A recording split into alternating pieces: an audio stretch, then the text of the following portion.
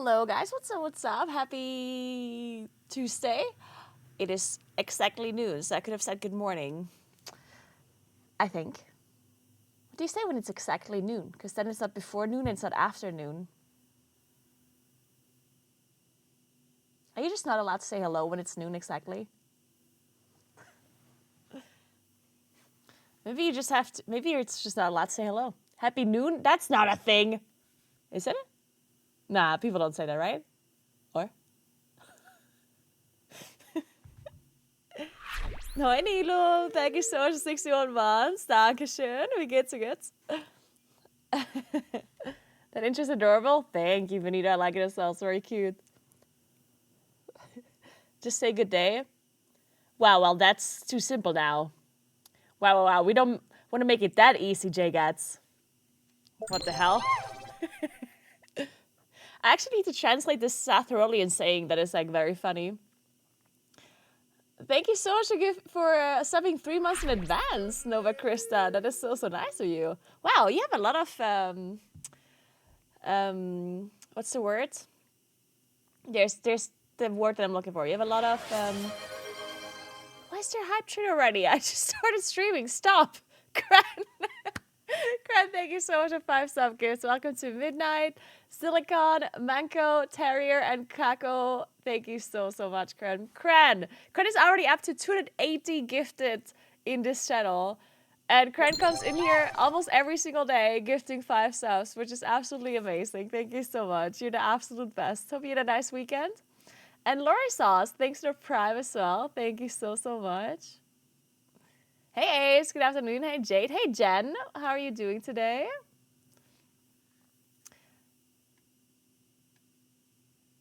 It's not confidence. What's the word?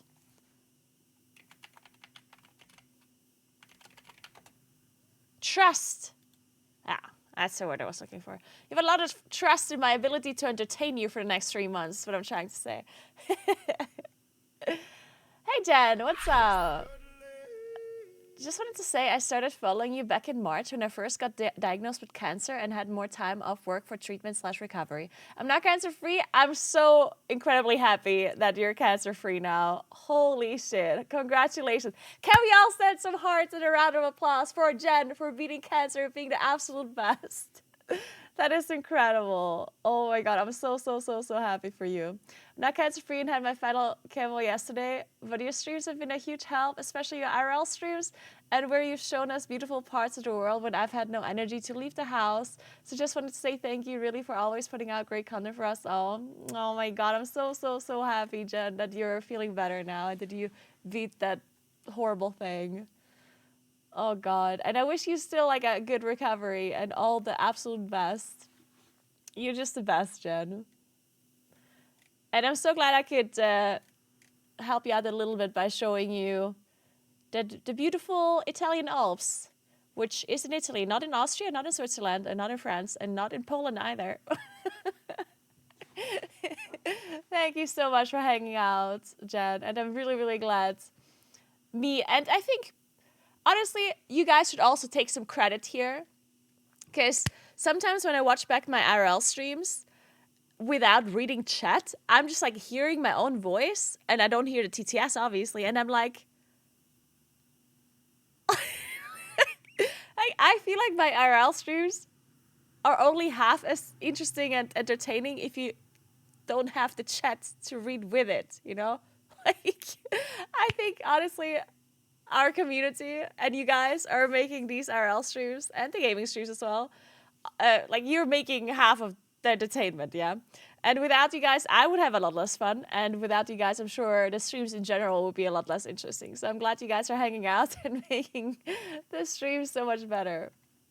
Anonymous, thank you so much for gifting 5 subs, whoever you are.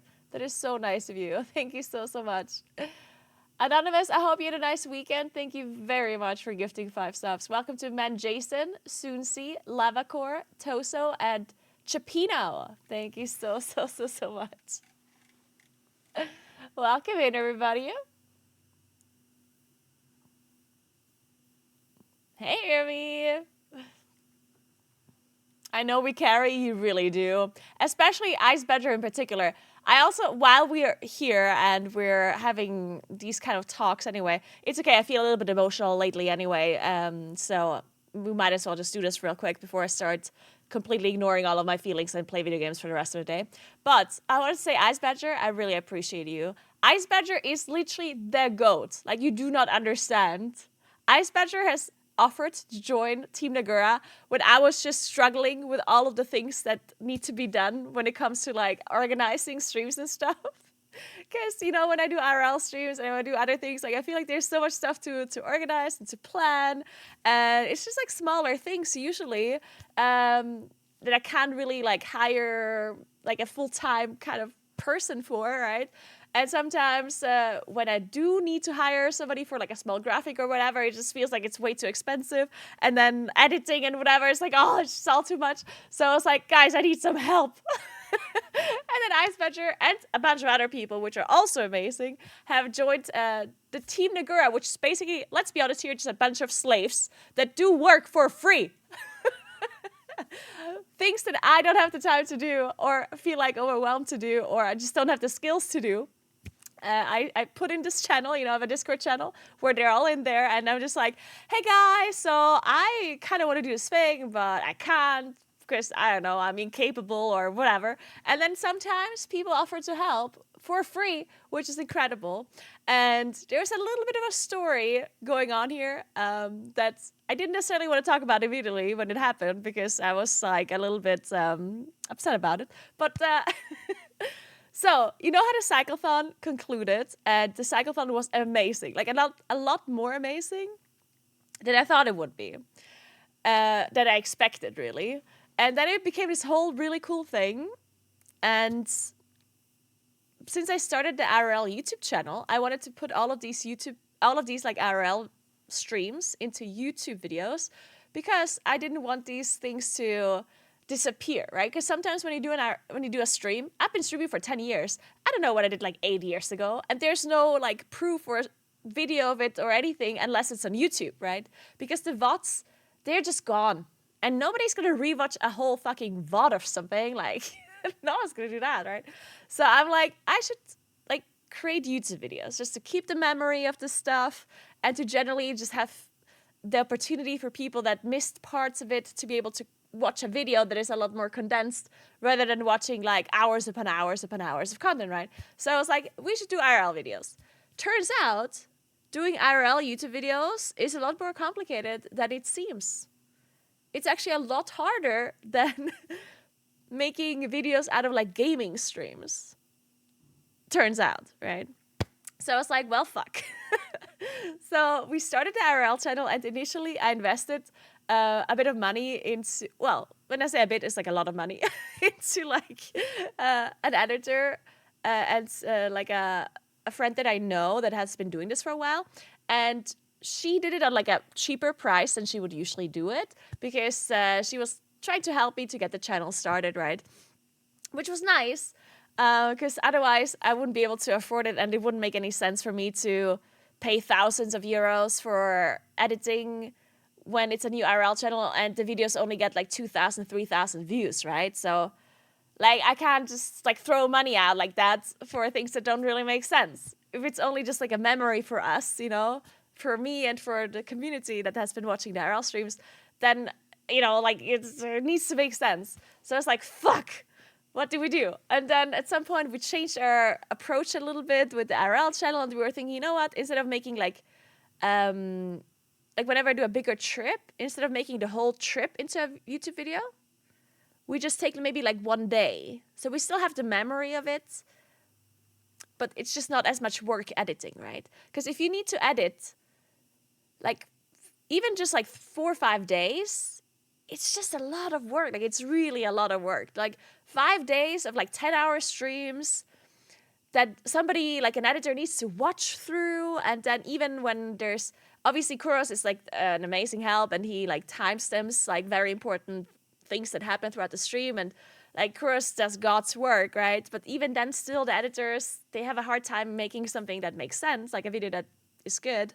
without watching the content themselves. And even if they don't have to watch the content themselves, they still have to download all of the footage, and then they have DJI footage on top, which is also like just like terabytes of content that has to be synchronized, and then the audience like, and it's lagging halfway through, and then there's like alerts all over the screen and blah blah blah blah blah blah blah. It's just a bunch of like editing talk.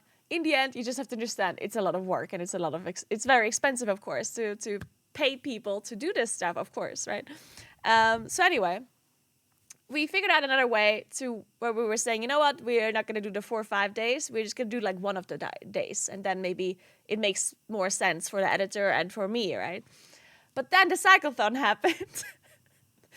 And I didn't initially plan on making this whole thing like a video. I mean, I kind of thought it would be cool to make a video, but I didn't really like fully plan it out. So I did record it, but I didn't really like know what's gonna happen. So at the end, I was asking my editor, hey, can we make a video out of this?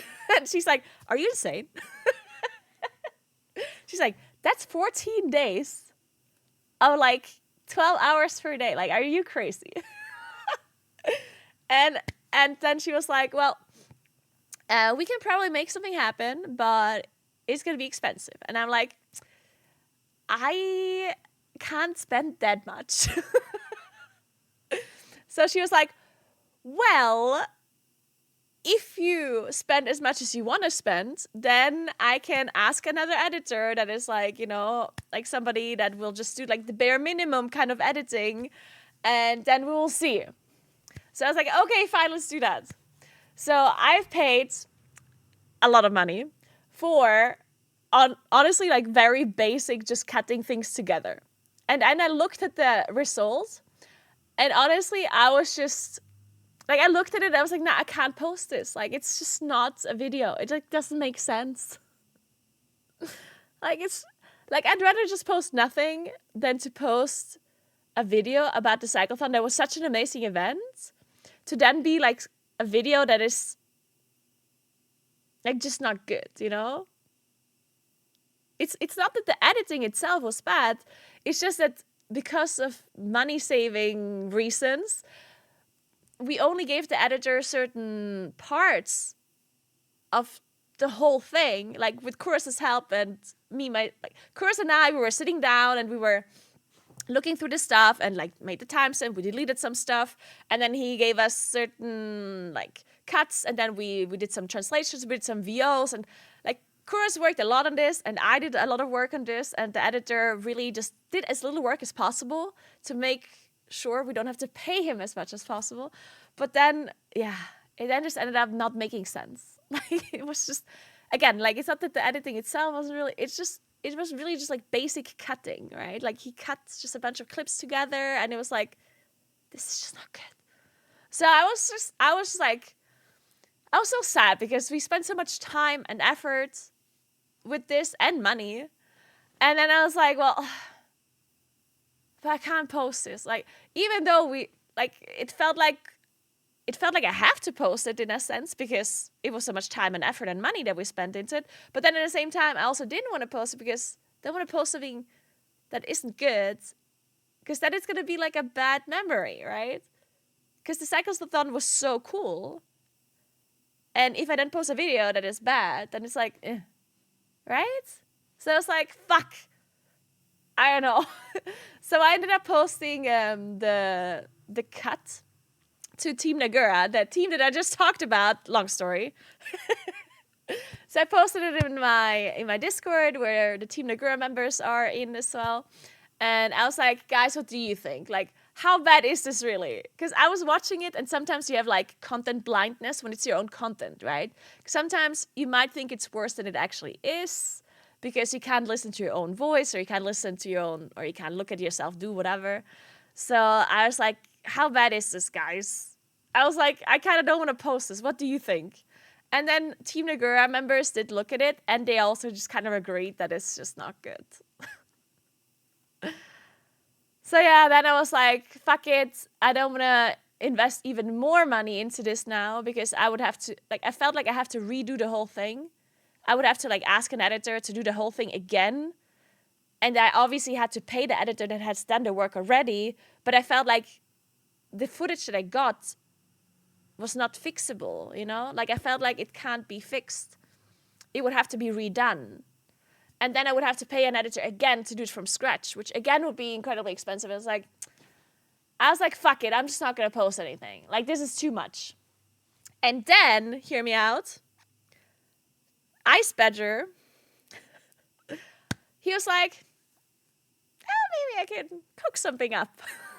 And I was like, I mean, I don't know. I mean, sure, like, if you're, I don't know, like, go for it, I guess. And then, I kid you not, Ice Badger has been working on this on this YouTube video for the past, like at least a week at this point, right? And I feel like he's working on this every day for hours upon hours. And he's just, like, giving us updates in the Discord. He's like, I'm cutting this is hilarious. Like, he's like, I'm just going to watch a movie now and cut this on the side. And I was like, dude, you're the fucking goat. So that was a quick appreciation talk about Ice Badger for trying to salvage this video. He's obviously not done yet, and it's taking him forever because it's just so much. But Ice Badger so far, from the clips that he's been posting me, has done an amazing job, and it's infinitely better than what we tried to do with this whole, like, cheap editing thing. And yeah, honestly, I don't know how I could ever pay Badger for whatever he's doing. That's, like, crazy. Not only that, but Ice Badger also made all of the graphics that are below my stream, and the offline screen, and the banner on my YouTube channel, and the Cyclothon overlay, the one with the remaining distance and stuff. He coded that too, and he fixed my step counter to not be ugly and weird anymore. So Badger is the goat. Quick appreciation to my other Team Naguura members as well. I'm sorry. It sounds like I'm really just happy about Ice Badger, but I'm happy about all of you guys. I'm sorry. This was a specific Ice Badger appreciation talk because of the editing part. But hear me out, Team Naguura members. All of you are doing God's work, and I appreciate you more than you know. I should give out a... I need to write something down. Oh, my coffee's probably cold now. I was yapping too much. Wait a second.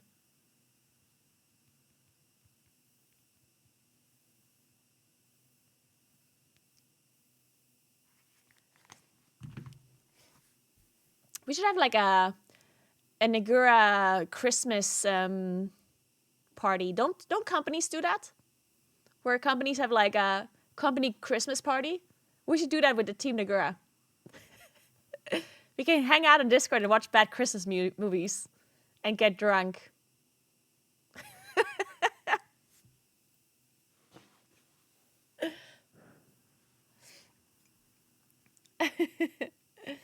Hey, J-Gats, by the way. Hey, Shazam, good morning, good morning. Hope you're well. Once again, great MDI coverage as always. Love the necklaces. Thank you, Shazam. Appreciate that. Thank you. I'm glad you enjoyed my MDI casting. This last weekend was so weird with MDI because the Friday was so close and so interesting to watch. And I felt like Saturday and Sunday were, like, less so. Except the end of Sunday. Like, the thing with the 24 Gambit was kind of cool. Hey, Hannah, what's up? Hannah, update. So I got a letter from the post office that is stuck in customs, your box. And I had to fill out this form that I have to then send them. And I hope that's it.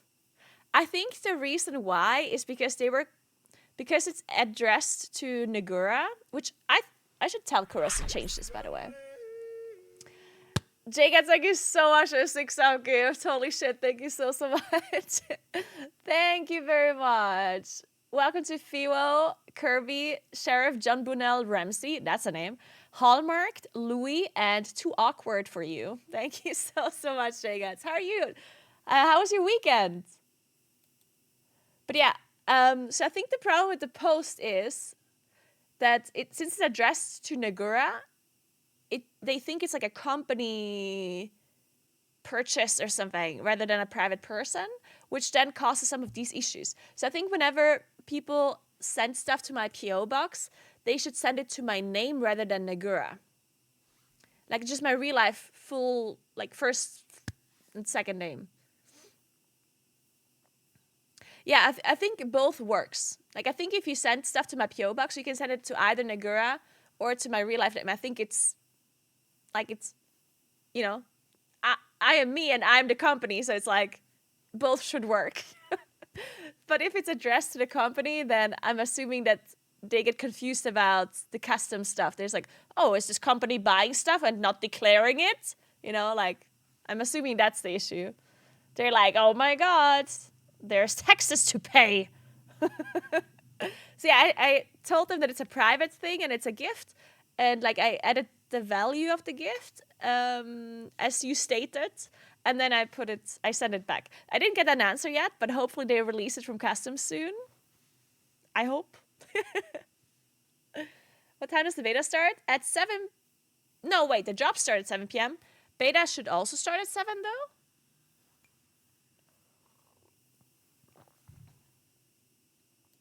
Let me log into alpha in the meantime. Guys, this is the first time I log into alpha. It's been sad, no power supply for long periods of time since I'm in Ukraine. Really? Seriously? No power for... We've had that like some time ago. It's just years ago at this point. And it's crazy how... It is crazy how bad a power outage is without... Oh my God, this is so loud. Like, it's not something you think about. Like, I feel like I never think about, oh, how is it without power? Like, that, I feel like that's just something you don't think about. But then when it happens and you don't have power anymore, it's like, what the fuck? Like, you can't do anything. It's cold. You don't have hot water. Like, you can't cook anything properly. Your fridge doesn't work, which I guess in the winter it's not that big of a deal because you can just put stuff outside. But still, like, it's horrible. Can't watch TV and no entertainment whatsoever. Can't charge your phone. Like, it's actually really crazy. You can read books. Yeah, you can read books unless all of your books are on your phone, which I had. I was reading a lot of books back then, and I was like, oh, I'm just going to read a book. But then my book's on my phone. And you can't charge your devices. So it's like, fuck.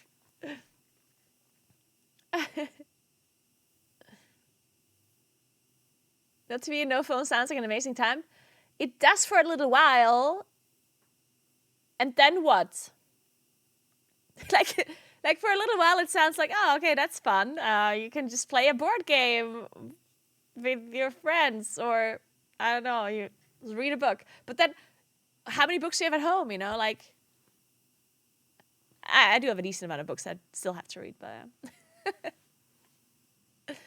yeah, it's true. And then you also don't have light, so you don't have light, so you need to actually have candles or whatever to read at night, which is also, it's just inconvenient. It sounds romantic.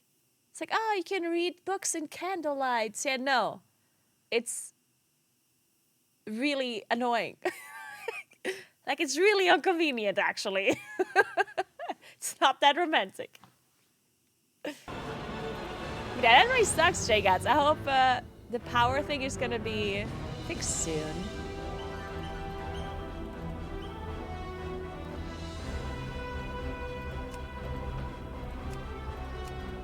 Wait, where's my... Can I not play alpha? Why can't I play alpha? I should be able to play... Did they disable alpha? No. Yeah, it's romantic when it's a choice. Yeah, that's the point, yeah. If it's a choice, it's fine. Oh, they disabled it. Ah.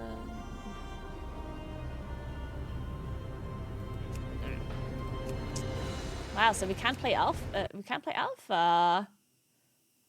Eh. Well, I guess we have to play live servers then. Fine.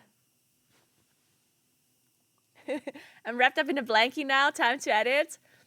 enjoy your editing time. I don't know why I said that. It's like work. Enjoy your work.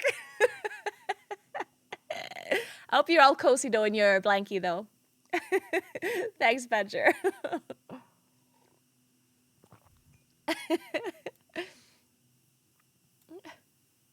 Enjoy slaving away.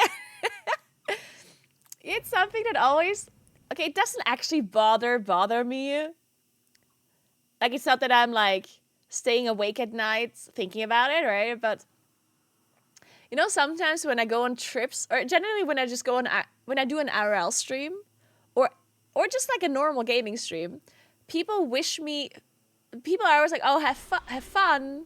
Like, I will tell them, like, have a good day at work, or, like, you know...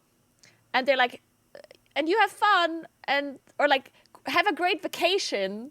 It's when I go on like an IRL trip or whatever, and I'm just like understand what they mean. But if somebody goes on a work trip somewhere, then you're also not gonna wish them a nice vacation, right? I understand it's a bit different for me, but it's still not the same, you know. Like going on vacation without stream versus taking my stream to like a place, it's not quite the same thing, you know? Yeah, I love going on trips with you guys, but it's not a vacation. Like a vacation is something different. Then I'm just like laying somewhere, not saying a word for 10 hours. Yeah, that is a vacation for me. I'm not gonna be yapping 10 hours a day when I'm on a vacation, like...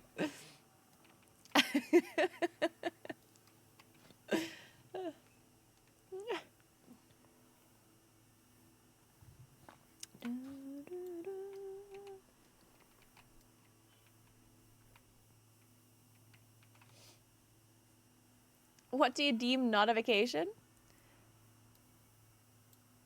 Well, if I'm streaming 8 to 10 hours a day, then for me that is not a vacation.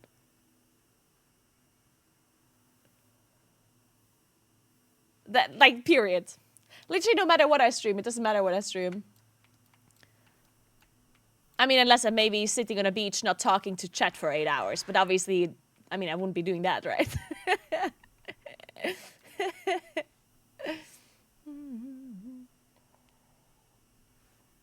It's a bit hard for us day-to-day job can relate to. No, I don't think that's hard to relate to at all. Like, I'm not trying to say that I'm, like, working hard, slaving away. I'm just saying that I'm not on vacation, right? Like, that's not hard to understand, is it?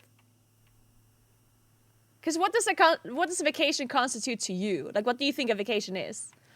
If you go to some other place, let's say you go on a tropical island for a week, but you have to work there. Do you think that's a vacation then, just because you're in this place? Like, I feel like the vacation makes... Like, it's not the place that makes the vacation, right? It's what you do there, right? And who you're there with, I guess, as well, maybe. So if you're somewhere for work, even if it's a nice vacation place or whatever, it's still not a vacation, right? Also, like, it depends, like, who you're with, I guess. Still a vacation? You think that's a vacation, then? Okay, then I guess maybe it just depends. It just depends how people define a vacation, then, I guess. If you guys consider something a vacation, even if it's a work trip, then I guess so. I mean, then that's up to you, I guess. Hey, Dodigan, thank you so much for 28 months. And for tier 3, I appreciate that so much. How are you doing? Is beta open to pre-download yet, or will be released at the announced times? I don't know. So I don't really see beta downloadable. I see alpha downloadable, and that's it. So I'm guessing it's not.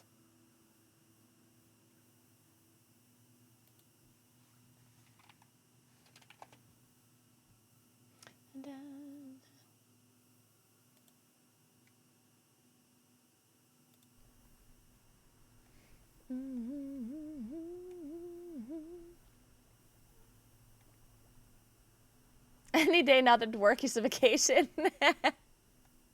It's the state of mind when you're there. Yeah, that's a good point, I guess. Yeah, I guess it always just depends on your state of mind.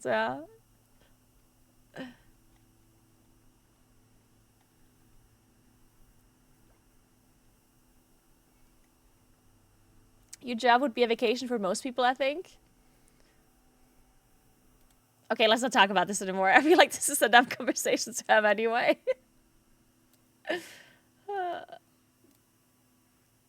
So, well, what do we do when we wait for beta? Like, I thought I could play alpha today, but we can't. We can only play retail, so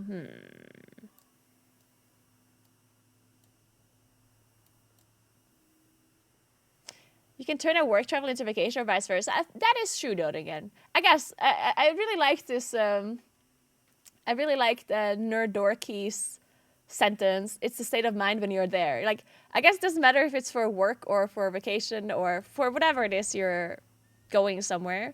I think it's nice when, like, it just, like, depends on your state of mind, I guess. Yeah. Like, if you treat a work trip as a vacation a little, well, then it kind of feels like a vacation, right? I think it depends on your state of mind. That's a good point.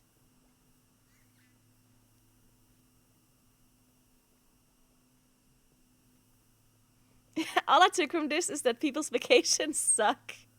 Y'all are crazy to consider work trips a vacation.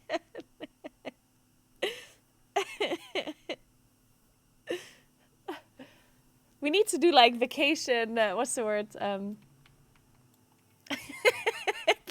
We need to do like a course on how to do a proper vacation. Sign up for how to enjoy your vacations more, guys. You thought these were vacations? You're wrong. This is how you have a vacation. First. Oh.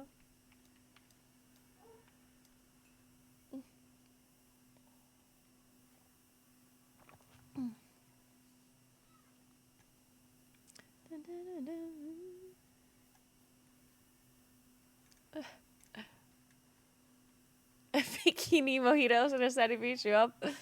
Why is it so cold here lately, by the way? I thought the heating has been working, but I came in here and it was 16 degrees. It's not very warm, is it? That's not vacation temperature.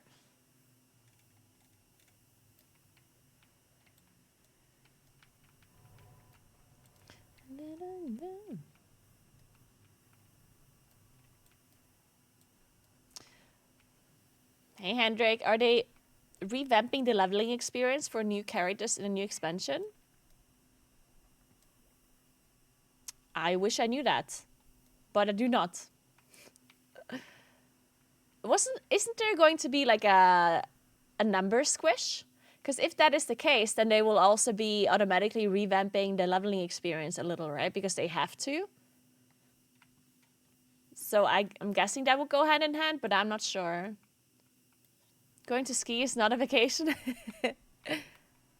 It depends on your state of mind. That is going to be my answer from now on. It's your state of mind that defines if you're on vacation or not on vacation. You can be on vacation while you're working. Like, you can be sitting on a PC at work and treat it as a vacation if your state of mind is just set to it. Honestly, I feel like some people do that. Some people, depending on what the work is, they will specifically like make sure that they're doing things as slowly as possible to take the extra time to, just watch some TikToks and hang out and chill. To be fair, it's great. Honestly, it's so interesting to me because sometimes there's jobs. I mean, it depends which job it is, obviously, right? But let's just take like a programming job or something similar where you have like a deadline where you have to do something. So let's say you need to create something. Either it's coding or like doesn't matter what it is, creating something, I don't know. And you need to do this thing, right? But you're paid per hour, just normal like 9 to 5, right? The thing is, if you don't have any kind of like opportunities to get promoted, like if there's no way that you get promoted, right? If there's no promotion opportunities, then why should you do the things quicker? Because as soon as you've done it, you just get something else to do, right? That's literally how it works. So if there's no deadline that they're setting, or if they're asking you for how long you need, just say a bigger number. Like, what? Like, why should you try and do it really quickly when then you just have another thing to do afterwards? And it just keeps going, it never ends. Right? Now, of course, if you want to be promoted and you want to be, you know, making a good impression or whatever, that's another thing. But there's no promotion opportunities and you just have to do one thing after the other, then like, if they ask you how long is this going to take you, well, then just say, if you think it takes you 3 days, just say 5 days. Or 4, depending on how much you want to play video games and watch YouTube and other things. But yeah, you know. If there's no possibility to advance, just chill the fuck out. Yeah, just chill the fuck out, man. It's true. Just chill out. Carry your advice to Naguura. I got you. Only works when your boss is clueless. Yeah, well, it doesn't have to be fully clueless, because which boss is going to be able to, like... It obviously depends, right? Because if there's a task that you do and another coworker is doing the exact same thing, and they do it in an hour and you do it in 1 day, well, you know, like, obviously... but you know what I mean, right? If there's projects that... where your boss can't actually tell how much it's going to take exactly, right? And if your coworkers are not doing like the same thing, I mean, you understand what I'm saying, right? Like, just apply logic. I can call vacation with kids vacation, but it's still very different from vacation without kids. That's actually a good point, Lacrimel, yeah. Even with a state of mind, that's true, yeah, I guess so. Yeah, I guess you're right. Just because you have this state of mind of vacation doesn't mean that you don't have to, like, do things that you wouldn't have to otherwise. Yeah. Even if you love your work and are in a great place, it's still different from vacation without having to work. I think, yeah, I think, like, the state of mind that I was, like, referring to earlier, the way I was looking at it, is, like, it also depends. Like, sometimes you can't have a certain state of mind because you have to think of other things, right? Yeah, I feel like for me, the best vacation is not the place that I'm at, but, like, for me, it's, like, what I have to or not have to think about. Like, I think the very best, it doesn't even have to be vacation, but the very best, like, time is always the time where I don't have to, like, worry about anything in the near future, you know? Like, if I don't have to, like, organize something or think about what to do or think about how to do, you know, anything really in that, like, regard. And it doesn't mean, like, it doesn't even have to be work. It can also be, I don't know, let's say you're doing something in real life, like moving, or as you said, you have children that have something coming up that you have to organize and think about and take care of. Just anything that you have to take care of, any kind of tasks or whatever that you kind of have to do, any kind of adulting, right? That stuff will, like, be in your mind and make it so you're, like, stressed and just have to think about this stuff, right? So even if you can enjoy, like, an hour to do whatever, if you still have to think about the stuff, then it doesn't just feel as nice, right? But if you can go somewhere and actually just not think about it, any of this stuff for, like, a week because you're on vacation and and you can't do anything on vacation about it anyway, well, then... That's what I guess, consider a vacation, now that I think about it, yeah. It's not having to think about it. Doesn't even, yeah, even if I'm just at home. Even if I'm at home, if I don't have to think about anything, or organize anything, or worry about anything in the moment, then that's the greatest time. Everyone could use some vacation from adulting? Oh, yeah. Yeah. Man, how did we become adults? Like, how did this happen? This is horrible.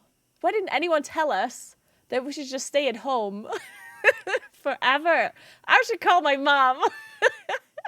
I should move back in. My mom did so great. Like, she did all the adulting for me when I was living there. It was great.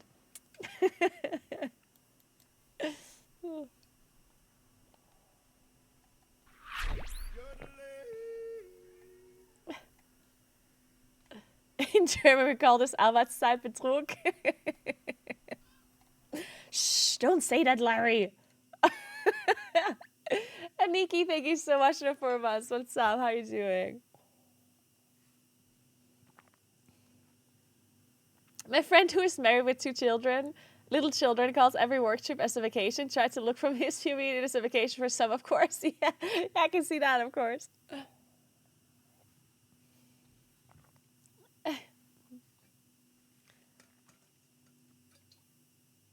Anyone get beta access yet? No, beta is not available until 7 p.m. today, apparently.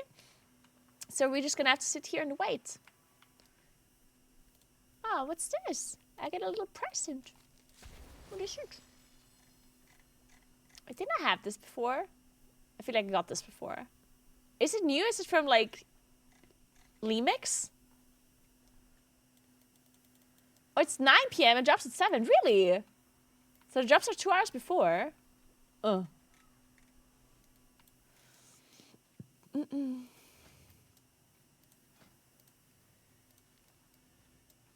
Alright. Let's game. We're gonna do some gaming. God, I really need to fix my character though.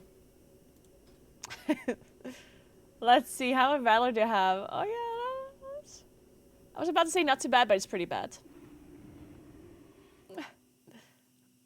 Guys, yesterday, I went to a notary to do something with the apartment. And it's really funny because like, I understand why, and I'm happy that it was fast, but still, like, it's always so funny to me. Like, is this a thing, like, everywhere in the world? That sometimes when you need, like, official kind of, like, notary kind of documents, it's just incredibly expensive.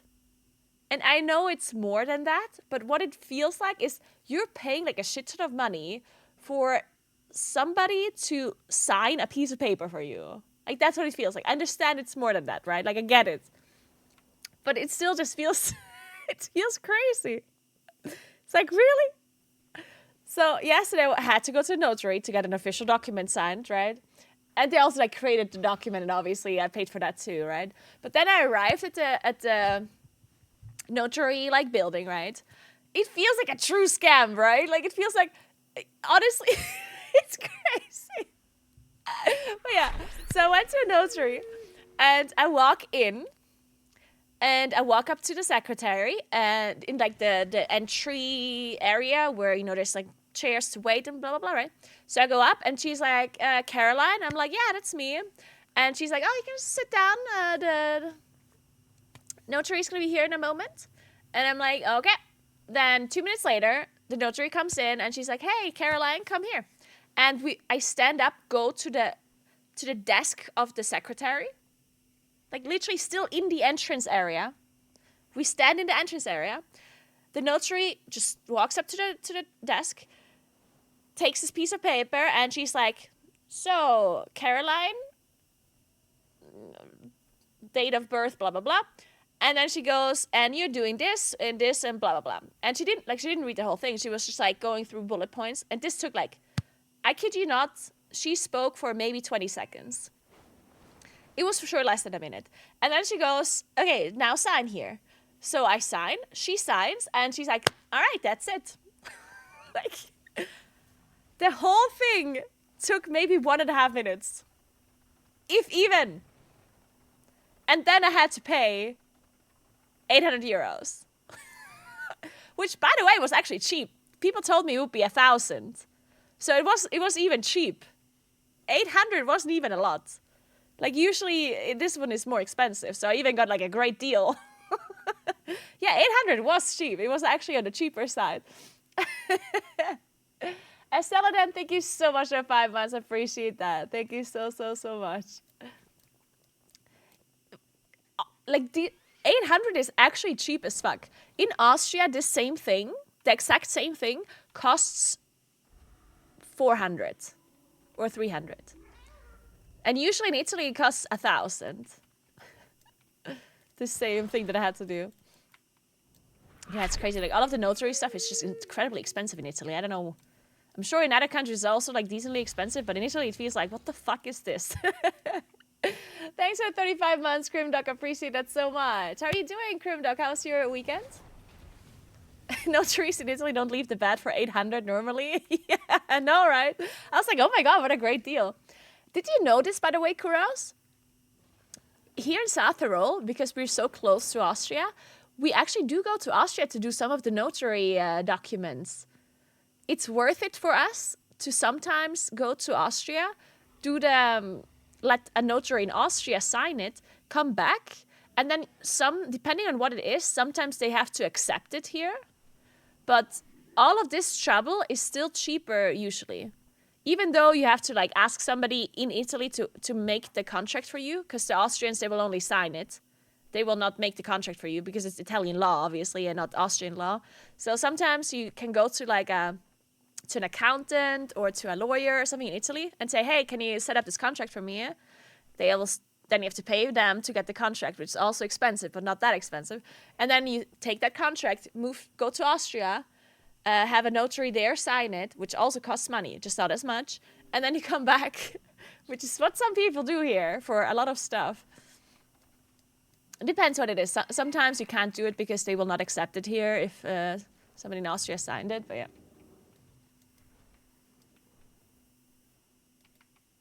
Ever tried founding an LLC in Germany? The notary fee was 12K for a contract that took not even 10 minutes. Seriously? Wait, but are you talking 12K as in just notary costs? Or are you talking 12K as in 10K of that 12K is the initial amount that is part of your company? Because that's how it works here. Like 10K is like the amount of money that you have to put into your company for it to be considered like the LLC, right? Like they need like starting money, like a starting budget basically. But it's your money, like you can use that money. It's not that it's gone. It's just like it's an initial kind of payment that you have to put down. And then you, of course, also have to pay the notary, but it's not that expensive. Seriously? You have to pay 12K for an LLC in Germany? What? Well, that's cheaper in Italy. In Italy, we have something called like a small LLC. No, a simple LLC. A simple LLC is the same thing as an LLC, except it's smaller and like easier. I don't honestly know what the big difference is here. But the simple LLC capital can be a lot less than a normal LLC. I think it only needs to be 1,000. If you want to make a simple LLC in Italy, the Eigenkapital or the initial like budget or the thing that you put in is 1,000 euros only. Well, I think for a normal LLC it's 10,000. And the notary has to give you like a smaller. I think they did this in Italy to promote companies getting created. So in Italy, if you create a simple LLC, the notary is only allowed to ask for a certain amount of money. Like it's like kept by the government. But I don't remember how much it is. It was not like an insane amount.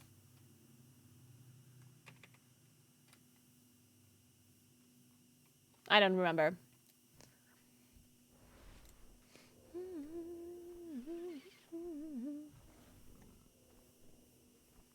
But that's crazy. 12K!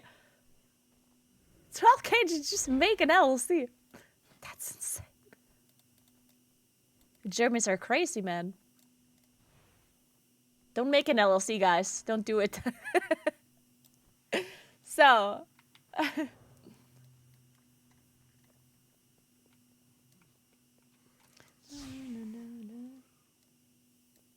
I've been streaming for around 11 years, yep.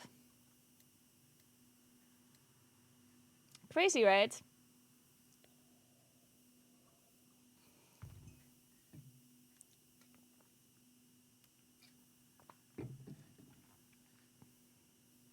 In Denmark, the small LLC is slightly less than 2,700 euros. Interesting. So maybe in Italy, this it's actually cheap or good to make, like, compared to other countries when it comes to like small LLCs.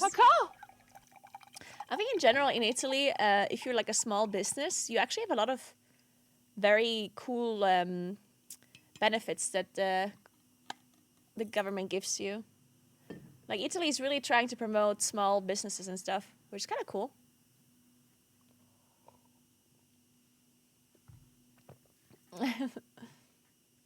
My sushi arrived. Enjoy your sushi, J Gats. Sushi. I didn't have sushi in a while. Sushi's delicious.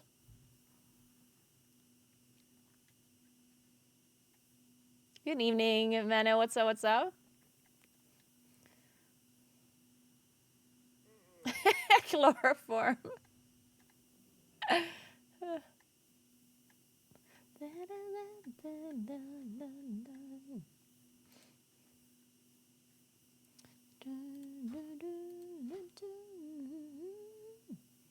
There's one of the weirdest things though, and it still does not make any sense. But like, it's not that it doesn't make any sense, but it's just crazy to me that there's no, like,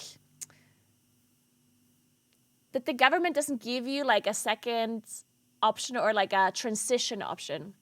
Let me explain. So in Italy, if you're a single person and you need like if you basically are self-employed, you need to be registered, right? You need to be VAT registered. No matter what it is that you do, doesn't matter. You need to be VAT registered, right? And there's kind of like two main ways on how you can do this. Either you're just normally self-employed, like a normally VAT registered, like self-employed person, where you pay taxes normally on like, what's the system called? Where you pay more depending on how much you earn, but only in that amount that goes over the threshold. What kind of tax system is that again? Like, everyone has it.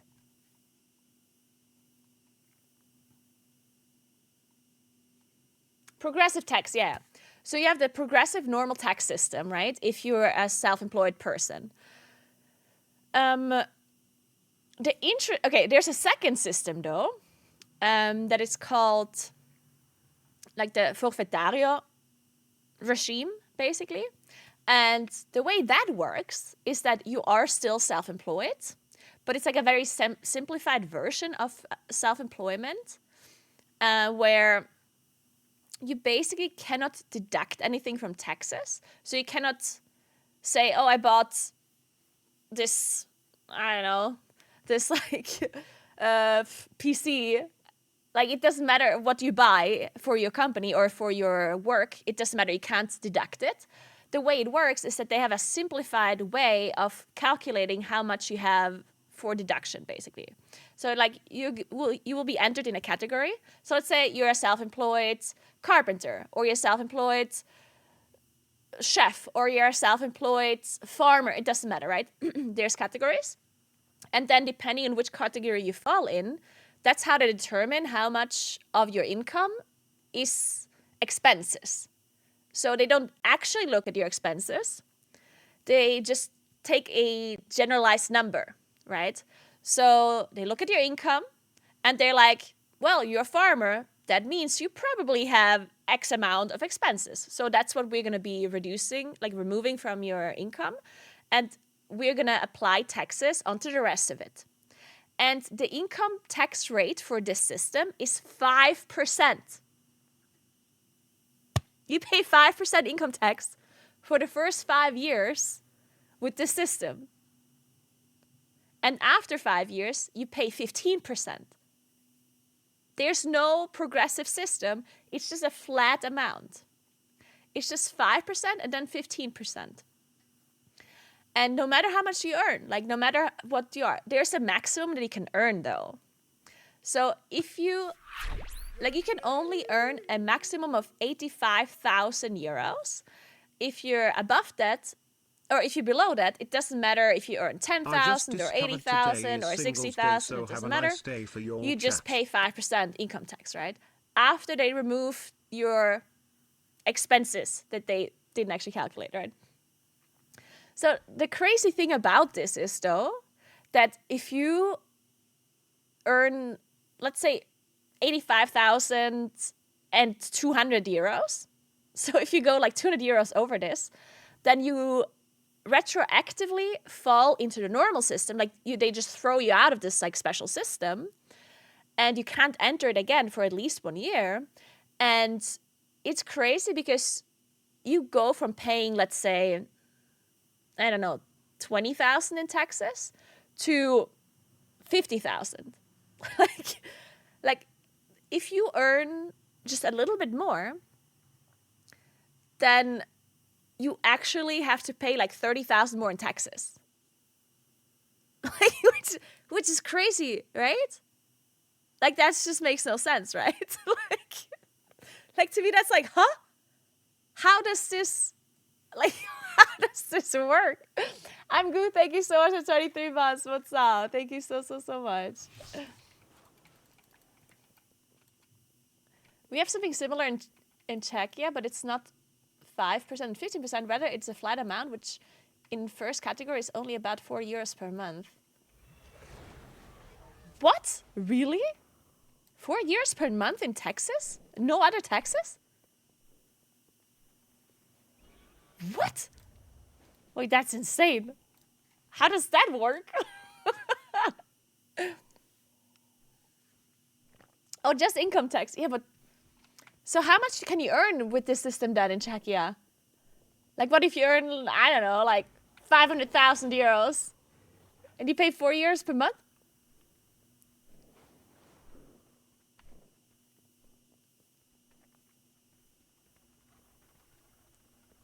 Yep, my husband makes 65,000 pounds per year, but with taxes it is 45,000 pounds.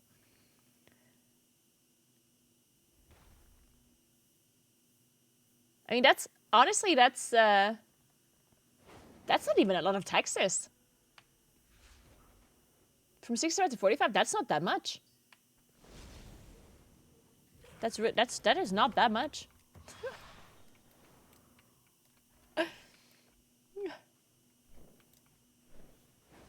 It's like 30%. Yeah, that is not that much, right?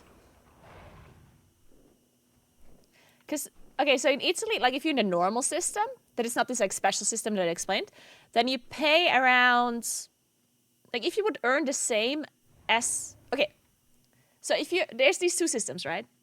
Let's say you earn 60,000, right? And this is all, of course, without taxes, right? So let's say you earn 60,000 without taxes in the normal system, or you earn 60,000 before taxes in this like forfeitario system. Then with the 60K in the forfeitario, you probably, like the money that actually stays with you in the end is probably going to be around maybe 40,000, 45 maybe. But if you're in the normal system and you earn 60K, then what will probably stay with you is going to be like 30, 35, maybe between that, which is just like, it just makes no sense. I feel like it makes no sense that there's these two systems that are just so vastly different in how much taxes you have to pay. It's just so weird. Like, it's just like, yeah, I don't get it. And then the problem is, because I understand that they're trying to promote new companies, right? And they're trying to promote people to come into Italy and create companies and to be self-employed. Like, I get that, right? But then at the same time, they're kind of holding these companies back from growing, or these self-employed people, because they set like a maximum amount that you can earn. And if you go over it, it doesn't make sense to earn more. Like they basically are saying you should stop earning more, because if you do, then you will fall out of this like super beneficial system, and then you actually end up earning less. You know, it's like if you earn more, you end up paying a lot more taxes, which means that you end up literally earning less.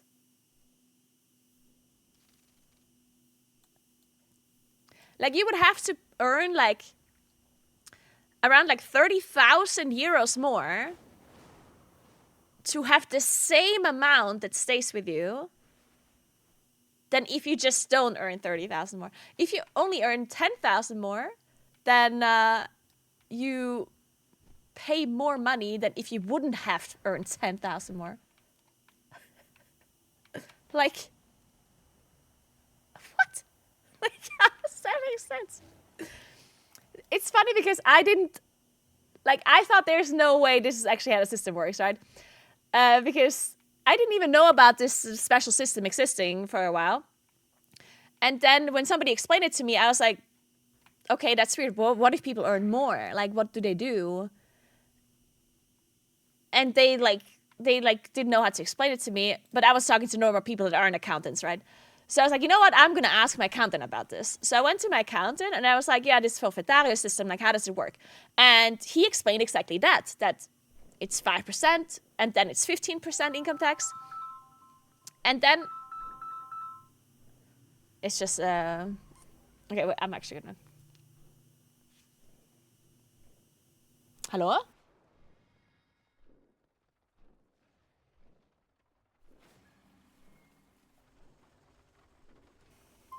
Why am I getting so much spam calls lately? It's so annoying.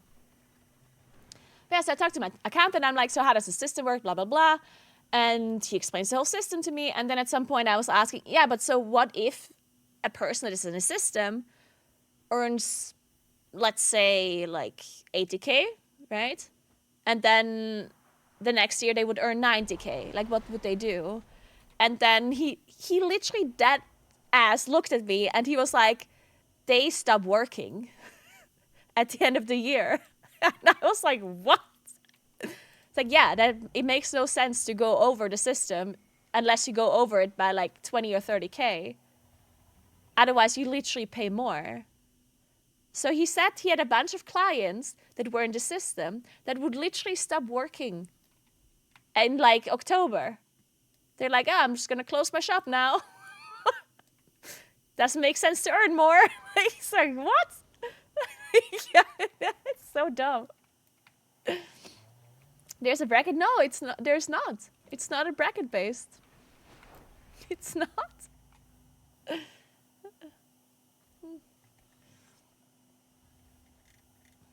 Lots of spam calls are just to check if the phone number is in use. So if you answer, that would be the confirmation of that.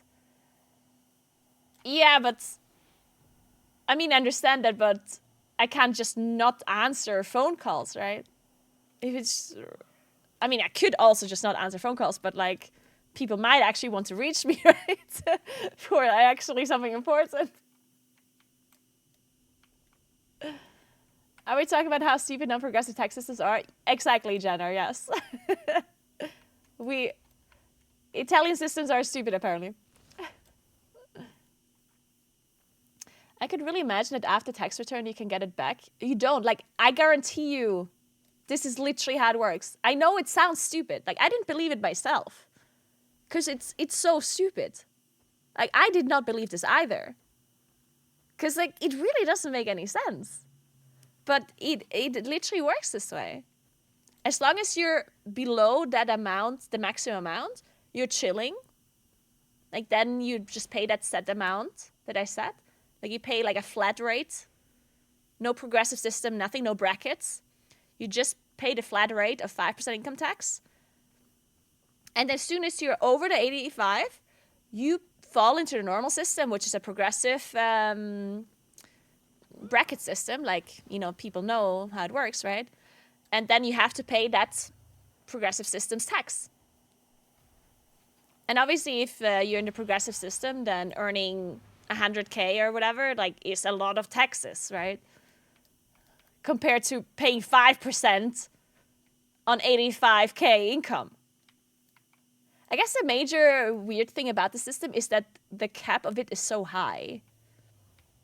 Because I understand this whole tax system was supposed to promote the simplicity of the accounting. Because in Italy, accounting is actually very complicated. And almost everyone has to pay an accountant, even if you're like a really small self-employed person. It's a big problem in Italy that accounting is too complicated for like a simple person to just do their own taxes. Like, you can't. So you have to pay an accountant, right? And I feel like that's how this whole system kind of came from.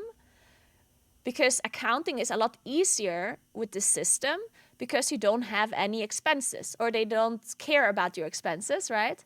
Which means that you don't have to register your expenses because they just take a flat amount that they assume you need for expenses, right? So all you have to do in the system is declare your income, which is it's a incasso system. I don't know how to describe this otherwise. So basically, everything that goes onto your bank account is your income. Well, not everything. Like, obviously, if somebody just sends you, I don't know. But basically, like, everything that goes onto your, like company account is income. And then whatever goes out, they don't give a shit. That is irrelevant. They just take a flat amount as expenses, and then they calculate taxes on the rest of the income, right? And then, as I said, it's 5% income tax on the rest of it, which is really nothing when the maximum for the system is 85,000, because 85,000 is so much money, right? Imagine you pay 5% income tax on 85,000 euros. Well, you know how much that is? Like, how is that like a small business? That is not like a small, like, self-employed person that is just selling fucking handmade stuff in their backyard. Like, 85,000 is a lot of income, right? So I don't understand how this system goes up to this kind of amount, you know? Because I would understand if this system is like a system that, I don't know, is for like small kind of self-employed people that just want to start out. If it goes up to like 35K or something, then it would make sense, because then it helps with the simplified accounting, right? But the difference between the progressive system and this system, when you earn 85K, is like, that's a big difference.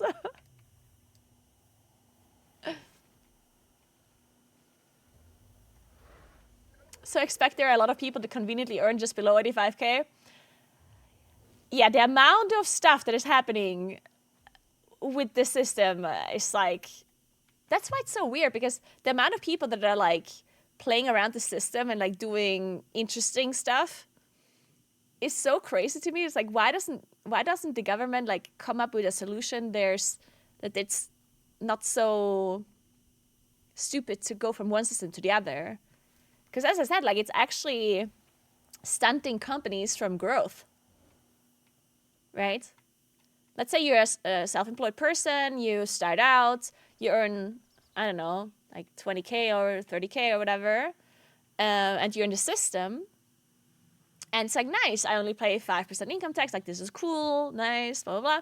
And then you grow, and at some point you're like, oh, cool, like, this is getting better and better. And at some point, you're at this, like, kind of, 85K thing, and you're like, well, guess I'm gonna stop growing now because I can't. Otherwise, I'm gonna pay, like, 20K more taxes. Like, what? That's why I sell drugs, no tax problems. That's actually good advice, Larry. You know what? I should start selling drugs, too. Hey, Roll the Bunnies. Thank you so much for 8 months. What's up? How you doing? Thank you very, very much.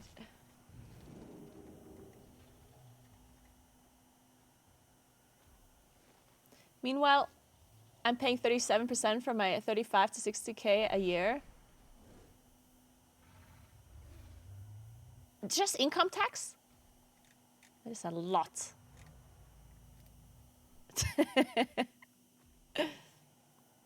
Didn't the first accountant you have mess this up one year and you had to pay more? Oh, yeah. Oh, yeah, the accountants messed so much stuff up for me, like, you don't even understand. The amount of stuff my accountants have fucked up so far is crazy. Thankfully, the accountant that I have right now is very nice and cool, and he's amazing, and I love him. But holy Jesus, the accountants in the past have messed up so much stuff for me, it's like not even funny. You know how other people do things to pay less taxes? Well, I did things to pay more. Because I was like, I should help the Italian government a little. Like, they seem like they're struggling. Like, I should just pay more taxes than what I have to. Like,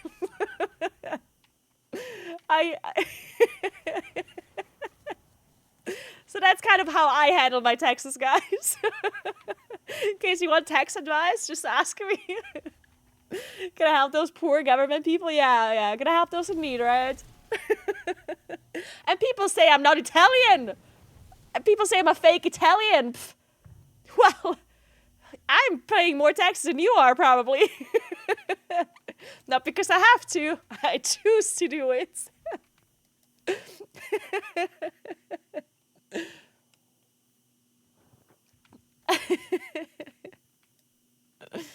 Oh, man.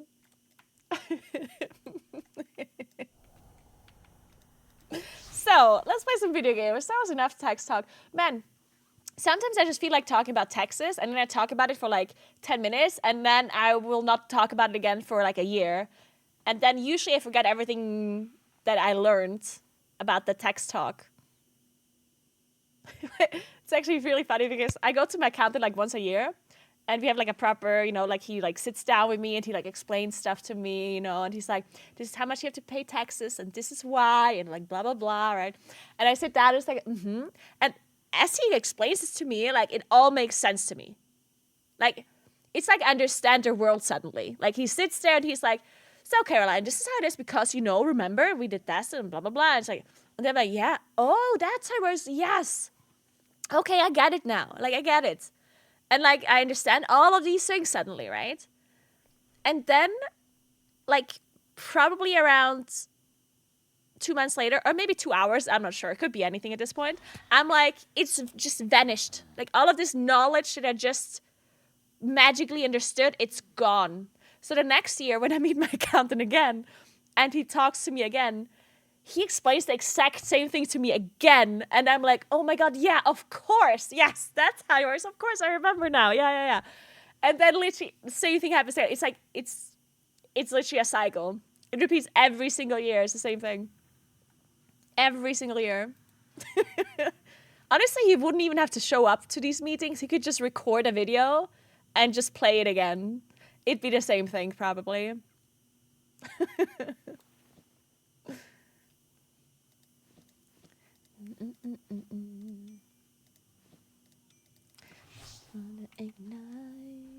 So, I guess I can't upgrade anything.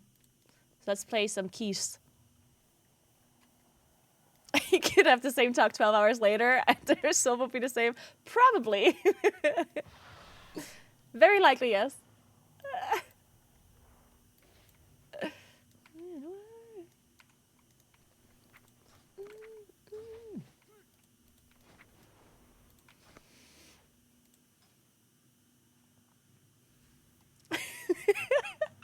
You know how sometimes in like World of Warcraft or Path of Exile or whatever, the way the systems work, like the talent system and everything, I feel like they're trying to make it as complex and convoluted as possible to make sure that people cannot just like quickly math it out. So there's no like program that somebody can make that will just like figure it out for you, right?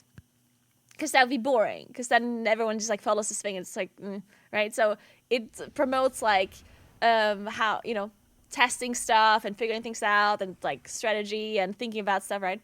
And honestly, I feel like that's how the tax system works too. Like they're trying to make it as complicated as possible and as convoluted as possible to make sure that people can't just figure out what the best thing is. They just have to try things out. And 1 year you pay like a lot more than what you have to, and the next you're figuring it out, and then it changes again, you know? I feel like that's kind of how it works. So gaming is honestly kind of like taxes. Oh my god! Dude, I haven't logged into WoW for so long, I forgot about our community. The Bird Gang!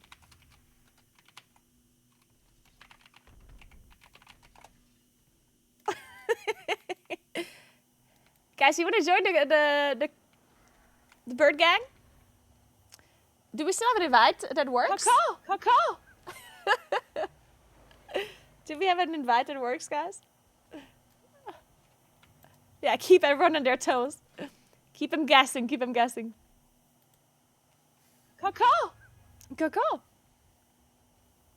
Should do some 15 keys or something, I don't know.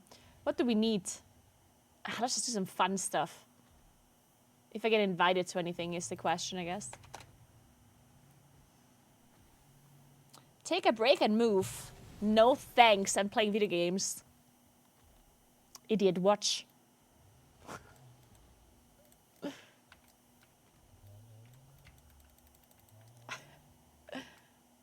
Actually, I do have to eat. Fuck. Should we watch a quick Dreadnoughts video while I'm eating and then we can play video games?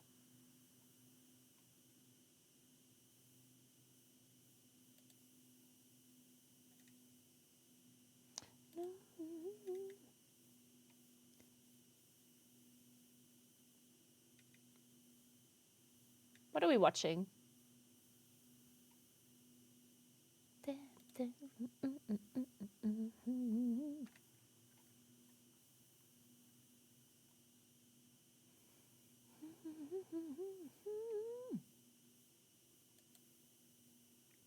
I got well first in Method.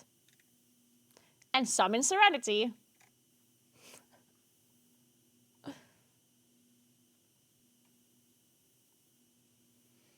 Let's watch some Dreadnought stuff. Cibo per gatti in arrivo domani con Amazon Prime. I keep getting cat food advertisements, guys. Ecco fatto. Così ora puoi concentrarti. For this week for the alpha. So we have a bunch of actually new own a set cat. bonuses first. Havoc To Create, clarify. the 2 piece. Blade Dance damage increased by 15%.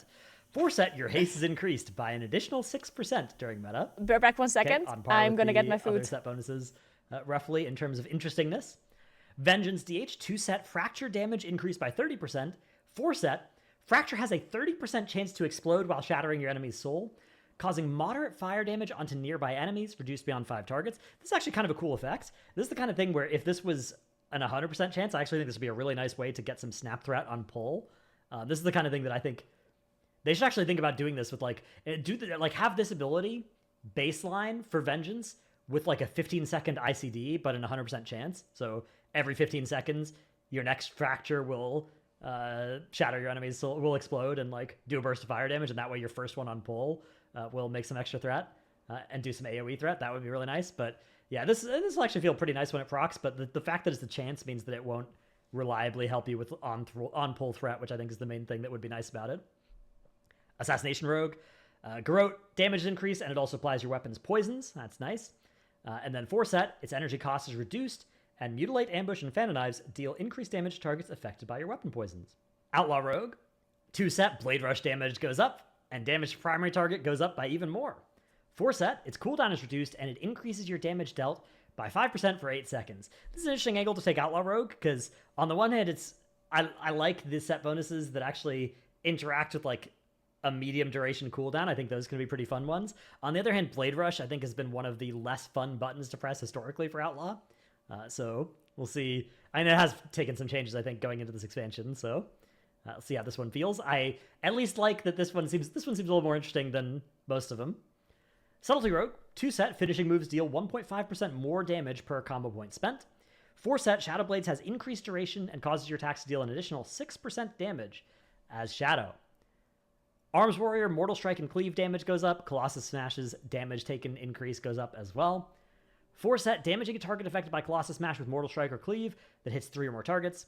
Extends Colossus Smash's effect on them by 1 second. Ooh, that's going to be really nice. That's going to be a really... Again, this is actually going to create a new sort of experience of playing arms, trying to get some extra Mortal Strikes or Cleaves into your Colossus Smash windows, which of course you already are trying to do, right? But it's going to give you a little bit of a payoff for doing that. So I like this.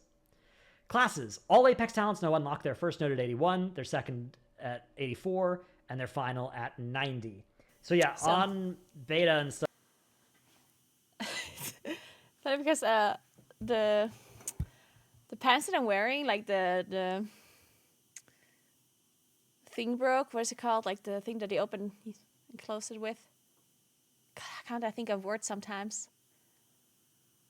The zipper. Oh god. The zipper in my pants broke, and David is amazing and tried to like band-aid fix it. So what he did was, because like one of these like things missing, like one of the like metal parts is missing, so he just kind of like sewed it together at that point, which is like 1/3 up. So he sewed it together, and then the zipper now only goes to like 2/3, and then it just like broken part, it doesn't have to go over it, so it won't break anymore, right? The problem is that I can only open the zipper 2/3 of the way, and I have wide hips.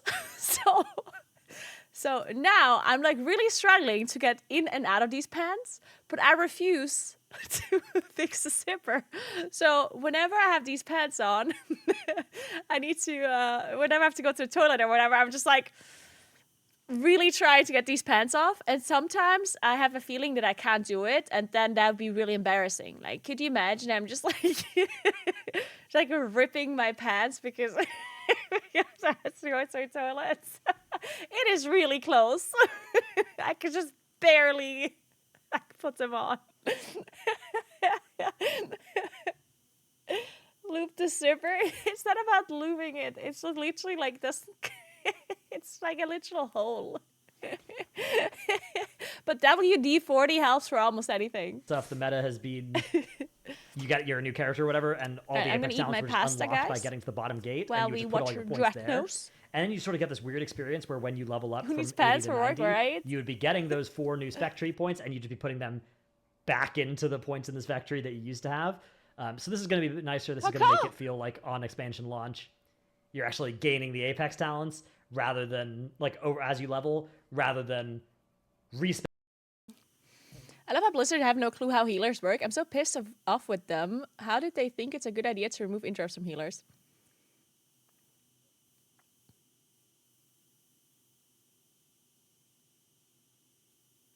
I really don't understand this whole interrupt healer debate. I mean, I partially get it. But to say that Blizzard doesn't understand how healers work is so weird to me, because healers didn't have interrupts for the majority of World of Warcraft. Yeah, it's not that healers had an interrupt this whole time and then they took it away from them. No, healers did not have an interrupt for the majority of the time. Then they got an interrupt, and then they just decided to take it away again for simplicity, which I get that you liked helping with interrupts or whatever. Like, I do understand that it kind of became a thing that you like doing now, but I feel like it also makes sense to just not have healers have interrupt. One thing that I guess some people are missing, like some people, when they think about these changes, they don't necessarily think, like they don't add 2 and 2 together.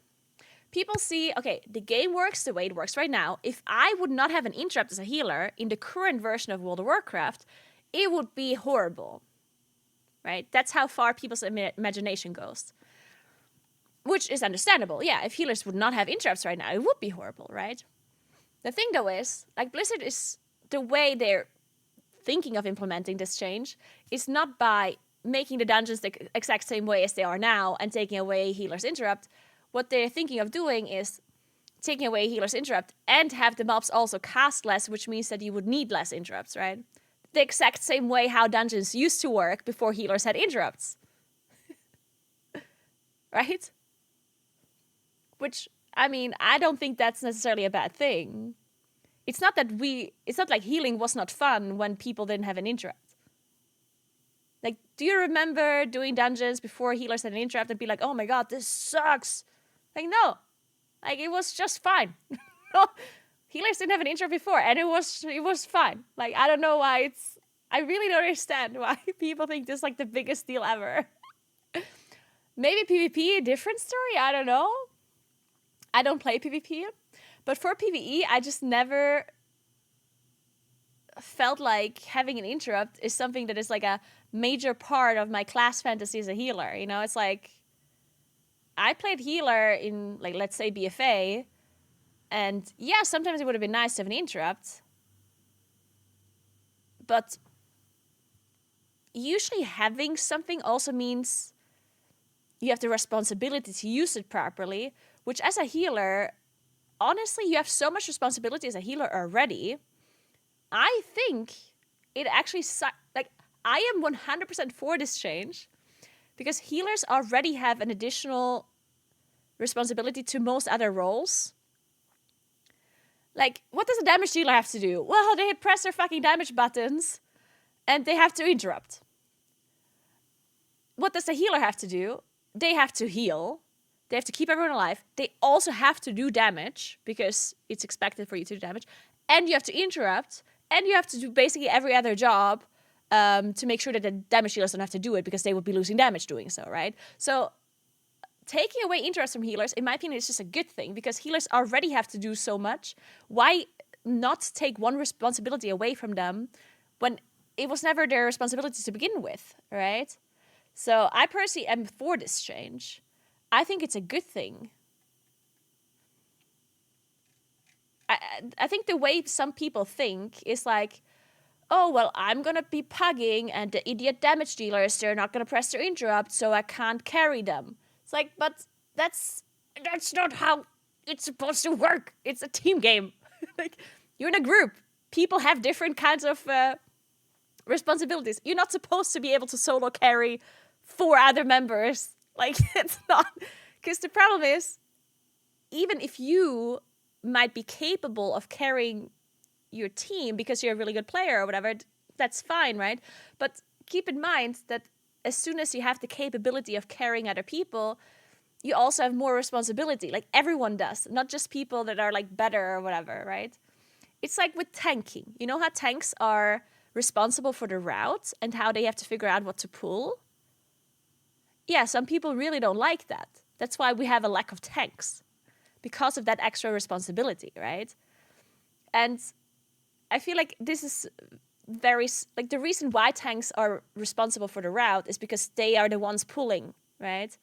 If you would take away that, like, let's just imagine, for whatever reason, like, I don't know what kind of change they would have to make, but let's just say that from now on, if you want the tank to have aggro, then the damage dealers need to tag the mobs. It's a very weird change, but let's just assume that would happen. Let's say that Blizzard says, you know what, guys? From now on, the tank can only get aggro if the damage dealers pull. Which, again, it's counter, like, it doesn't make sense, right? But just hear me out for a moment, yeah? If that was the case, then all of a sudden, the damage dealers would be responsible to figure out the route, right? Because the tanks are not the ones that can pull. So all of a sudden, their responsibility for the route would shift to the damage dealers, which would be a nightmare. Like, we don't want this to happen, right? Of course. But that's like the part of the reason why tanks are responsible, right? Now, same goes with interrupts for healers, right? Healers can interrupt, which means they have to interrupt. If that's nice for you whenever you're in a situation where you would wipe and you can help, okay, that's fine, right? But the problem is that some people that play healer, they don't want to have like a million responsibilities. Like, if you're raiding, you only have to heal and do a little bit of damage. And all of a sudden you have to do dungeons where you have to heal, you have to do damage, you have to use your CC, and you have to interrupt. Right? Like, all of these extra responsibilities that you don't have in a raid environment all of a sudden get dumped onto you, right? And taking away one of those responsibilities by taking away their interrupt, in my opinion, is a good thing. Like, I don't see it as a bad thing. Just think of it as you can now focus on other things more, rather than having to constantly think about interrupting as well.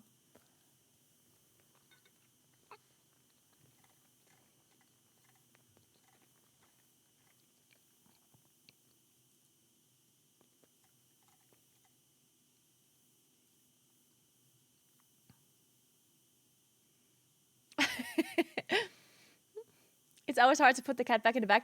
Yeah, I do understand that taking something away is always like difficult, because when people get used to something, it's hard to like take it away from them. Like, I understand that it feels bad, but I do think it's positive in the long run. Like, I do think that, like, just think about it this way. Like, let's say a healer would do as much damage as a damage dealer, for whatever reason, right? Initially, that would feel like fun. It's like, oh my god, I'm doing so much damage. Like, that's amazing, right? But then, all of a sudden, if you're capable of doing so much damage like a damage healer does, then automatically the community would also expect you to do that much damage, while also keeping everyone alive and thinking about healing everyone and using your defensive rotations properly and using utility and using all of this other stuff that you have to do, right? Then all of a sudden, if you don't do the same amount of damage as a damage dealer, then people would think you're bad. And people are like shit-talking you, right? So just being able to do something is not necessarily always a good thing. Because then people are expecting you to do the thing that you can do, right? And then all of a sudden, your life just becomes very complicated. So sometimes it's better to not be able to do something, because then nobody's expecting you to do it because you can't do it, you know? It's like, it's as simple as that. Back into them, and then you're gaining back what you respect out of over the leveling process. I think it makes a lot of sense. Death Knights. Ryder fixed some bugs.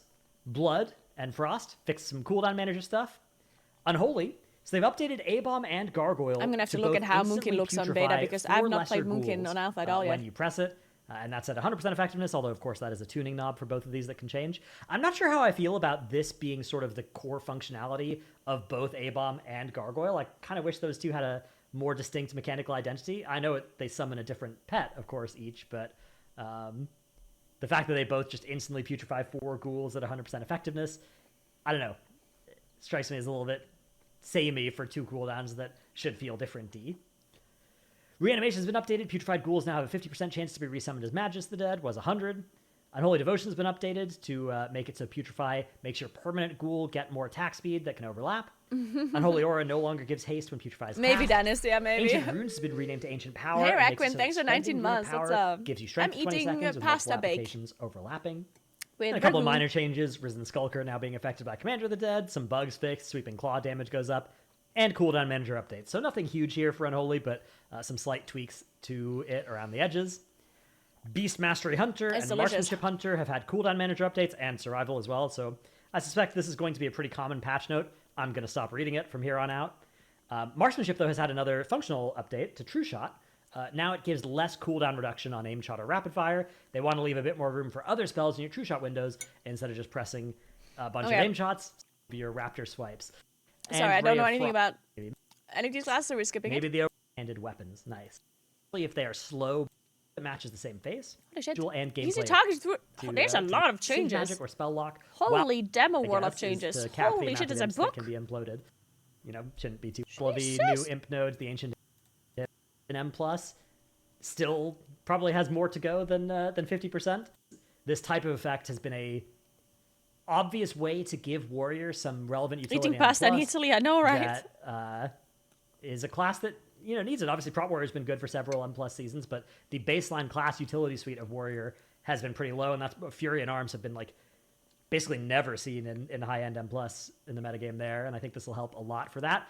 And even not in high end M plus, just make it so that Rallying Cry, like press a button and it's like, oh, my teammate's got like 8% more health. This is a cooldown. Like Fort Buff just does that always. It doesn't feel like a cooldown. So yeah, I'm glad to see this effect getting added here, and I hope that this tuning knob is one that goes up further. Arms, I agree. Previous 20% Rallying reduction Cry. to Rage Gen has been reverted. Bladestorm no longer extends Colossus Smash on targets it damages. Oh, I thought that was a cool way of doing it for Bladestorm, to make it so that you just always felt good about pressing Bladestorm in each Colossus Smash, but I guess maybe this makes it less punishing to not have your Bladestorm up when you smash.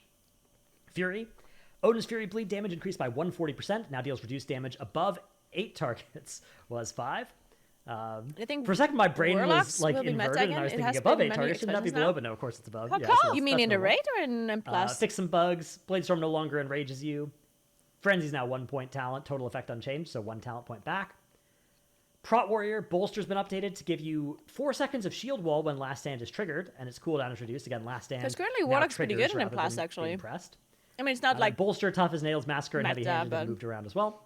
Housing, new house I think purchases. Warlock have been- generally has this issue a little bit where I feel like Warlock has quite a few seasons where they're really good, but they're not like the meta class.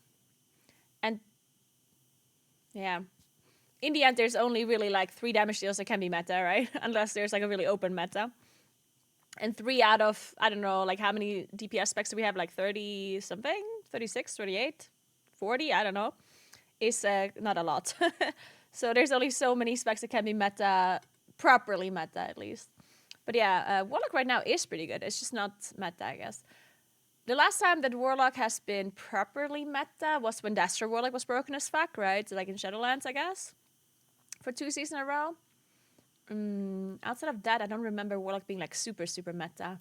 and disabled this build. Only like this good, is like a, but not like the like best. an IRL patch note from 20 years ago that's now in World of Warcraft as well. Hopefully it gets reverted in WoW, unlike in IRL. And then we have some new UI changes as well. So the combat audio alert system will read out various combat events over text-to-speech. Settings are available to change it, to change the voice and volume and stuff. Combat events supported include player and target health. Each Combat audio alert system will read out various combat events over text to speech. I mean, that's kind of interesting. I mean, it stands for accessibility, but I'm assuming that people will use this even without accessibility. I'm guessing at least. I wonder how much you can modify that. with settings to control how often updates are read and which format the messages should be read in. Great piece of utility. Again, this is largely an accessibility thing. This is not something you would use for power level in most cases as a player who didn't need this for accessibility reasons. But yeah, the people that do need that sort of thing for accessibility reasons, it's great to increase the power of this. People And I will think use this? hopefully Blizzard is interfacing very aggressively with that community to make sure that everything that add-ons are currently doing for them that is possible to do in the base UI without giving every. I guess if it's just reading out like most stuff, then I guess people wouldn't use it, right? If you could like really filter it and only have it read certain things, then I do think that people would maybe use it without weakgrass being a thing. Running a bunch of power that they want to now take away is done base UI. That'd be great. Okay, add-on security changes, loosen some restrictions. We talked about that in the last video that came out about just making some more stuff visible to add-ons, including player spellcast, maximum health and power values of players. I think you can't still do computation on it, but I think some information about like which direction those things are moving. I can't do a voiceover. I mean, is available we now. can't use which can add-ons make anymore, right? it so that add-ons can do some more visual stuff with that. And which Naguura is nice. voiceover pack Again, without really having would not be much possible ability anymore to in help you Midnight. play the game beyond just presenting the information in a way that works for you. Made improvements to ability for add-ons to format secret numbers into text. Great. This was one of the, again, initial big problems with the overhaul was that just doing formatting of numbers is something that requires you to do some logic to them, and that was initially not possible for most of the uses you'd want to do with that, and they are continuing to increase that functionality. Made some QL improvements to various add-on Aura APIs. Playstyle drop-down and group creation interface has been updated with standardized options and is now available for more types of group content, helping players find groups that better match their expectations and goals. The updated options are learning. Good. That's a good one. That makes a lot of sense. People know what that means. Fun and relaxed. That's another good one. That makes a lot of sense. Obvious kind of vibe that you get there. Experts only. That one makes sense as well. That one's like a, sweaty try-hard group for people that think they should be in a sweaty try-hard group. That a great category. That makes sense. Fun and serious. Now, this is weird because it seems like they want a middle ground between fun and relaxed and experts only, but fun and serious, that doesn't make sense to me internally. Like, I think this one they need to rethink how they want to describe this because I don't know, fun and serious. It's like, are you fun or are you serious? If you go in The Sims, right? Yeah, I think I also don't understand like the difference because I feel like most people that want to play seriously, they also like do want to like enjoy it, right? Like it's not that they want to like play around and be like, oh, it's a wipe, whatever, ha ha ha. Like there's people who want to take things seriously, but they also like, like they also want to enjoy it, right? But like, what is experts only then? Like, wouldn't that kind of be the same thing? Like, fun and serious implies that there's also a not fun and serious group, right? Which I don't think anyone would want to choose that as a category. No one would be like, hey, I want to be serious and I don't want to have fun, Right? I'm pretty sure that in The Sims, literally the bars between fun and serious, right? It's like those pull in opposite directions. So this reminds me of like everybody in WoW describes themselves as a semi-hardcore raider, and it's like people use that to mean world 50th and also to mean we clear normal in week 3 and then we get halfway through heroic by the end of the season, right? And like that entire range people think of as semi-hardcore, and I suspect that the range that people will consider to be fun and serious is also going to be pretty wide. So I don't think this is an especially descriptive term here. They should maybe go with something like, I don't know, like focused. I guess expert only and focused, that would probably line up more with that. But like, I think maybe we only need 3. And I think 4 might be a little bit too much distinctions. Because either I'm learning, which means that I want to do a group where I'm actually like learning things and people don't leave when I'm not understanding certain mechanics, right? Fun and relaxed means to me that I do understand the mechanics, or most people in the group understand the mechanics, or all people understand, but they don't want to super try hard. They just want to get things done, right? And don't care that much. And then I think the third group should just be taking things seriously, right? Like wanting to do, like kind of try-harding in a sense. I don't think 4 categories make much sense. I feel like 3 would be good enough. There might be a goofing around, but don't suck. Yeah, but that's to me is fun and relaxed, right? Like fun and relaxed kind of to me means that people understand what's going on, because otherwise they would be choosing learning, right? So I feel like that's kind of the distinction that I would even do. like semi-serious or I'm not sure. This is a hard problem. I could see why they came up with fun and serious, because given 10 seconds and put on the spot, I also can't come up with something better. But I think they should probably get around a whiteboard for an hour, and I assume they probably already did. But do it again, because I don't think fun and serious is the right answer. And then, some other updates to stuff. We got some new nameplate icons for Rare, Elite, and Rare Elite. And then playstyle information is now in the tooltip as well. And you can filter by it too. And there's also a known issue where edit mode may be hidden, but you can still... Okay. Thanks for reading the patch notes to us, Dreadnoughts. Appreciate that. Very concise and beautiful as always. What did you guys think about the MDI last weekend? Or generally? For the people that have been watching the MDI this season, what did you guys think? Any kind of like feedback? Anything that you thought was like bad about it? Like format, good, bad? Anything really?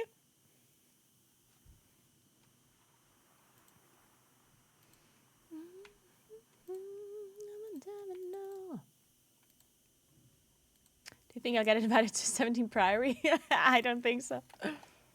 Hey Anders, I'm good. How are you? I'm mad. Oh no, why? I thought Monitor was done after their first day, to be honest. Okay, I personally did not think they were done, but they definitely had a little bit of a rough time the first day. I agree. No, the MDI is not fully over. There's still the global final. Like, the group stage is over now.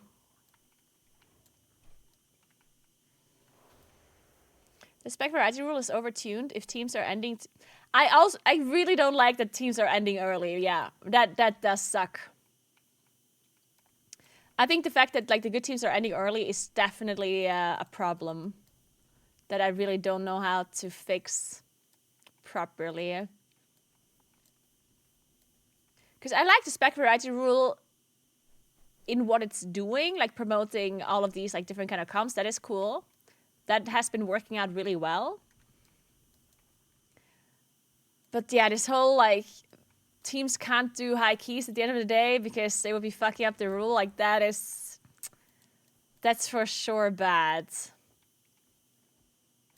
I like TGP more than MDI. MDI is the TGP now, JGats. It's literally TGP. They just call it MDI now, but it is the TGP.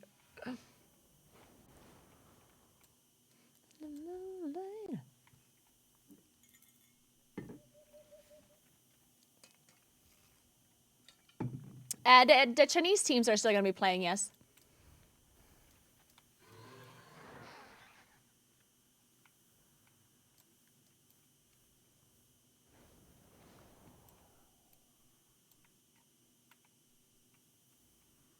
Yeah. Yeah, I really do like that there are specs that are... Like, I like that the rule exists, but yeah. I just don't know how to fix this whole situation of teams stopping early. My idea would be, like, break the meta that for group stages, those are the specs you can use only.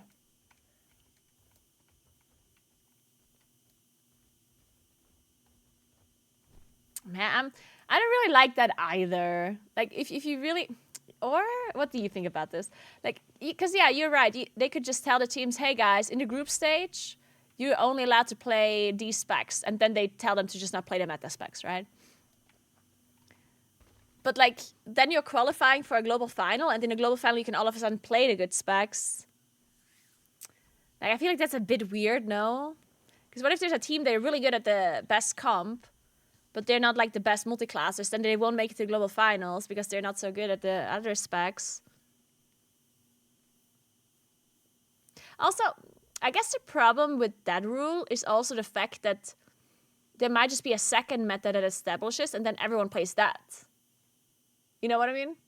So if you tell teams, hey, guys, you have to play off-meta specs, in a sense that, like, you cannot play Prod Warrior, Resto Druid, this and this and this, right? What if the teams end up all playing the same comp anyway? It's just like an off-meta comp. Wouldn't that then also be boring? Like if every team plays the exact same comp still, even if it is an off-meta comp, but still the same comp, you know? Like, wouldn't that also be strange? Pick and bans at the start of every day. Every team pick and ban too. Yeah, pick and ban is something that a lot of people suggested before. Because obviously pick and ban is a system that works really well in other esports. The problem is that it doesn't work for the MDI because teams have to practice these runs. Like, they're not improvising. They are playing stuff that they have practiced multiple times. And you can't practice if you don't know what spec you can play properly, right? Like, that would make practicing almost impossible. And then the whole thing wouldn't really make much sense. Time to improvise then? That's just a state of mind. You're right, that's just a state of mind.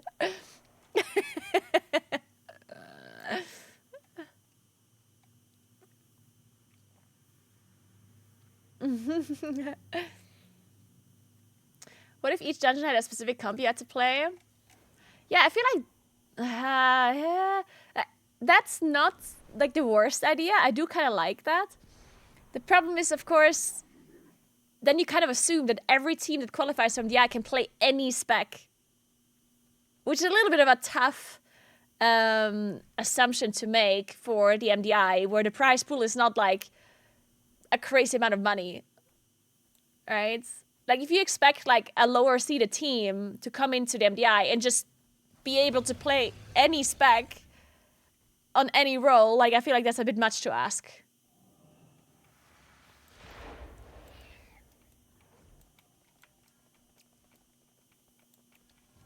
They could split the prep into like 5 classes each, but I guess that would be annoying for them. Yeah, that'd be way too much to practice.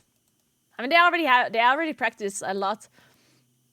I think a lot of people don't even understand how much these teams practice. Yeah, like they're practicing like every day for, I don't know, 5-6 hours, probably more. Like that 5 to 6 hours, probably like the lower side, the lower end. There's some teams who practice like 8 to 10 hours a day or more. And if you tell them that they all of a sudden have to practice each dungeon with like 5 different classes on each character, like, you know how many combinations of classes that would be? Like, that's like the amount of combinations you can get with 5 die when you're rolling a 5-sided die 5 times. Or like 5 different ones.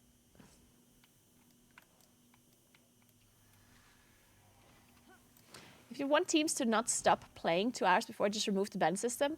Yeah, and of course you can just remove the ban system, but then we have the same thing. Like, the reason why the ban system, or the reason why the spec variety rule was implemented was because teams were playing the same comp over and over, and people that were watching didn't like that. People didn't like the fact that they just see the same comp over and over. So Blizzard specifically added this rule because of that, which worked out, except the fact that now we have the downside that some people stop playing early, right? So yeah, removing the rule, of course, that would solve that problem, but we would go back to the previous problem where people just play the same comp. Or hear me out, just balance the classes. Yeah, people always say that, but that's just not how it works. The classes can be as balanced as you want, and people will still play the same comp in the MDI.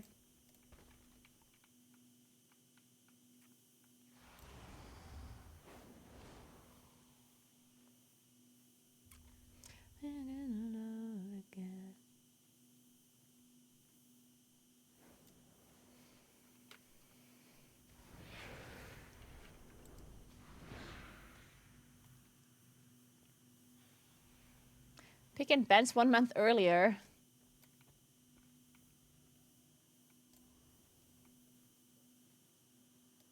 I mean, that would be more feasible.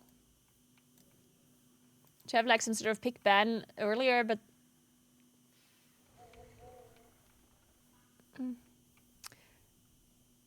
yeah, I mean, that wouldn't be that bad. Maybe. But then who bans whose classes? Would it be Blizzard?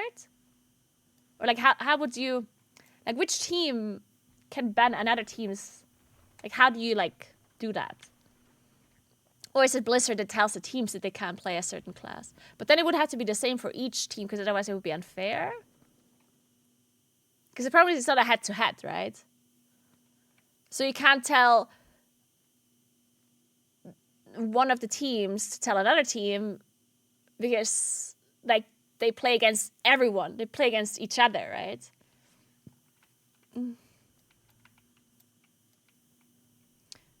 Oh, like for everyone, you're saying? Every team secures and bans 1 spec.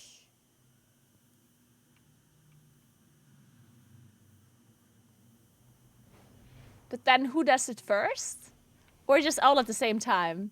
So what you're saying is that a team can say, hey, we preserve Frosty K and we ban Prod Warrior. That's kind of what you're saying, right? For everyone.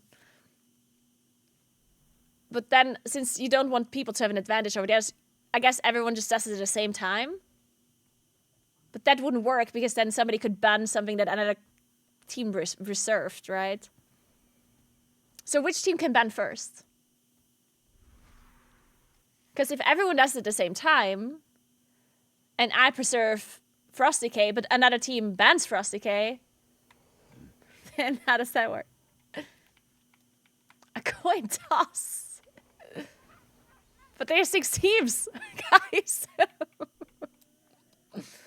Seeding from time trials. Yeah, the seeding from time trials could determine it a little.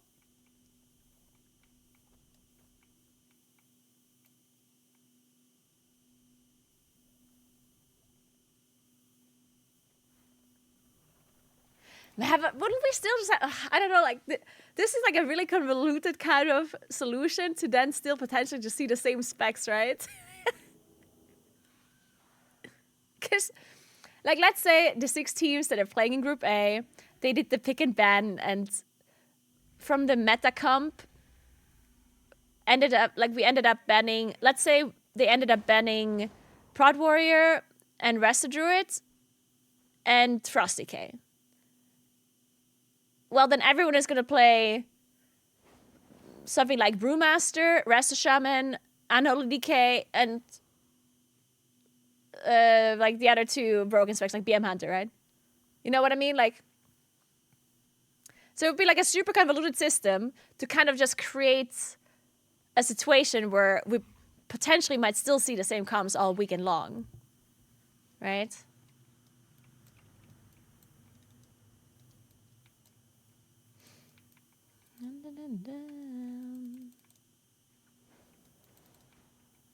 See, I don't know. Like, I feel this is like a lot more complicated than what it seems, I think. Because the current rule that we have, honestly, that is a very creative rule that they came up with. I think the spec variety rule is a pretty cool thing that they came up with. And it does work out really well, except this, like, stopping early thing that is hard to avoid with this rule, I guess.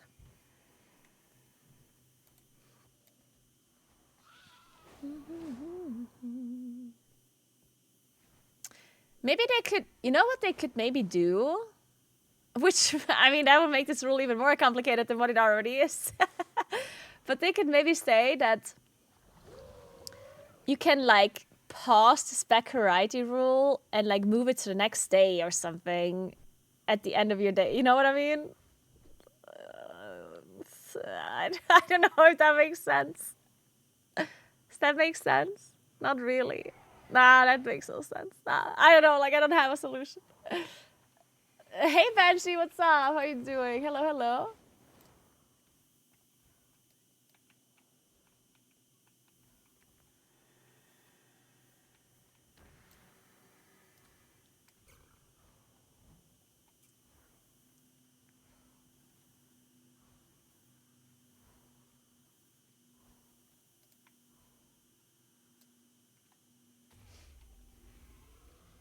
Each team pick and ban one spec without knowing their groups. So if someone in your group bans something, unless you've secured that spec with your pick, you can't play it.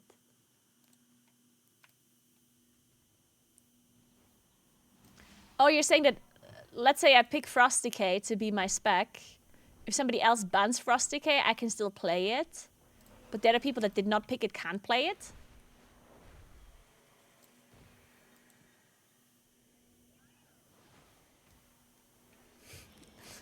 I don't know. I still think this is weird.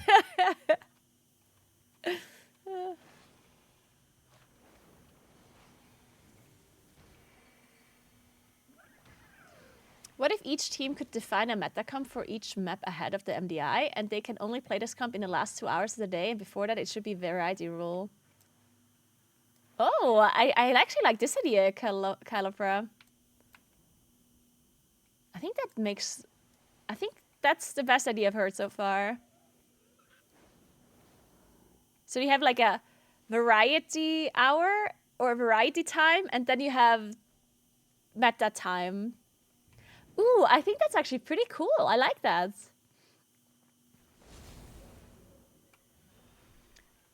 So you play some sort of like off meta comp for the first half of the day, or maybe even more than first half. And then eventually you can switch. And then I guess for the first like 3 hours or so, you just try to push up your keys as high as you can. And then at the end, you just try to do the highest keys possible with the like meta comp.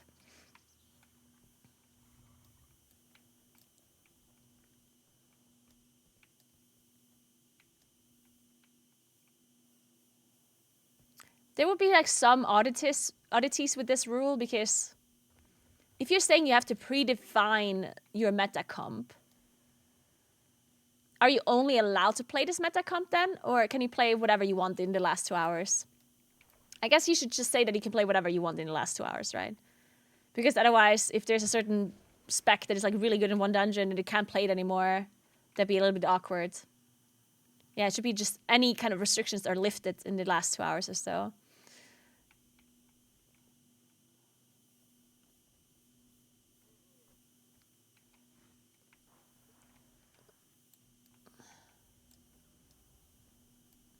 And I guess this meta comp would have to be determined by Blizzard, though, which is a little bit problematic. Because if you just ask the teams, like, hey guys, what's your meta comp? You can't play it until the last 2 hours.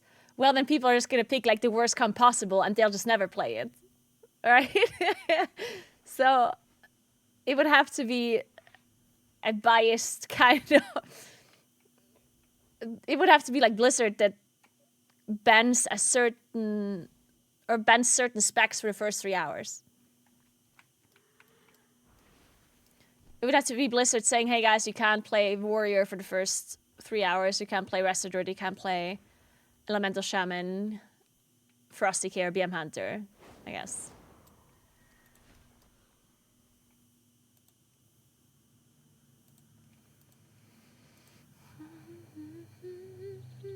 But then if Blizzard gets the meta wrong, then that's also a bit fucked. You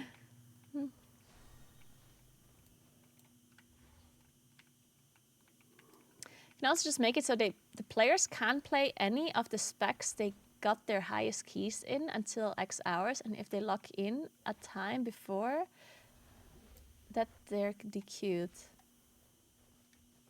Wait, what? Well, let me try to understand this.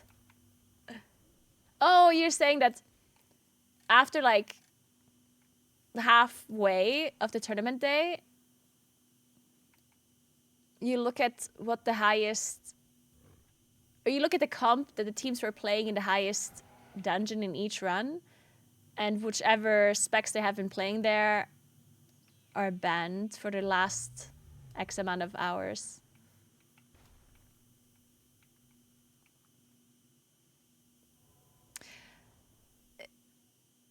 The problem with that is that they would create the same issue that we have now, except it would just be earlier. Because let's say, for example, it's Sunday, and you are Liquid, and you have done super high keys already, and now it's only one dungeon that gets announced, and you only have to do this one dungeon. So let's say you push it up to like a high key level, but now you would have to switch to the main comp to do any higher, which you can't. So what are these teams doing? Well, they would just wait and do nothing until that hour is passed. And then they would continue playing, right? Because otherwise their comps would get banned.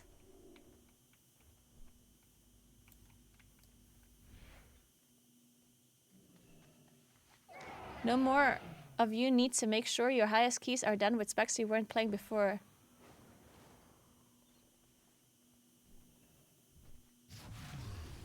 Yeah, but that's what I'm saying. Like, I think I did understand what you're saying.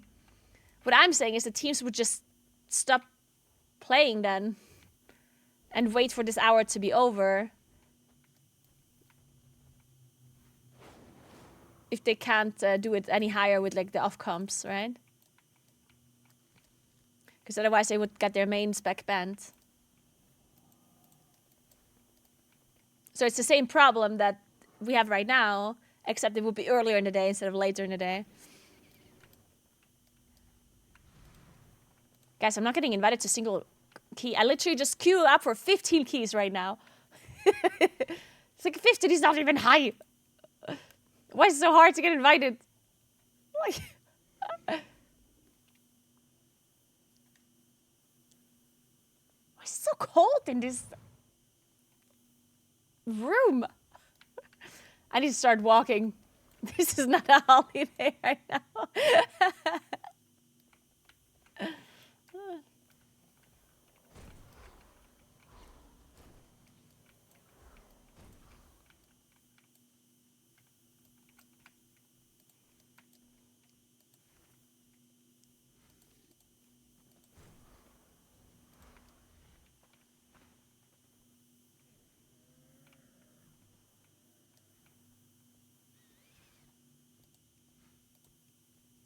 Do you think I get invited to a 14?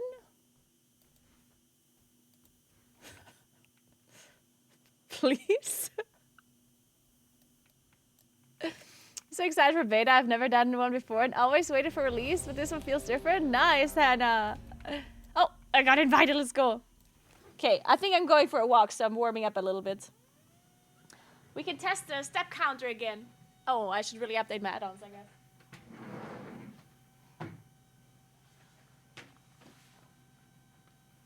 Don't look at my pants that I can't open or close anymore.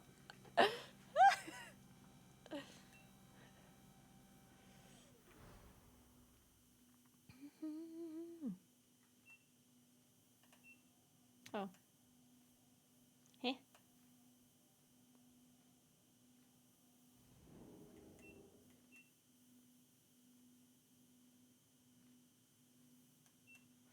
So, what was this floodgate?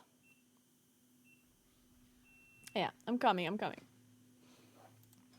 Oh, I'm wearing like really wide pants, so when I'm walking, they're like, what is the name of it?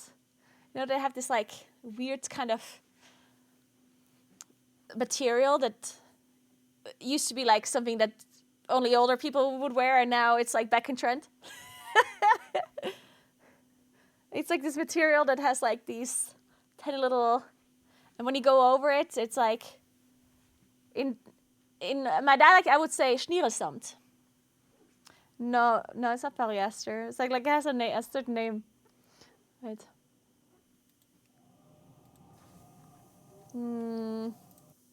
Maybe it doesn't even have a name in English.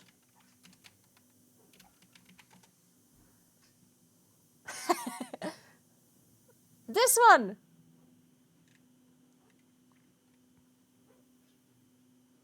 Court jersey?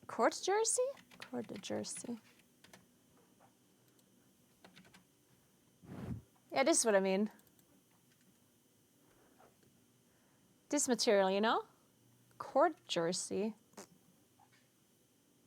Is that what it's called?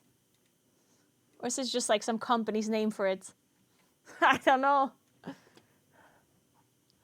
But anyway, so that material, you know, when you rub it together, like it's like really loud. And I like the pants that I'm wearing are really, really white, and they have this material. So when I'm walking, it's like shaving against each other, and it's like really loud. So really not convenient. Corduroy?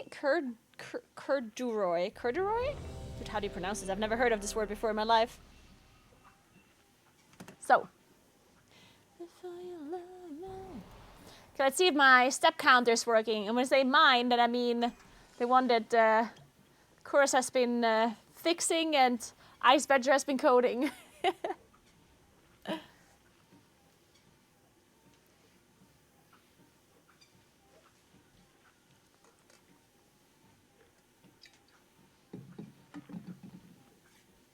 I'm wearing corduroy pants right now. Me too. They are pretty cozy.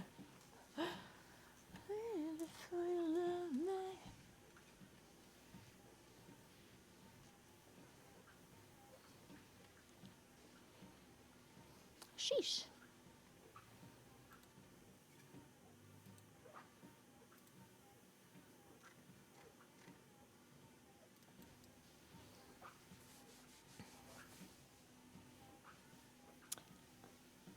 This sweater that I'm wearing is also like really cozy.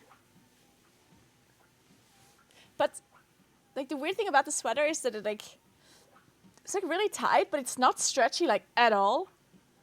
So like it's nice and snug when I'm wearing it, but when I put it on, it feels like I'm you know when you put on a turtleneck sweater and it just like goes over your face and it feels like you can't breathe for a second. It's literally like when I put down the sweater, it does this whole thing. And then my hair gets static because of the material. So my hair is like all over. These are like real problems, guys, that we have to talk about. These are the serious problems in the world that we should share. Cotton sweatpants here for relax mode. Ooh, I was wearing sweatpants for like the whole week. I feel like I lived in sweatpants this weekend. It was great. I casted the MDI in sweatpants too. Nobody saw what I'm wearing. 4. Like that. Nobody saw my pants, so. 2, 1.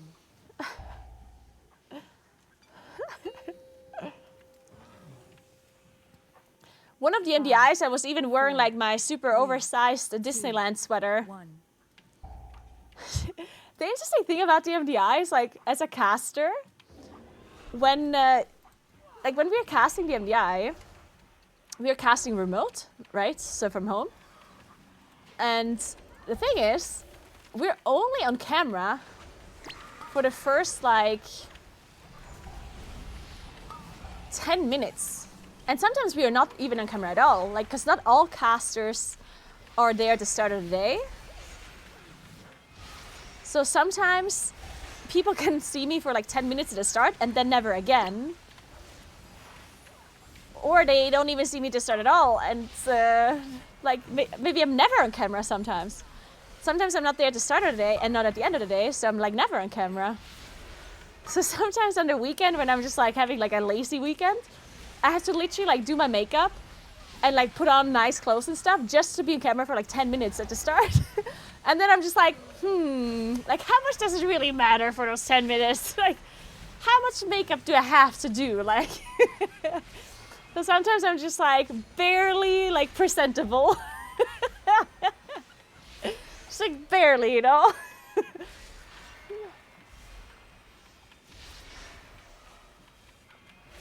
Guys, I'm really excited for BlizzCon MDI. That's gonna be really cool. Have you guys heard? Like, there's gonna be the MDI Global Finals at BlizzCon next year. I was super excited for that. That's gonna be really, really, really cool.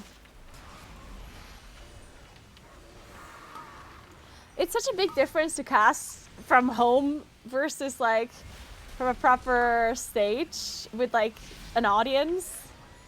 Oh, I'm gonna be so nervous. I know it already. Oh God, I'm gonna say the dumbest shits probably. I'm gonna forget how speaking works. I barely know how to speak when I'm not nervous, yeah?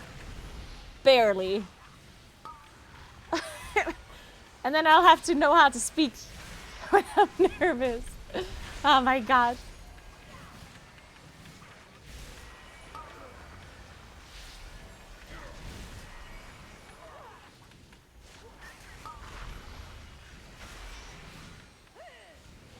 Nice. Must be the first season. Wait, no, it's second season for sure, right? BlizzCon is in September. That's definitely the second season, right? Yeah, there's no way. It has to be second season.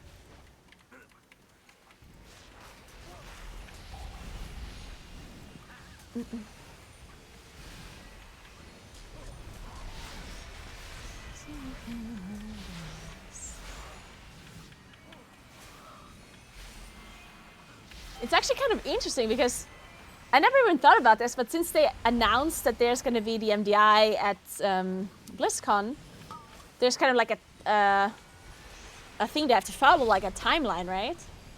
I didn't think about this before, but yeah, if the MDI finals and AWC finals are in September, that means that the patch has to come out with the new raid and everything in August for sure, right? Like it has to be August, mid of August latest. But probably earlier even. It has to come out at like early August or end of July. Because otherwise they won't be making it in time with the tournament.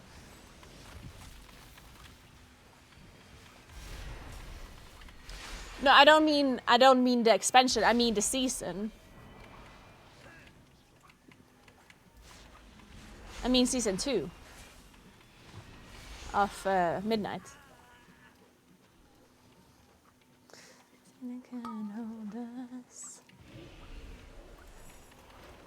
Wait, but why are you saying it's launching the 26th of January? Wait a second. Did they announce something? I didn't. If they announced it, I completely missed that apparently.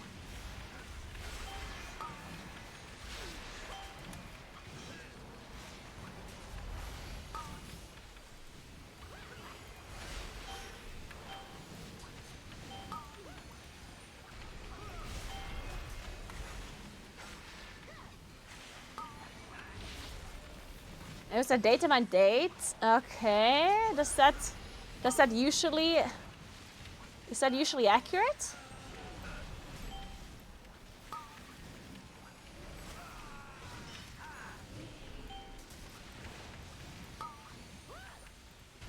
Because to be fair, I mean, it's not unreasonable. It seems about right to me.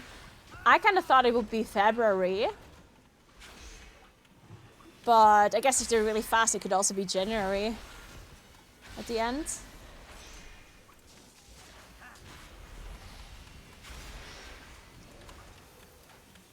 Tally confirmed it. Tally doesn't know the dates. Blizzard doesn't even know the dates themselves. Like,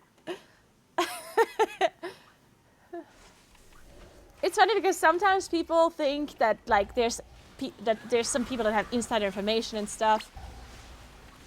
And the thing is, I mean, yes, of course, there's people that have insider information, but the reason why Blizzard is not sharing these dates, not even to like the Race War First people and stuff, is because they don't know themselves. Like, trust me, I'm casting the MDI, so they need to give me certain dates. They don't give me like release dates for patches or whatever, of course. But sometimes they tell me dates for when they think the MDI is going to happen. So I usually I can kind of like logically assume where a patch comes out, right? Because if Blizzard tells me like, hey, the MDI is going to be probably this weekend, this weekend, right? They always tell me, oh, but it's not set in stone, like it could be like later or earlier, blah, blah, blah, right? But they have to give me like a, holy shit. They have to give me like a ballpark date, because of course I need to be able to have the time to cast on those dates, right? And they have to write the contract and whatever, right? So yeah, usually they give me these dates, which, you know, can change. But with these dates, I can kind of assume where the patches are gonna be, approximately. But then many times these dates do change. Which is funny because like, you would think they kind of know, but they really don't. And this is like the reason why it is the way it is, where they don't know. I guess it's just that they want to release a patch as fast as they possibly can. So they're like, they want to aim for a certain day, but if it's not ready, it's not ready. So they can't release it. And if it's ready earlier, then they will release it if it's ready, you know? They're not gonna wait 2 weeks longer if it's ready before. So I guess usually they don't really know themselves. At least not the exact date. They will of course have a ballpark or whatever.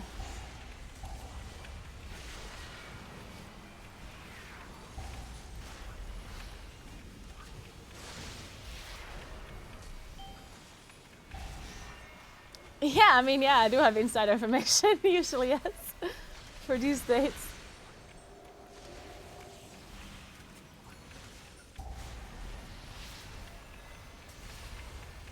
But not for like expansion release or anything like that, because of course, like this around, they did not even tell me the MDI dates yet for next season, because I mean, we're currently in an MDI. So I don't even know when the next MDI is, or if there is one, like I don't know anything about the next MDI. After the current one.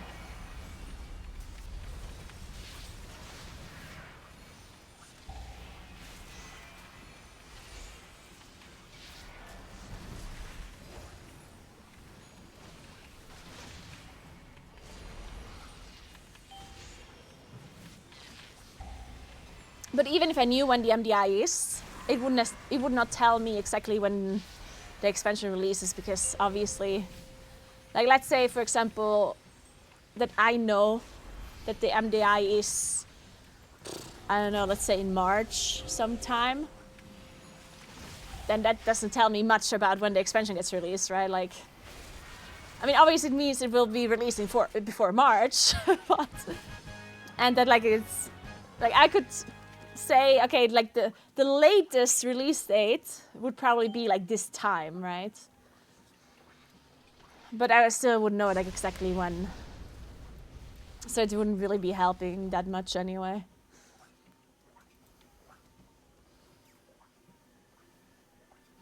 Data mining suggests the pre-patch event may launch around January 27th. Oh, the pre-patch event. And the pre-patch is usually like, is it a week before the expansion or 2 weeks or something like that, I guess, right? It's usually what the pre-patch is. Or? I feel like I remember it being like a week or so. Oh, it's longer? Really? 3 to 4 weeks pre-patch? Fuck, really that long?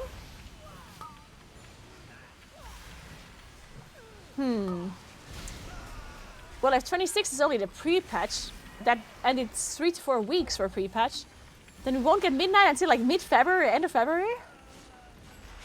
I was kind of thinking it would be February, but yeah. But now when you think, okay, we can be smart about this, right? We can count backwards. Because we know that the MDI and the AWC finals for season 2 are in September. Right? So that means that the second patch for Midnight has to come out latest at around like early August. Which means that Midnight itself has to come out pretty early in the year for the timeline to make sense, right?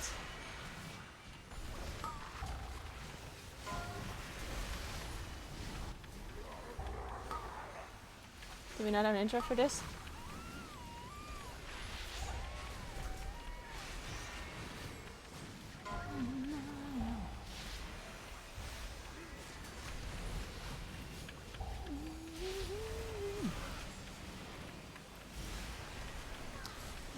March would even be kind of late. I think March would honestly be too late because like March, April, May, June, July. Well, I guess it would be fine. Yeah, March would even be fine still, I guess.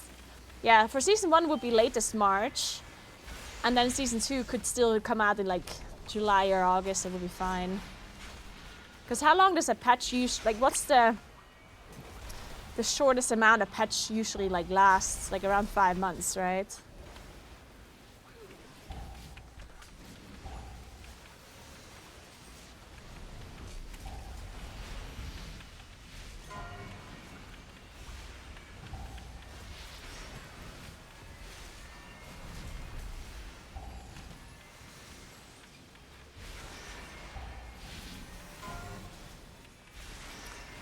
But yeah, if Midnight launches in February, that would give them enough time to launch the raid like either early March or like end of February or something. And then they have enough time to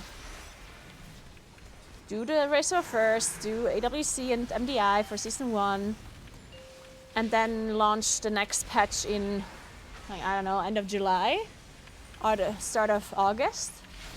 And then still have enough time there to play out. Well, or is that a bit close? Is that too close?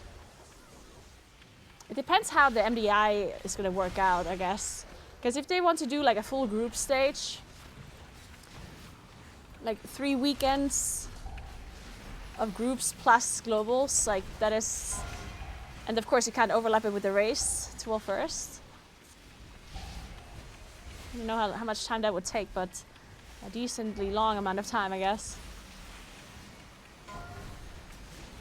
But if they release the patch late July, then they do have the time, right? For sure.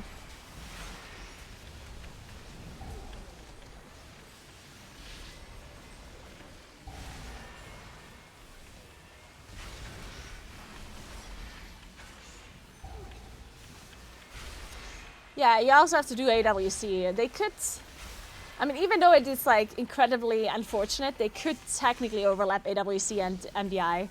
Like they really don't want to do that, I guess. Actually, can they? No, I don't think they can. Because they have the same production team. No, wait, they can't overlap AWC and MDI. They could from a caster and player perspective, but not from a production perspective.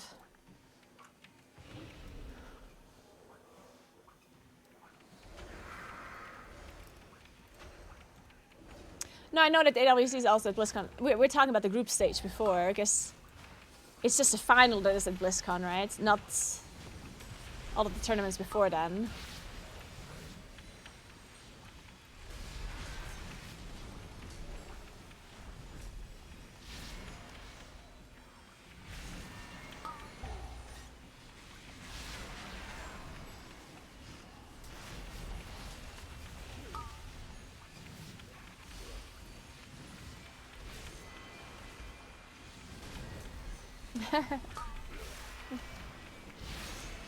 The war within pre-patch was 5 weeks. Really? Seriously? That long? Jesus Christ. That's forever.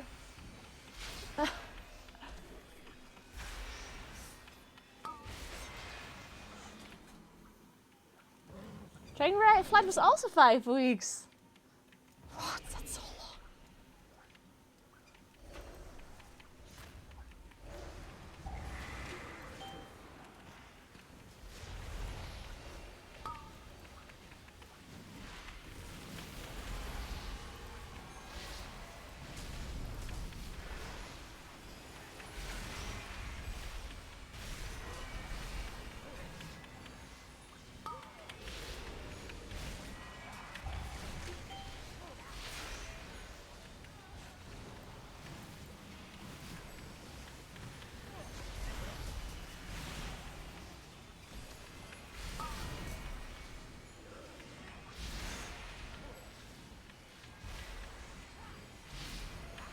These expansions are supposed to be faster, so hopefully not 5 weeks this time. Wasn't that like a misconception that people thought is a thing, but they never actually said that? Or am I wrong? The whole thing of the 3 expansion being faster, wasn't that like a whole like kind of misinterpretation or something?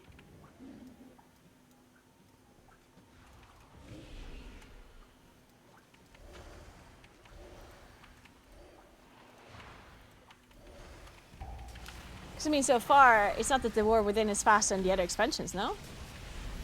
Isn't the war within like kind of like just a normal time?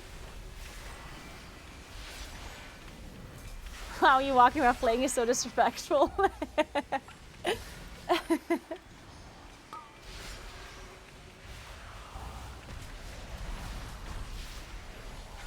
Because like, when did the war within come out? I'm trying to think. When was it released?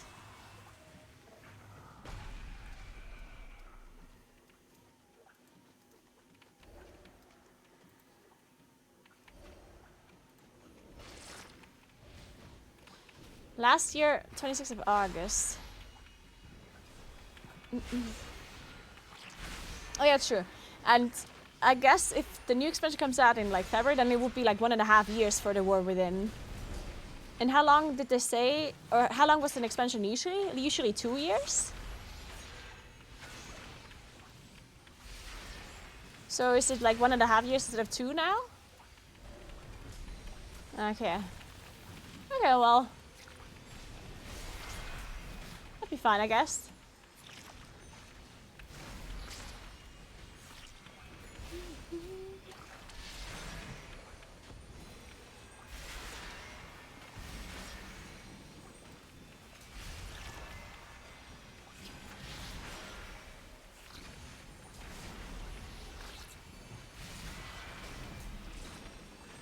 Hey, Great Stink, what's up, what's up?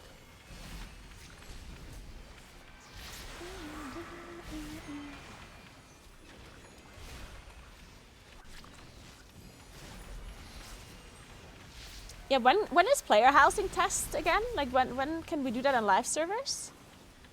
They did say it's gonna be testable soon, right?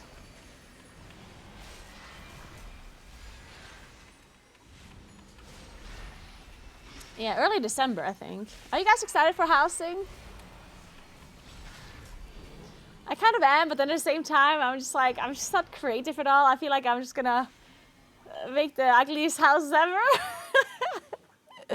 Oh, man.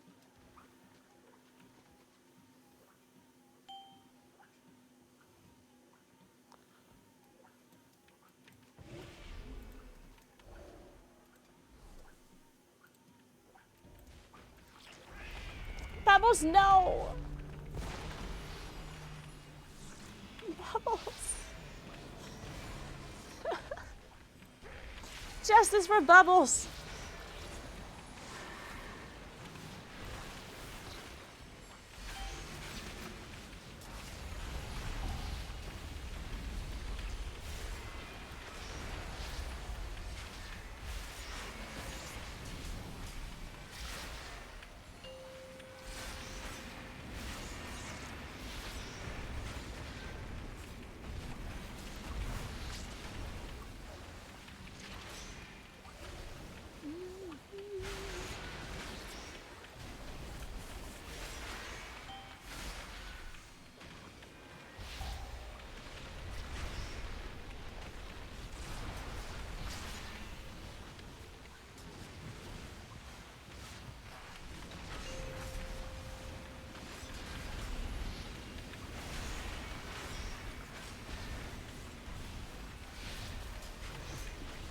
I forgot how to make my headset louder. The music is too quiet. Is the music fine for you? I'm guessing it is fine for you.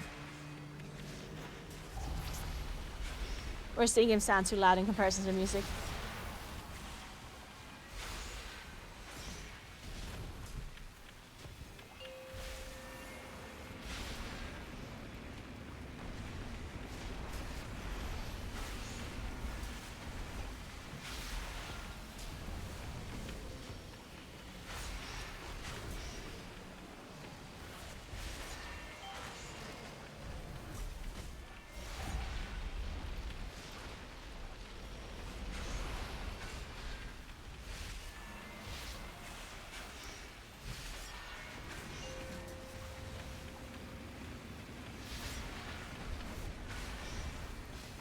Ow.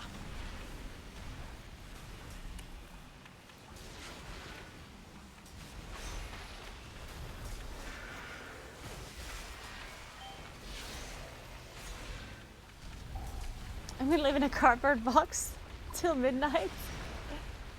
One thing that I'm like, I really hope that Blizzard is not gonna make this whole housing thing like this insane, like annoying kind of money grabbing thing. Like, because don't get me wrong, like I personally am not like super against like the shop. Like, I know there's some people are like super against it, but I mean, I guess I'm a little bit biased because I'm just not a collector. So I guess for me as a non-collector, it doesn't really bother me that there's a shop because I never feel the need to use the shop because I'm not a collector, right? So I guess my opinion doesn't really count about when it comes to that. But one thing that will be incredibly annoying is if they come out with this whole housing thing, and then it turns out that you have to spend like a lot of money if you don't want your house to look like shit. You know what I mean? Or even if you just have to, even if you have to spend a lot of gold, because people, like they said that they want to make professions relevant for it, which is fine, right? But if it's the same as legendaries, then all of a sudden it becomes like a whole money thing again. Because legendaries are so expensive sometimes that it feels like you have to like buy gold to get legendaries, right? And if it's gonna feel the same way with housing, where either you pay for something in a shop with like this stupid Hearthseed whatever currency, or you need to like spend a lot of gold in game for certain stuff that crafters need to make, well then it's just gonna feel fucking annoying and dumb, right? So I hope it's not one of those things where we get something nice that we asked for, but like it's like one of those like typical things I feel like with Blizzard lately. Not just lately, it has been like this for a while, where it just feels like, oh, they're listening, we're getting something nice. And then it's like this huge asterisk where it's like, but it's not gonna be nice unless you spend like copious amounts of money on it. It's like, okay. For a second, I made the mistake of being hopeful towards something, you know. Turns out, it's bad after all. Feels like it's just like, it's never the nice thing.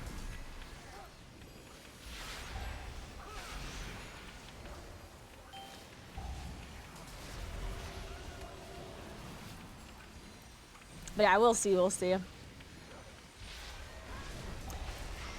Maybe it's not like that. Maybe you can just, maybe you can have nice houses and you don't need to spend any money. We'll see, we'll see.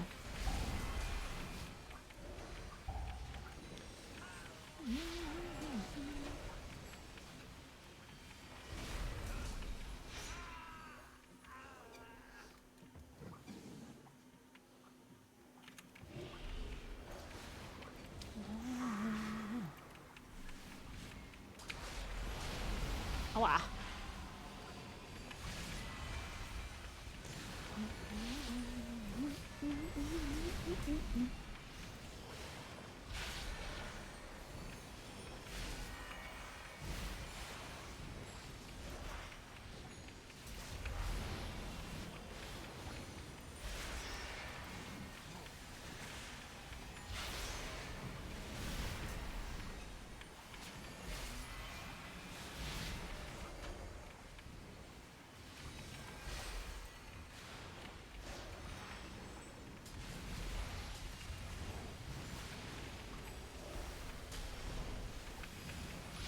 No, I don't think they're going back on the shop. Like, I do think that there's, like, I'm just basically saying, like, I think the fact that you can buy stuff from the shop for housing, like, I personally don't think that is, like, the most insane, crazy thing. Like, that's kind of, at least to me, that is not that big of a deal. I just want to be able to create a nice house without feeling like I have to buy things. Like, if those items that you can buy with money are like super special, then that sucks, right? Like, they're like super special items that like completely, like, you know, like, I guess you can compare it with the garrisons. Do you guys remember the Horde garrison versus the Alliance garrison? Yeah, I hope it's not like one of those things where if you don't pay any money, then your house looks like a fucking Horde garrison, and if you spend money, it looks like an Alliance garrison, you know? I hope it's not that kind of deal.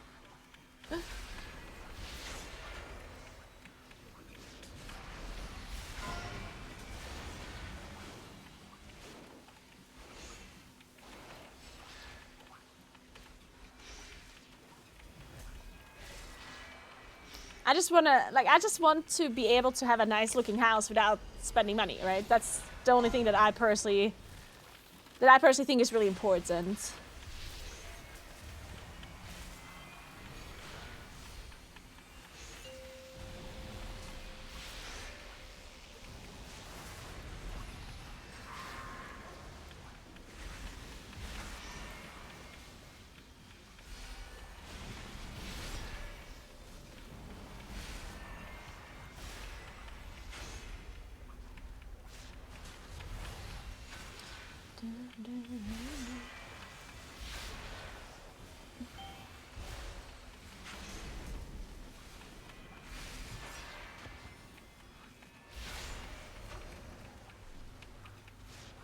In-game progression? Wait, but what do you mean in-game progression?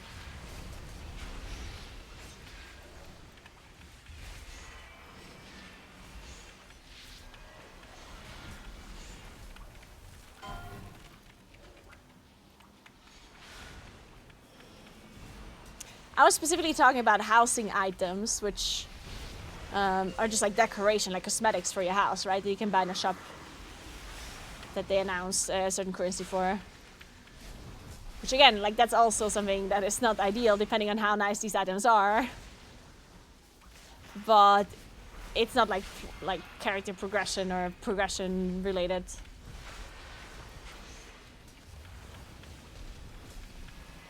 That is a line they have not fully crossed just yet.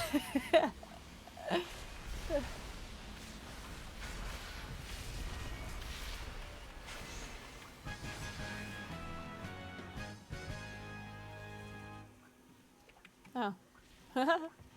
You're missing 3 counts. I didn't realize.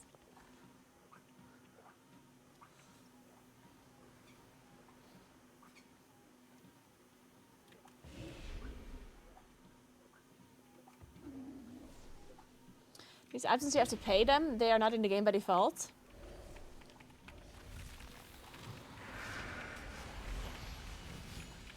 So you're just against the shop in general, which is fair. But we had that before housing items too, yeah? Like we have shop mounts and shop pets and shop transmogs that are not in the game right now. Like this is not a new thing, is what I'm trying to say. So if you don't like that, then I 100% understand that opinion. But it's not that it's something that is added in Midnight, yeah? Like it's already part of the game.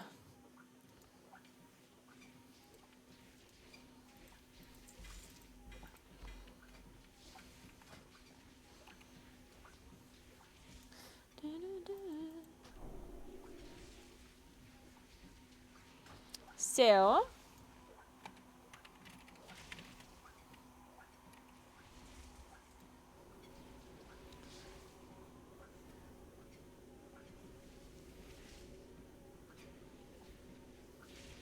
I wonder if WoW will ever stop doing subscription-based model and move on to expansions plus cosmetic model.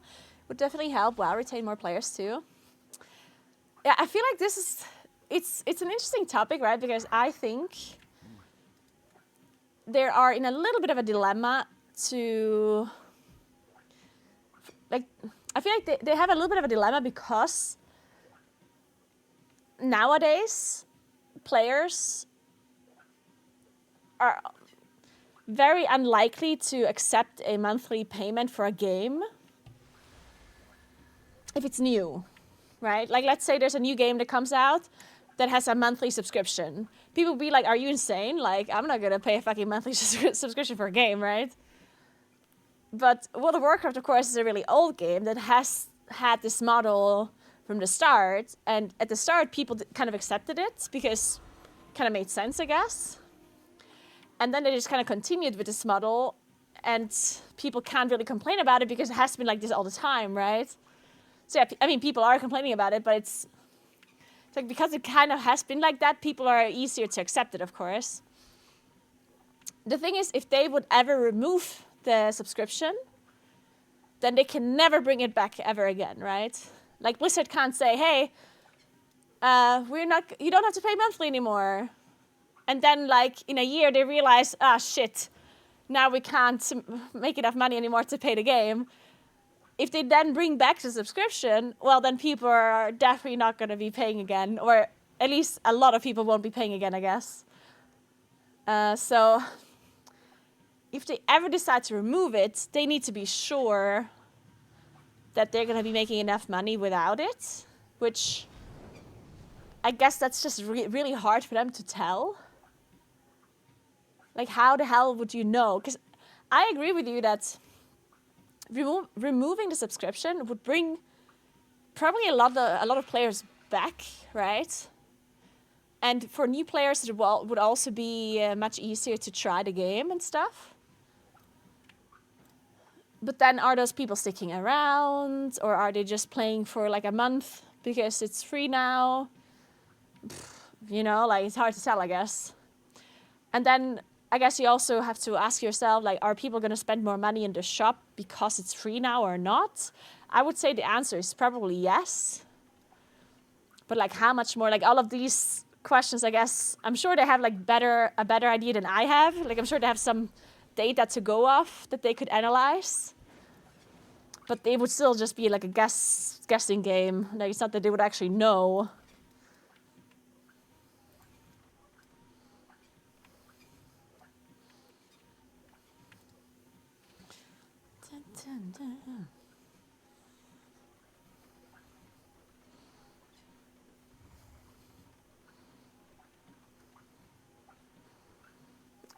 In Germany, we call it der Zug ist abgefahren.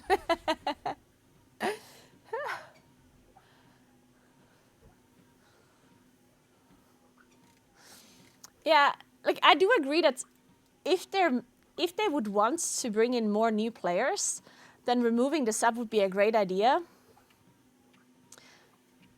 But there's, like, one very, very interesting thing about World of Warcraft, and I think that's something that at some point there needs to be, like, a case study then about this, because I think WoW is one of the only games that exist where their target audience is not completely new players, but returning players.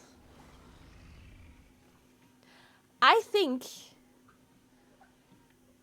that because the amount of people that are gamers that have also played WoW at some point in their lives is like a really high percentage.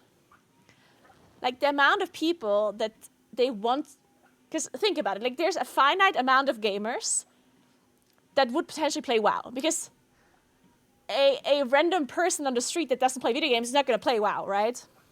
So the only people that are potentially WoW consumers that would start playing the game are gamers, right? PC gamers. So if you take all of the PC gamers in the world, the amount of percentage of these people that have played World of Warcraft at some point in their life is probably pretty high. Like, it's probably astonishingly high. And that's kind of something that you have to consider when you figure out how to do your marketing, right? Because if you try to target players that have never played WoW before, honestly, that's probably like a somewhat small... Like, the people that have played WoW before that are gamers is probably higher percentage than the people that have never played WoW.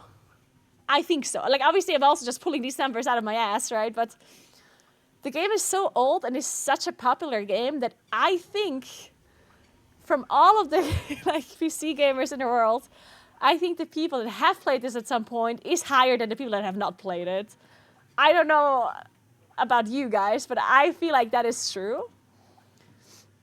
So when it comes to marketing for World of Warcraft, I think trying to target an audience that already knows WoW makes more sense than targeting people that don't know WoW. Which is very interesting when it comes to like a marketing perspective, because almost every other game in the world tries to target people that have never played the game before. If you want new players, you explain the game to people and you just like show the game to people. But with World of Warcraft, I feel like it's different. I feel like if you want more people to play WoW, then you need to remind people that WoW exists that have already played before, you know? Rather than trying to target completely new players. So I think applying changes to the game that makes it easier for completely new players, it's not necessarily something that makes the most sense for WoW. I think what they really want to do is target people that have played the game before at some point and try to bring them back. That's why we have stuff like Remix, like Legion Remix and other remixes. That's why we have WoW Classic. That's why we have all of these like nostalgia things, right? Because then people that have played at some point, they remember this, like, oh my god, I remember doing this, I had so much fun, and then they come back, you know? I think returning players is honestly like their number one type of player that they want to like advertise to. At least in my mind, that makes sense.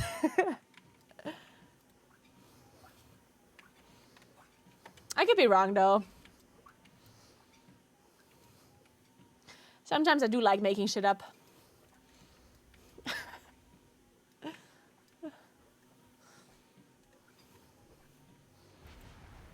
I don't like Arakara. I want to do a priory. But we always deplete priories, unfortunately.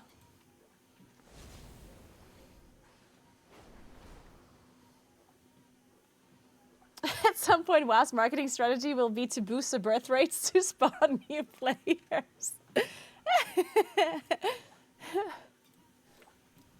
Probably, yeah.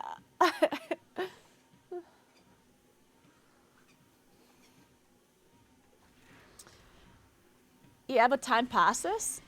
So players are getting old, get kids and so on. You need new players too.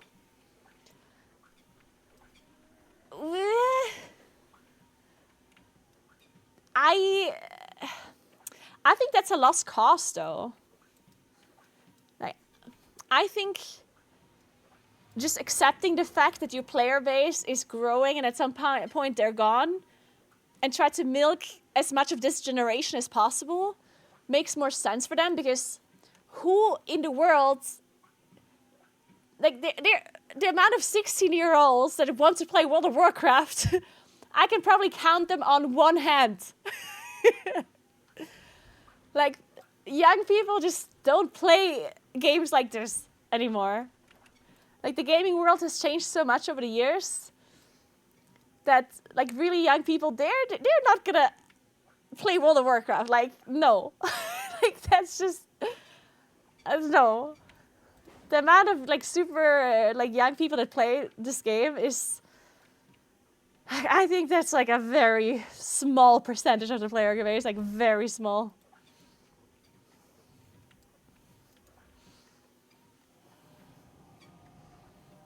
Hey, Novel, what's up?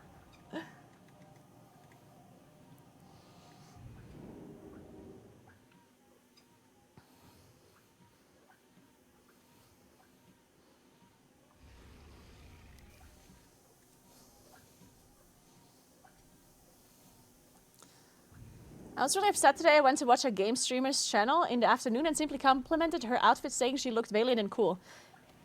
But that triggered her. She said that if anyone comments on her outfit, she'll turn off her camera. I think that's called her baddest in the chat. Is it wrong to compliment someone? It's not like I said anything vulgar or inappropriate. Is it really that what you said? Like, just asking. Be honest. Did you say, I like your outfit, you look valiant and cool? Is that the words that you have used? What is it you said? Just copy paste it. Like, I'm just trying to get the full picture here. Did you really say, hey, your outfit's cool? Because it definitely depends on the choice of words that you used.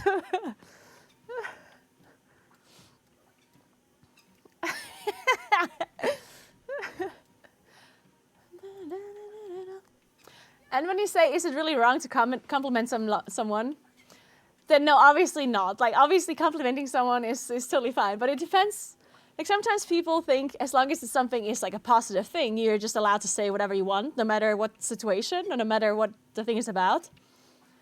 Like, there's, right? Like, of course you can in the end, right? But not every compliment is like a well-received compliment, right?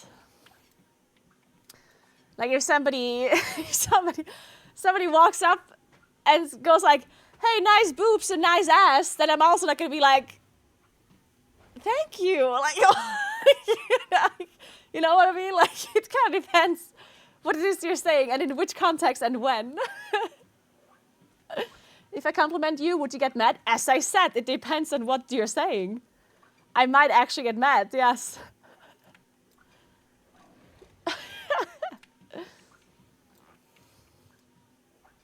Like, if I'm currently playing World of Warcraft, and let's say I'm talking about, I don't fucking know, like Moonkin changes, and somebody comes into my stream and goes, oh my god, you look so hot today, then I'm just like, like, yes, it's a compliment, but, like, it's not, like, like, you just have to, like, read the room, you know?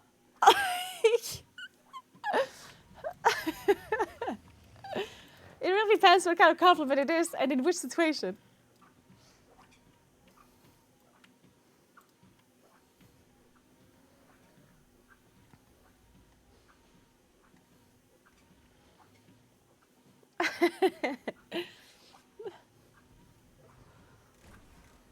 Also, then some people do this whole thing where they compliment somebody by dragging other people down. That's like a classic. When people come into the stream and be like, oh, you have such a nice outfit today. Not like these other streamers who like do this or that, you know? That is just like, ugh. Like, what do you want me to say? Like, what is it you would want the answer to be in that situation?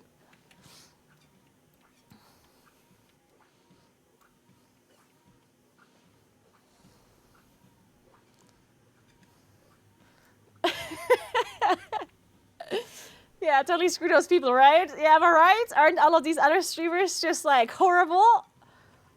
Am I right? Am I right?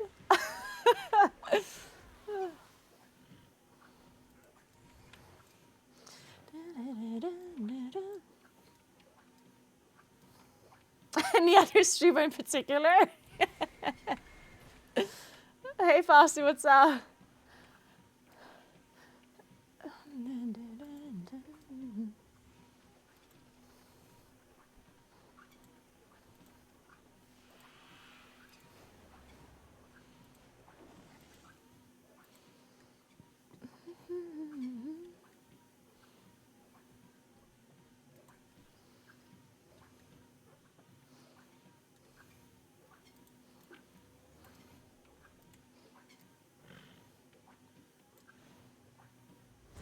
But yeah, like obviously I don't know the context. If you literally just said nice outfit, then it is weird to get like super annoyed over it. The situation that I can imagine if it really was just like one like random compliment or whatever. It's like maybe it was a streamer that is like really introverted and usually plays without camera. And decided to turn the camera on for like one stream. Let's say they're very, I don't know, very self-conscious or very shy or whatever. And then people come in and mention like the way they look or whatever. And then that's kind of like then obviously the conversation and the topic is moved to how she looks rather than the gameplay, right? Again, like that's like a far-fetched kind of thing, but like maybe that was it. Maybe she's just not usually on camera, and when people all of a sudden focus on her outfit and the way she looks rather than the gameplay, then it was like overwhelming, you know?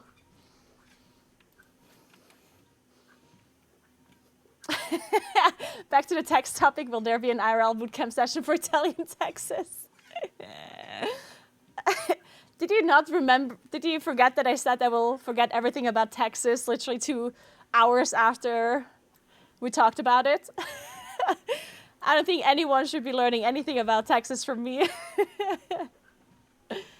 I think it's Priory, right?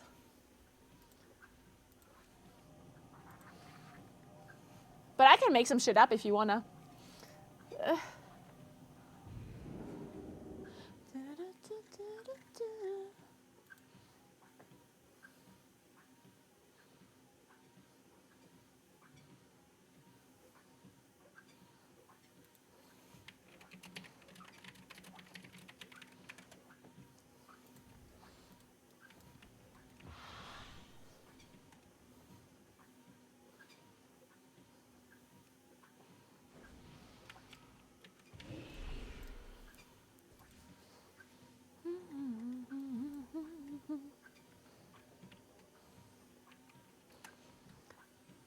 But yeah, when it comes to me, like I'm personally, obviously I've been streaming for 11 years and I've been streaming with camera most of the time.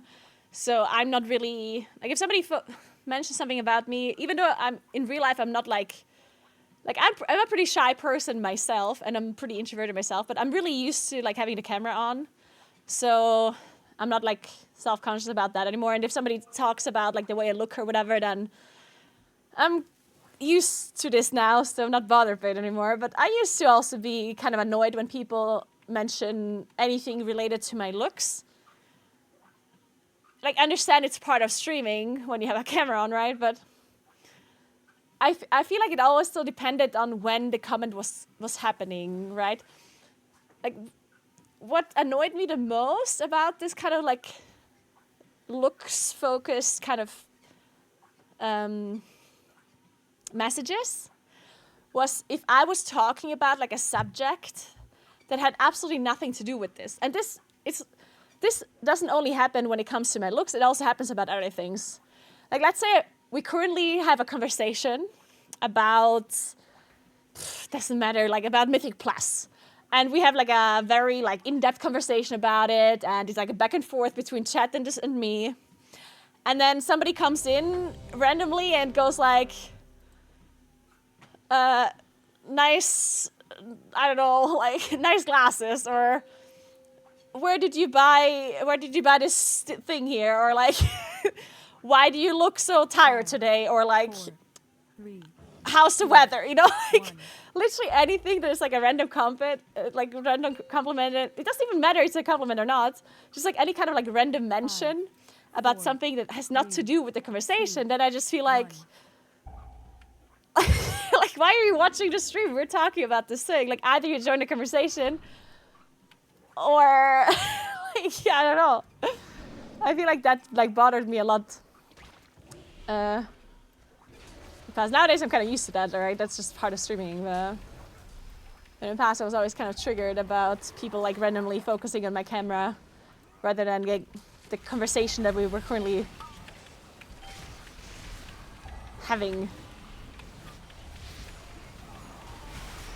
Shit, I forgot to use my trinket again.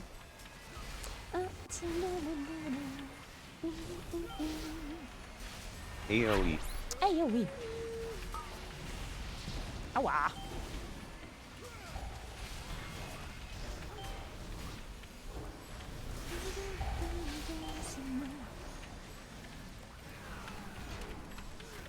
AoE.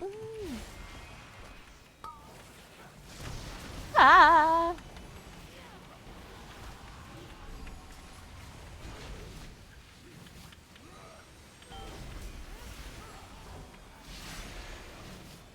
AoE.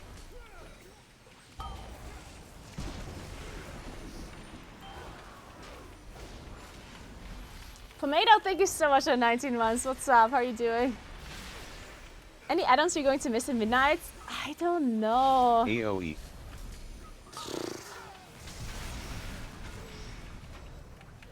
I haven't played Alpha at all, so I don't really know how everything's gonna look like. I'm sure I'm gonna miss a bunch of add-ons, like, initially, right?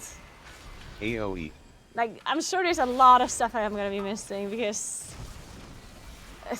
I don't know, like, if you're used to something looking a certain way, and then it looks differently, then... Like, we don't like change, right? I mean, I can't speak for all of you, but... AoE. I guess humans in general don't necessarily welcome change if it's unwanted, right? If I didn't ask for it, then I'm usually a little bit like, oh. So yeah, I think it's gonna be something that we need to get used to. I will also need to get used to having like things just look differently. Gonna have to spend some time setting up the new UI and see what it looks like and stuff. I'm not generally somebody that's against the add-on change. Like, I think it's okay. I mainly think it's okay because of the vision behind it. I personally think it might potentially be a little bit of a shit show initially. Like, I don't fully trust Blizzard to just kind of nail it. Like, I don't fully trust that they can just remove the add-ons and the game will just like feel smooth and nice. I think that the game probably will feel a little bit worse initially compared to what we're used to. But at the same time, I am confident that Blizzard will work on this because in the end, they want people to play the game and because that will make them more money. And one thing that I know is that companies love money. So if making the UI better means that more people are going to play the game, then I feel like that's a simple goal for them to try and achieve, right?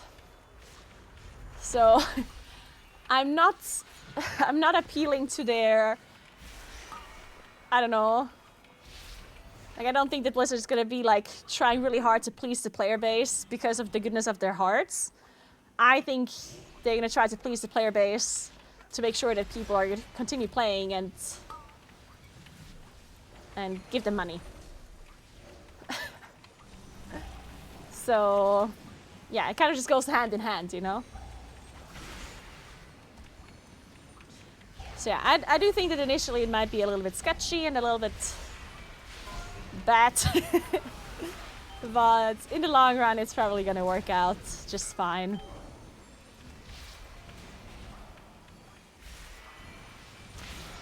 And one thing that I'm really looking forward to is not having to set up my UI for every patch. I personally, I'm not somebody that loved sitting there for hours setting up the UI. Obviously, I always liked it when the UI looked good afterwards. Like, that was something that I did enjoy. But I did not enjoy the time that it took me to set it all up. So that's something that I'm not gonna miss. Hey, Calandra, what's up, what's up? Hope you had a nice weekend.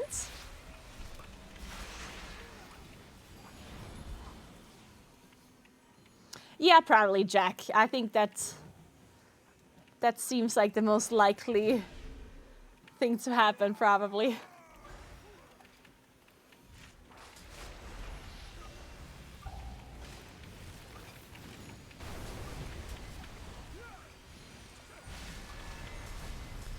Yeah, one more thing. This is actually an interesting point. I never even thought about this before, but since you mentioned load speeds, you know, one thing that might potentially happen, not guaranteed, but you know how WoW is horrible for FPS, yeah?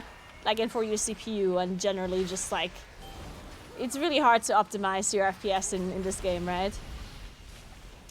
I think part of the reason why the game is struggling so much sometimes is because Blizzard has a really hard time getting proper data for like PC performance. I'm not sure if this is true or not, but that's kind of like, that would kind of make sense, because like so many people have add-ons, like the majority of players have add-ons, right? So all of like the data that people get from users is kind of like scoot data, right? Because they can't really tell like how many add-ons people use and how much that's going to impact their FPS versus like how much the game is impacting people's bad FPS, right? Like, I'm obviously, I don't know how exactly all of this works, but I would kind of assume that that is impacting their optimization a little bit at least. So maybe if nobody has add-ons anymore, then maybe Blizzard actually will have an easier time optimizing everything, so CPUs and everything are not so bad. I mean, I don't know, maybe I'm also just like coping, maybe I'm making this up, but it would make sense to me at least, if that was true.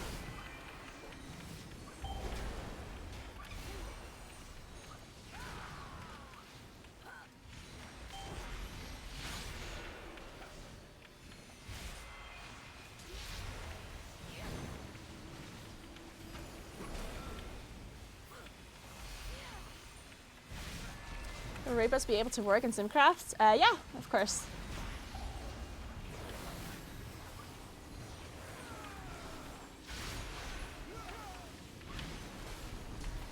Yeah, Simcraft has nothing to do with like the way Simcraft works is Simcraft is so you basically have players write an action priority list, an APL. And the APL does nothing than just like go through, like it's basically a code that is like a priority list. So it says, on combat start, do this, this, this, this. And then if you have disability ready, disability ready, disability, and disability ready, and you have X amount of astral power plus this and this amount of something, something, then do that. If you have only these two abilities ready, and you have this amount of astral power, and you're in solar eclipse, then do this, right? Like, it's literally humans, like actual players, the theory crafters, that are writing these lists, and then it's just a computer simulation that goes through thousands of iterations and then takes out the average number. And that, of course, can still be done no matter if we have add-ons or not. That has nothing to do with add-ons. And same goes with raid bots. Raid bots is the same thing. Well, it's not the same thing, but raid bots is taking the APL from Simcraft. So the APL that Theory Crafters wrote. And they're applying that iteration with the gear that you're putting in. So if you tell raid bots, I'm wearing this and this and this item, versus this and this and this item, then they just take your character and use Simcraft with those two different item sets and give you the result, right? So it does not require any kind of add-ons to work.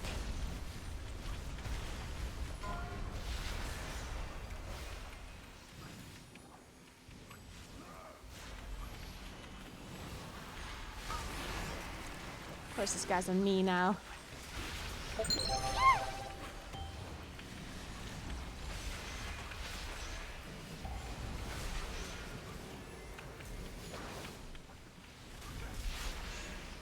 Hey, Vakir, thank you so much for the prime. I appreciate that. Thank you very much.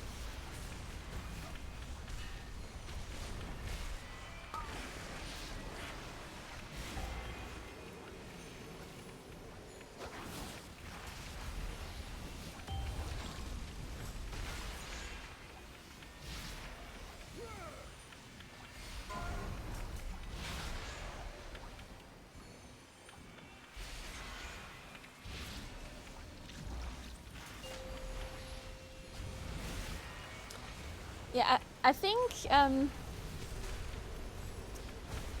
we will retain a lot of the add-ons, right? Like I think a lot of people think that there's no more add-ons left, but I guess a lot of people will be surprised how many add-ons there still be left. I do think that people probably will end up using less after all, though.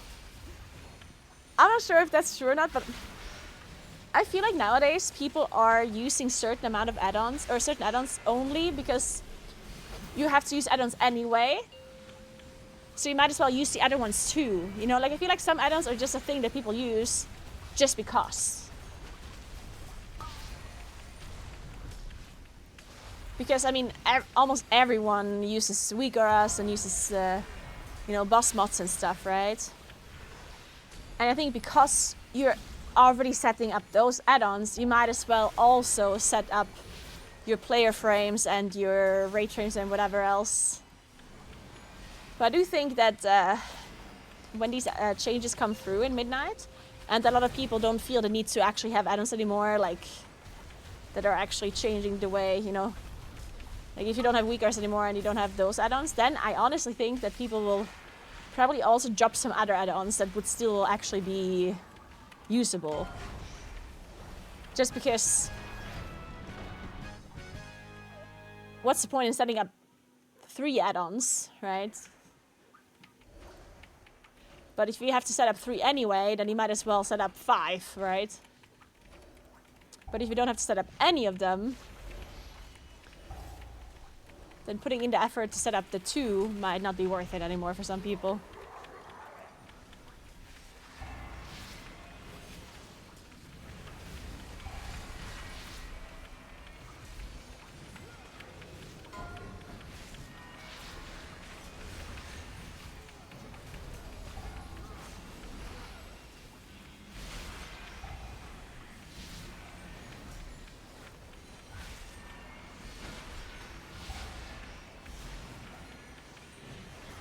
Wow.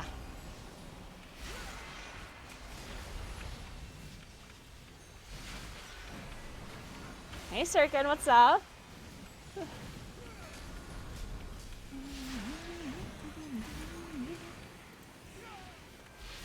Your survival That killed me. wasn't necessary. I was almost full health. It's messed up. Hey, Blackbird, what's up?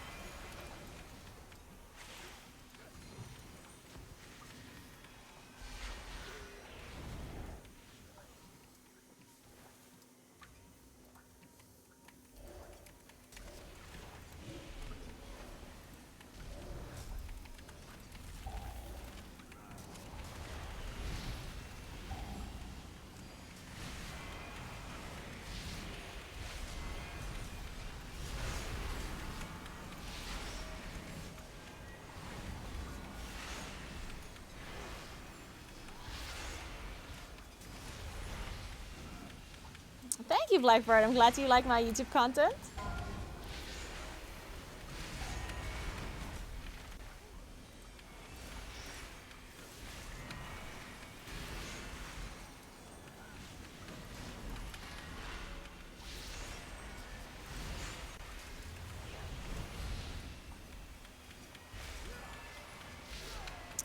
Oh, now I remember why I stopped wearing my watch. Oh man, yesterday, like I put my watch on again, and I was thinking, oh, finally, I'm actually gonna start counting my steps and stuff again. Like I haven't done that in so long. Why didn't I do that? And now I realize why I didn't do it, because obviously my watch doesn't count the steps when I'm on this treadmill. Feels bad.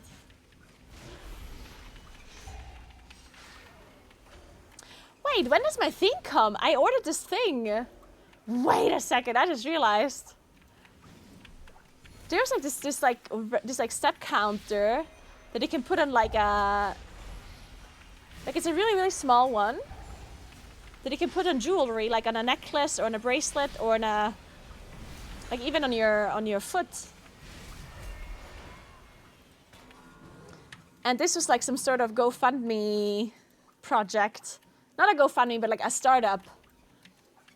What is it called? What is this company called that has these...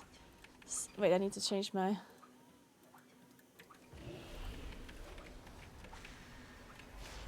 What is it called? Kickstarter, yeah. Yeah, there was this thing on Kickstarter that I paid for, and now they would be sending me this thing. And I thought, like, this was like a while ago. I think they said they would send it within this year, like within November? Or was it within October? I need to double check where the step counter is. They better not be scamming me.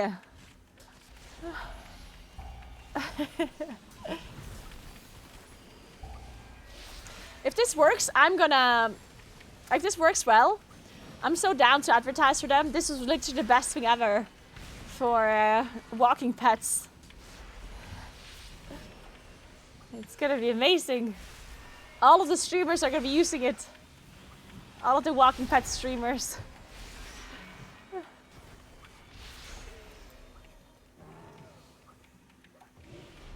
All three? Hey, it's more than three, okay. Oh, we left. Oh shit, I didn't even vote yes! Feels bad.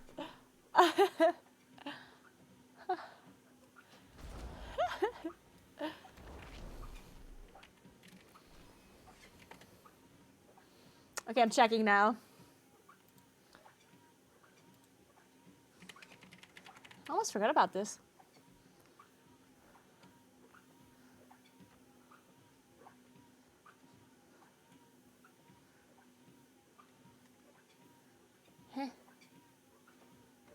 Can't find anything here. Wait.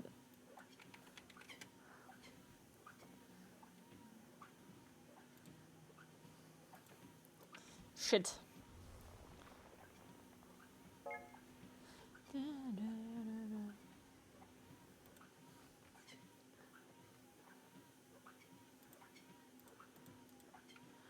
Dude, I forgot my login.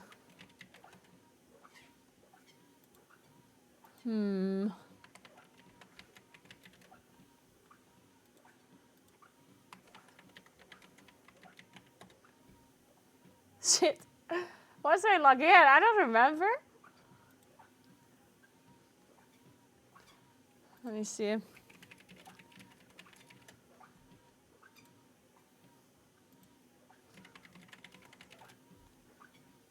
Shit, I don't have a lot. I swear I ordered this. Did I order it on my phone? Why didn't I get an email? I should have gotten an email about this, no?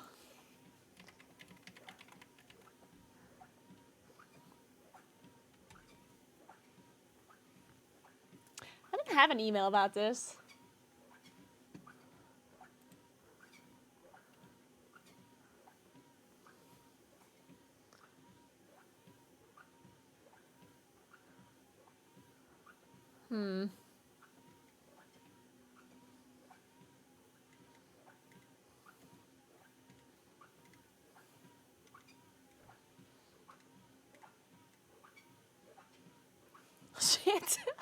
Wait, how do you check this?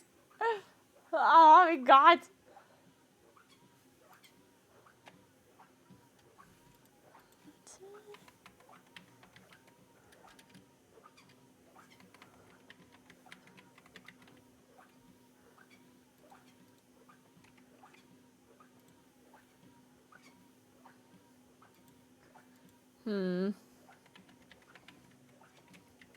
Password 123. That's wrong, apparently.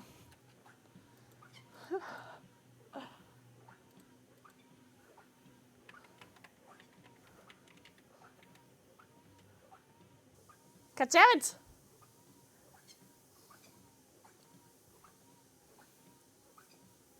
Yeah, October 2025, that's over.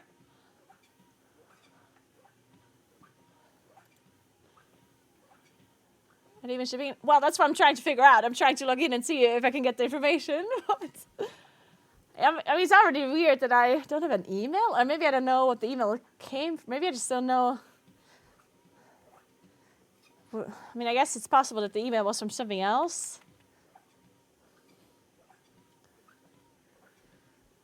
And not directly from Kickstarter. But it's also not anything from their company. So that's also strange. It would be nice if we could log into the website. Of course, I don't remember. I don't know. I don't know. I need to check.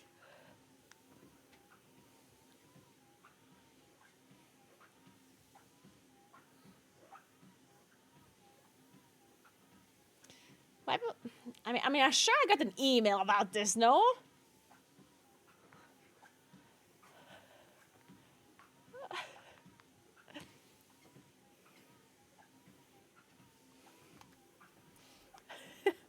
Try admin. I mean, on Kickstarter, you can only log in with Apple and Facebook. What kind of options are those? You know what? I'm trying Apple. Maybe I randomly signed in with Apple. You never know. Two-factor authentication.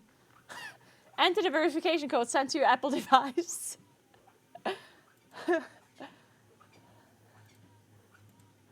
Okay, they sent me a text. Nice. In case you don't understand why I'm laughing, it's because I don't have an Apple phone. So I don't have an Apple device.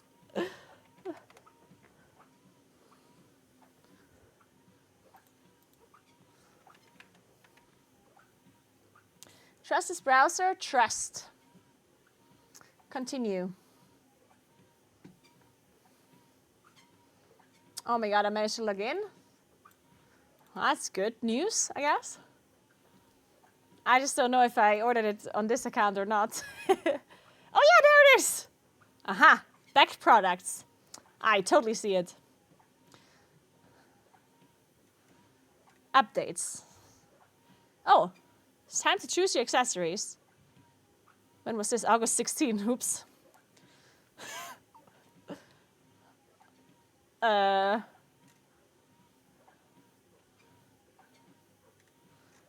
Wait, what do I have to do? Last updated November 10. Oh, yesterday. Pre-order.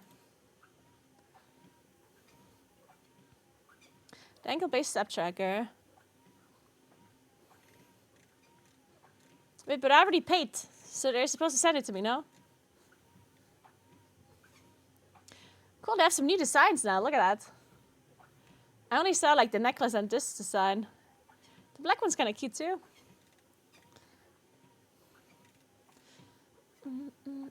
Oh, this looks cute though. So, where do I get the information about this now?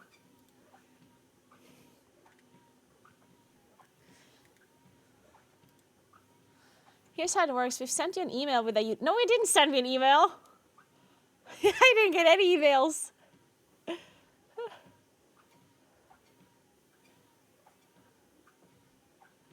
Include on the website, you'll be able to choose your included accessories, add extra accessories, set your shipping address. You'll have up to August 31st to confirm your accessories. What?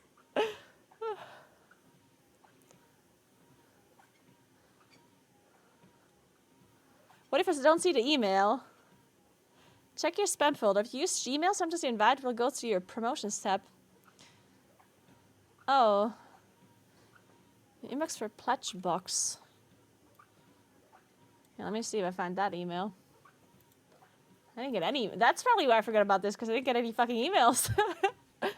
Nope, there's no emails. No emails. Okay.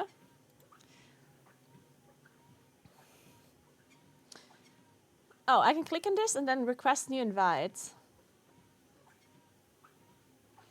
The ankle-based server. Please enter your Kickstarter email address below to update your existing pledge. And if you have not completed your survey, you can use this to retrieve your link to get into the software. Request new invite. Let's see if this works now.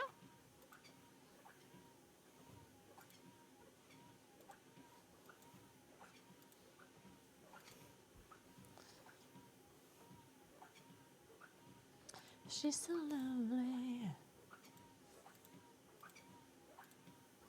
I'm not getting any emails.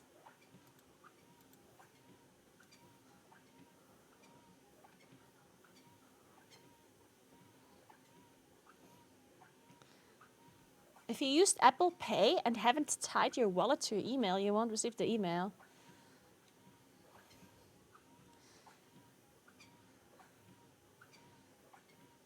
Ah, fuck it, I'll deal with this later. Let me write this down so I don't forget about this.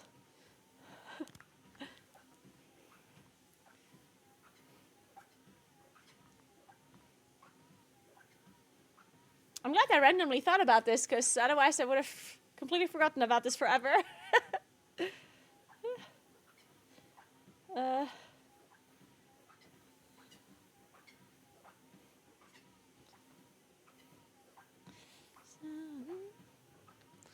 So.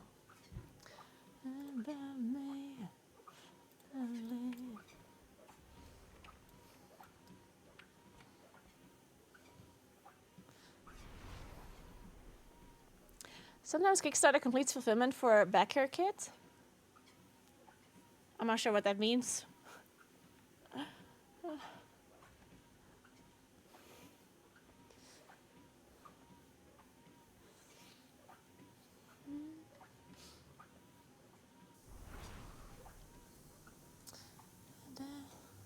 Gmail also deletes spam after a month, I think. I don't think it went into spam. Like, I think it just didn't send the email at all. It probably had something to do with me registering on the website with Apple. And maybe Apple having, like, a weird email or something that isn't registered. I don't know, something like that probably. For Apple, I generally just use my Gmail, but with, like, a plus. Sometimes that could also cause an issue. It doesn't matter, I'll figure it out after. Let's do another dungeon in the meantime.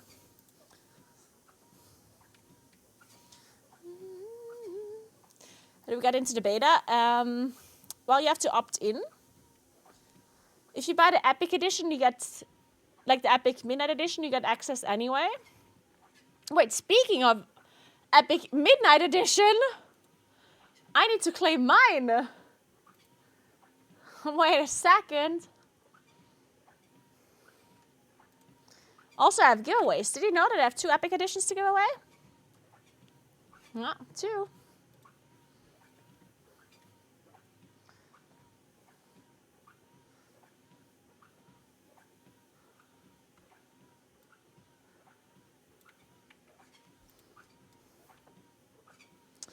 Should I use... Oh, I'm sorry. I guess so. Do you think they'll also send me a physical copy? I guess I can just give away the code then if I get a physical copy. Sure. Let's claim my Epic Edition first. So I can actually play beta when it comes out. But yeah, you can also just opt into beta and then like random people get access, I think, right? That's how it used to always work. So if you opted into beta, then you could be lucky and get access or you don't, kind of thing.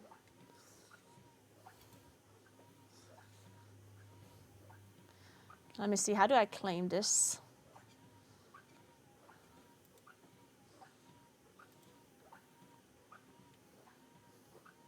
Where do you claim codes again? On the Battle.net website, I guess, right?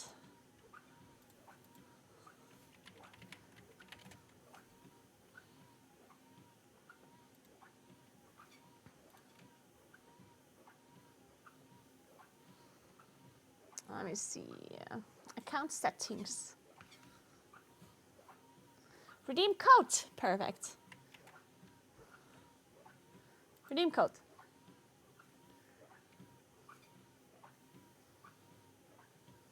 I'll be there for you. WoW 3. Last time played November 7th. That is, I'm pretty sure that's the one. Continue. You are claiming Midnight Epic Edition. Yes. Confirmed.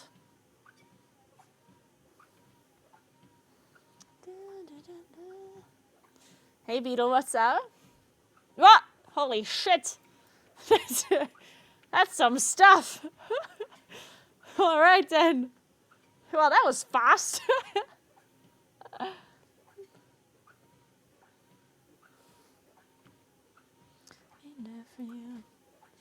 Alright, what did we get? Oh my god. We got the Hope Flatter. Let's see what that's all about. Ah, cutie pie, cutie pie. Doom feathers. Oh, is it a bird? Pie for the bird gang? Oh, that's a nice birdie. We got like 3 mounts. Holy. Yeah, this guy from. Holy shit, where are all of these guys from? Wait, they all look the same. That's the same one. What? Okay, this one's blue. But how is this? It's the same guy. Oh, one changes between the two. Oh, this guy. Wait, hello? Let me mount. But like as I'm using it, or like whenever I mount up?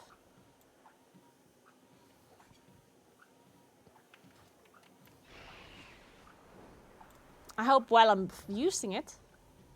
That's kind of a cool animation.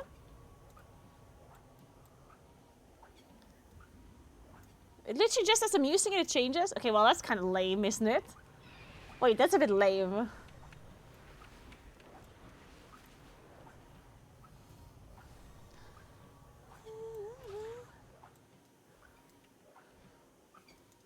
Wait, how does it change?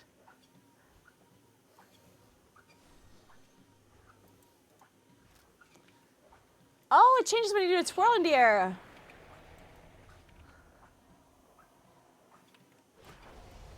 Ah, okay, that's nice. Okay, yeah. Okay, I do like that. Okay, that is nice, that's nice. I thought it only changes when I mount up. Like either it's the blue one or the other one. That would have been kind of lame. Okay, that's cool.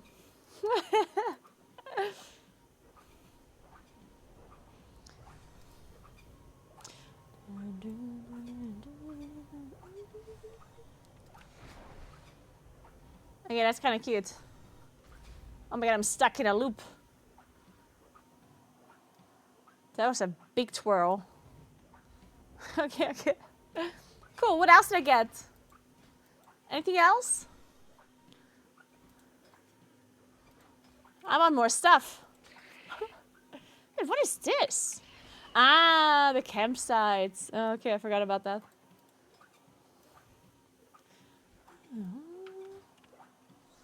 Paintings for in-house? Oh, nice. Okay, cute. How can we get them? I think these are... I got them because of the Epic Edition. I'm not sure if you can buy them separately as well.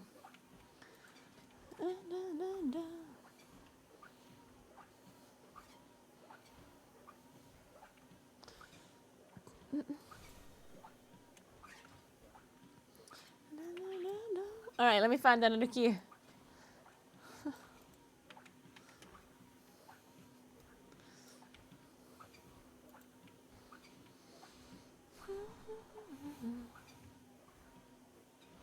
Maybe I just sign up for a priory because I'm standing right here. What priory do I need? 15 would be good already. Well, easy. Certainly get invited to a 15, right? Oh, there really aren't a lot.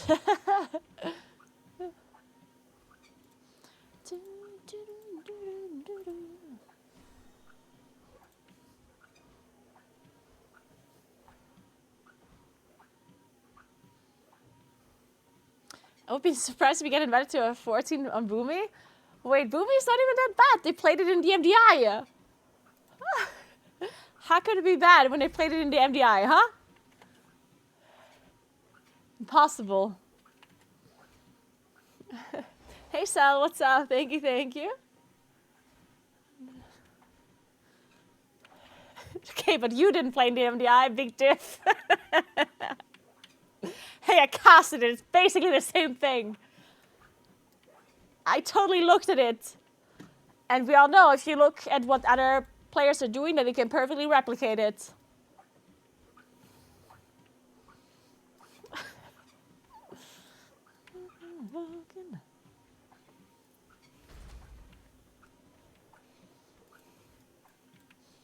Unwritten.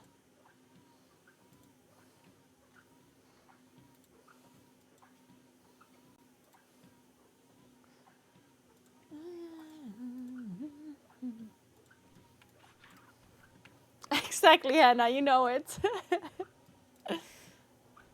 Girl, streamer privilege too strong. Man, life's just so fucking easy as a girl streamer. Honestly, can get invited to every key, get carried in everything I do, get viewers just because I'm a female. Honestly, it's so fucking easy. You should try it someday, guys. You should try it someday. And if you're not a female, well, too bad. Guess life's just tough for you. Better luck next time in the next life, I guess.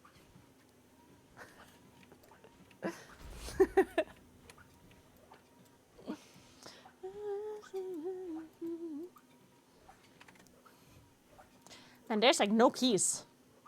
Guess we have to try and do some other things as well. Maybe a Halls or a Gambit?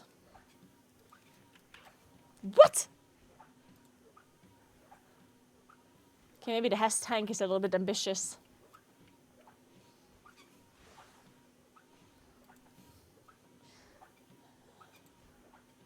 Let's remove the Gambit again. Or how high is my Halls? Oh, that one's also high. Ugh. Actually, wait. Let's bring back the Gambit.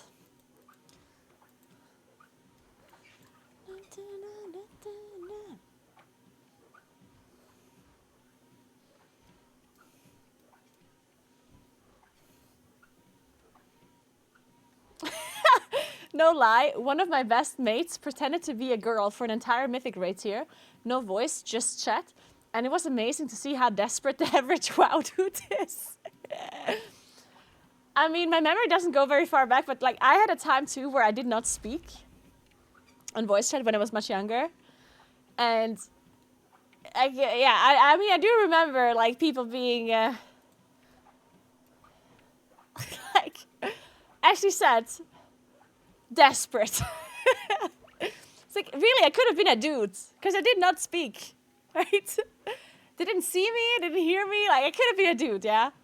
And the amount of stuff people like whisper me, it's like, it was kind of crazy. It's like, come on, guys. Like, you don't even fucking, it could be anyone.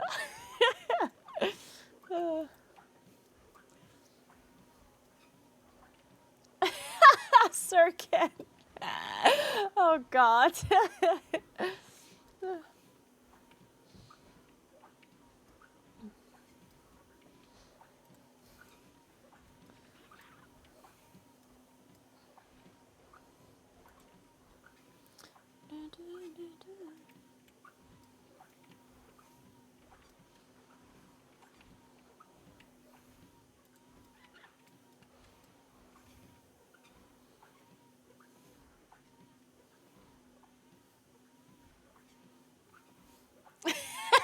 Sell heels.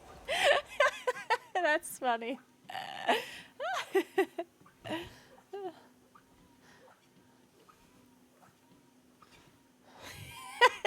WoW Sims are a different breed. I think they don't breed. Oh man.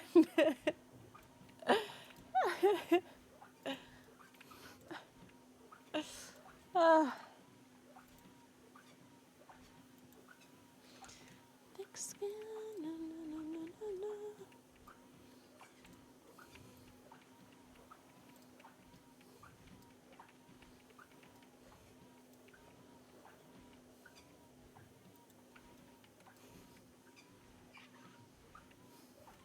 Some of my TikTok DMs are unhinged. It's a glimpse into something I don't want to be part of.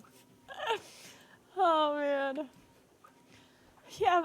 Oh god, my DMs sometimes. I usually don't even like read DMs, right? If they're from people that like it depends. Like on Instagram, for example, I have like people that I follow, DMs from people that I follow, and then like there's like two kinds of requests of DMs. Like one DM is just requests from people that I don't follow, but the accounts go through like the automated system. Because I'm assuming Instagram has some sort of like filter system for accounts that are probably bots or like weird accounts. I'm assuming they look at how much they're posting themselves and how much they're commenting or whatever. And then there's like requests of accounts that are like in the hidden requests. And I don't go there. Like, I do not open that thing. Like, I don't want to know what's in there. That's like the shadow realm of message requests. I usually don't even go to the requests of people that I don't follow because, you know, that also could be like all kinds of stuff. But but sometimes I take a quick look. You never really know. Like maybe there's like something that's kind of cool or whatever. But yeah, sometimes like those hidden requests, like no, I do not open those.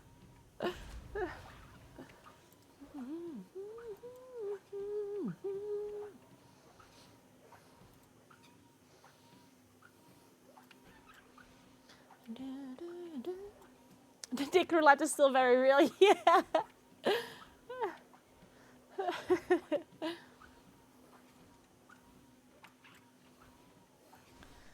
Thick skin and a sick bone.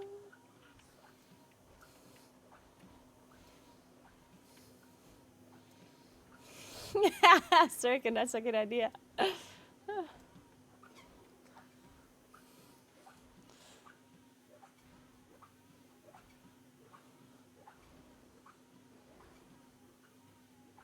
So I have 2 epic editions to give away, guys. One I'm going to do in November and one in December.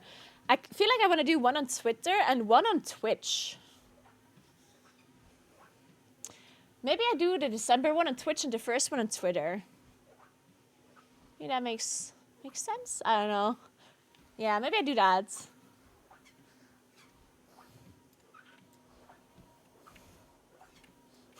One guy asked me for feed pictures and I almost sent my boyfriends. You want to see some real feed, my dude? Well, here you go. The best dude was still the hand guy. Oh my god. I almost forgot about the hand guy. There was like a guy that was like really obsessed with my hands somehow. He had like a hand fetish, which I don't know. Like, isn't the hand fetish like very inconvenient? Like, imagine hands just turn you on. Like, isn't that like just super inconvenient?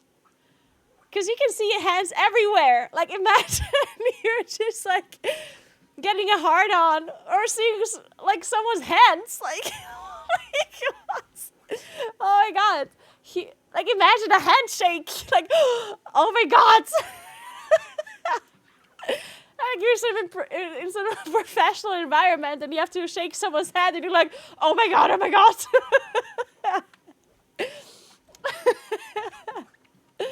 Oh man. But yeah, so it started kind of weird where when I go live, I post a picture of myself, just like a simple like mirror picture, right? And at some point, this guy messaged me and he was like, nice hands. I was like, okay, like whatever, I guess.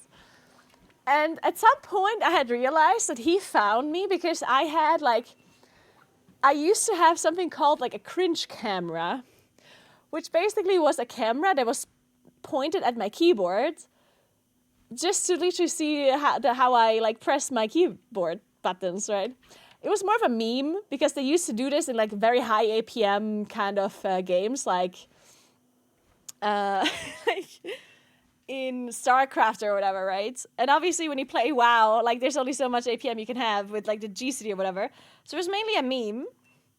But this, like, I remember there's like a guy that came into my stream sometimes and would ask for the cameras, like, and he didn't call it like a cringe cam or like a keyboard cam. He always called it like the hand cam. He's like, "Where's the hand cam?" And I was like, "Oh, you know what? Like, it's like a cringe cam thing. Like, it's like we don't have it all the time. Like, blah blah blah." And then he would like message me whenever you could see my hands in like a picture clearly on the Instagram. He would always comment on it. And sometimes I would literally post a picture of my hands, like very rarely, but like sometimes when I did my nails or whatever, I was like, "Look at my nails," you know? And he was like, "Oh my God, those hands." And I was just like,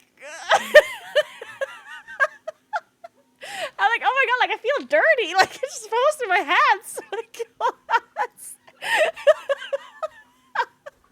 I was like, "Oh my God, do I need to hide my hands now? Like, do I need to wear gloves?" Like,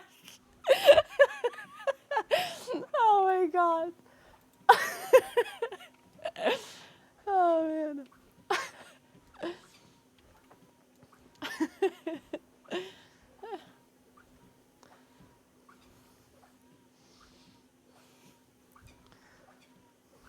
I mean, I do agree. Like, it's like I don't think that hands are not pretty. Like, like I'm not saying like. Don't get me wrong. I think some people have very pretty hands. I'm also like it's not. I like hands, you know, but I'm not necessarily like. I feel like there's a difference between appreciating like nice hands and like getting aroused by the looks of hands. Like I think there's a distinct difference. And this person has definitely crossed the line into that part. Oh God! Like it was not just like nice hands, thumbs up. It was more like nice hands, sweat emoji, eggplant emoji. You know, that kind of thing. He's still active. I haven't seen him in a while. I really didn't see him in a while. Very unfortunate. I think the sock guy also isn't active anymore. I had a guy that commented on every single picture where you could see my socks. Like every single picture that I posted on Instagram where you could see my socks, he would comment "nice socks." Without emojis, nothing. Just nice socks. That's it. And he did that every time. For every picture where you could see my socks, for years. You could scroll, and I didn't answer a single time. You could scroll through the feeds, and it would just be nice socks, nice socks, nice socks, nice socks. And it was so funny because initially I didn't realize that he did that because seeing your socks was not kind of like trendy for a while. You know, like this whole sock trend is pretty new, right? Where people wear their socks like visibly, and it's kind of like a style thing, right?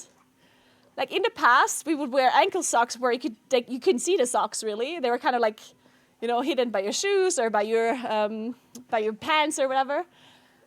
But sometimes you would still see my socks, and then he would comment about the nice sock thing. But because it didn't happen often, it happened so infrequently, I kind of like forgot about it in between, right? But then when this whole trend started with the socks, I would wear my socks very often so you could see them almost every day. And then I noticed that he would do it every time. And I scrolled back up in the history, and it was like every 2 months or so, he was like, "Nice socks." And then, unfortunately for him, I guess, the whole sock trend, or fortunately for him, I don't know, the sock trend started. And it was like every picture we could see the socks, and he was just, "Nice socks, nice socks." I think he might have stopped now, though. I think the sock guy is gone. I don't remember the last time seeing him. Obviously, I also don't remember what he's called. I miss the sock guy, actually. I hope he's doing well. Oh, no. I hope he wasn't overwhelmed by seeing so many socks. Holy shit, the amount of socks that we have been seeing lately. I hope he's okay.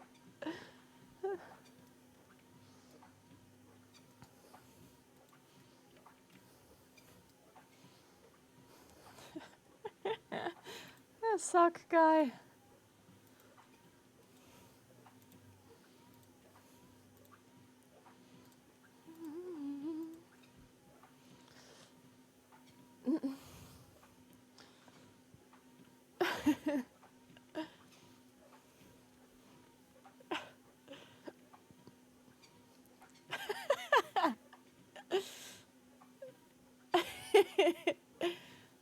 God damn it.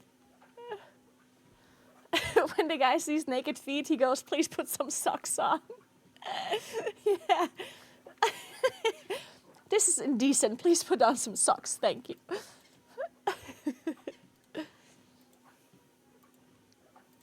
Speaking of socks, I organized my sock drawer yesterday. I have so many socks like you don't understand. I have way too many socks. I had a whole jar that was just socks. And now I like removed some of them because the drawer is like full and you couldn't close it properly anymore. So, yeah. Maybe I have a sock fetish.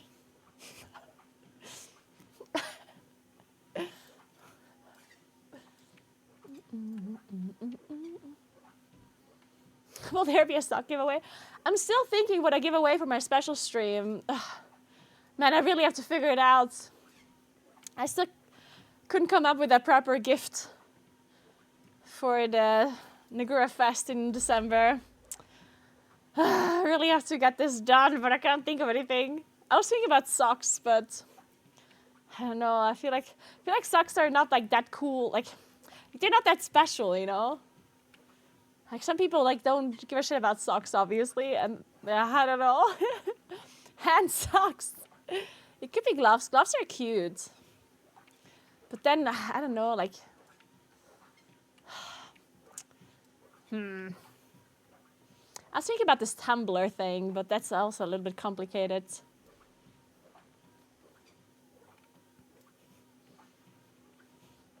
What about a water bottle? Yeah, a water bottle would be cute, I think.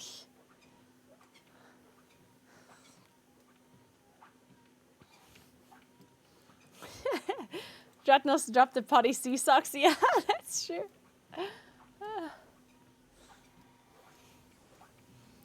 We don't need tumblers part 2.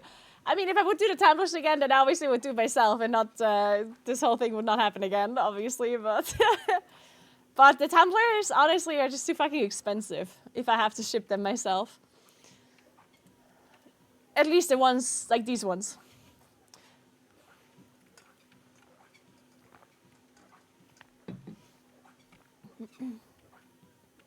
Sock puppets? Wait, what are sock puppets?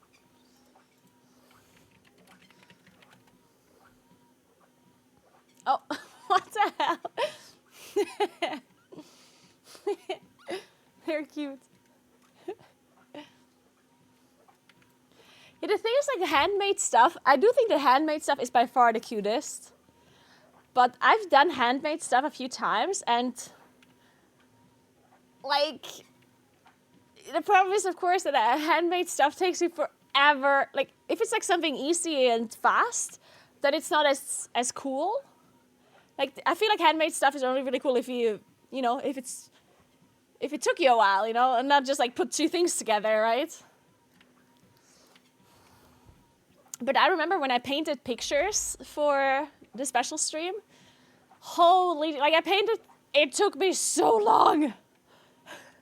I painted like small squares for people, and that took forever.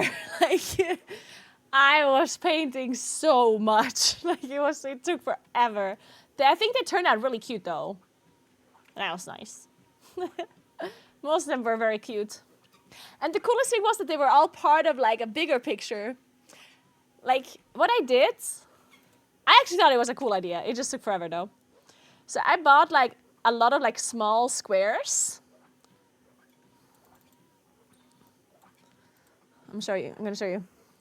So about a bunch of like square canvases. And I put them all next to each other on the floor. I bought like 30 of them or whatever. So I put them all next to each other on the floor. And then I painted the backgrounds in a gradient. So I started with like blue, I think.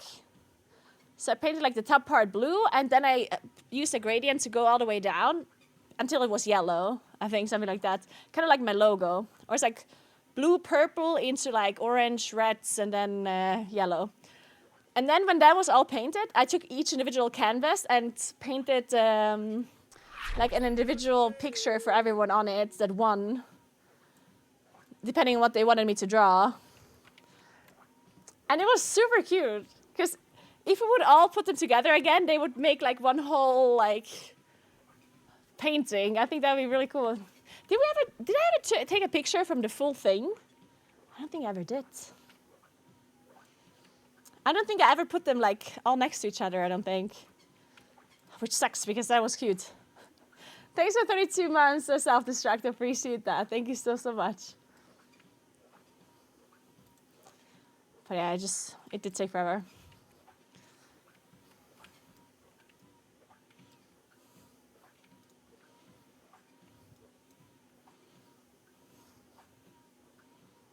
Phone case, yeah, phone case around with the models.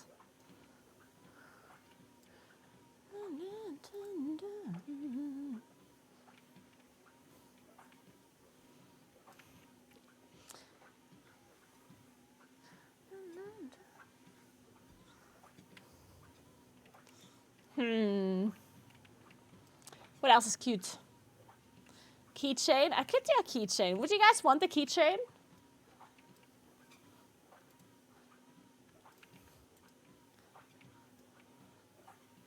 Yes, really. Because I feel like a keychain I could maybe make myself. Like I could order like one personalized kind of like logo, like a Naguura logo or something.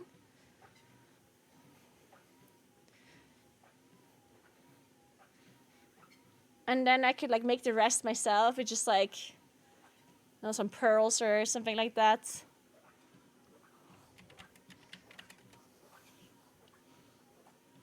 Just like a small thing. And then I could put like the initial of each person's name on it too. That'd be cute. Yeah, that'd be cute. So if Hannah gets one, then it would be like the Naguura logo, like some pearls, and then like an H for Hannah, and then, you know, I think that'd be cute. That wouldn't be very Christmassy, I guess, but whatever.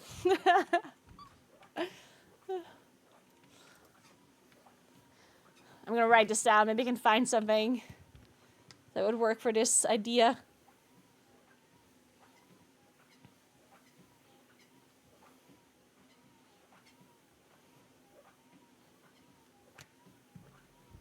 So let me see if I can finally get invited to any of these keys. I'm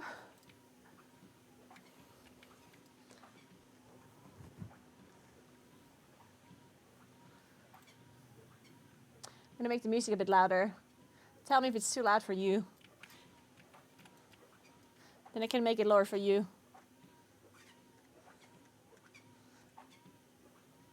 Make it a bit lower, okay? So.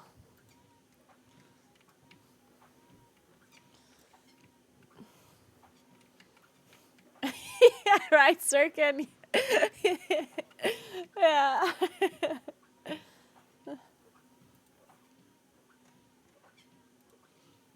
Thank you, Sirkin. Thank you. That's a good idea, yeah. Instead of me writing it down, it would be good that we put it in Discord.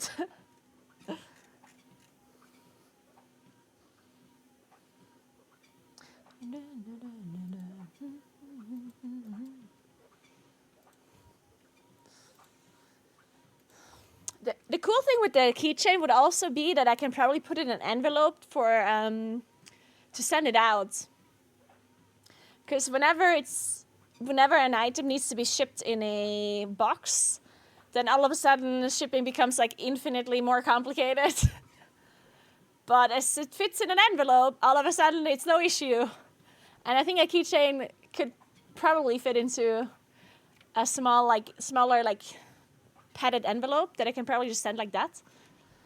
And then it wouldn't be so complex. That'd be super cool, actually. They can also fit some stickers in there. And a nice little card. That'd be cute. Yeah. I have to look if I still have enough Naguura stickers. I did use some now.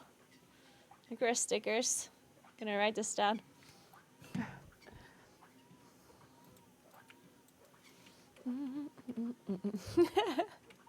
Just put it all in a sock and send it. Yeah.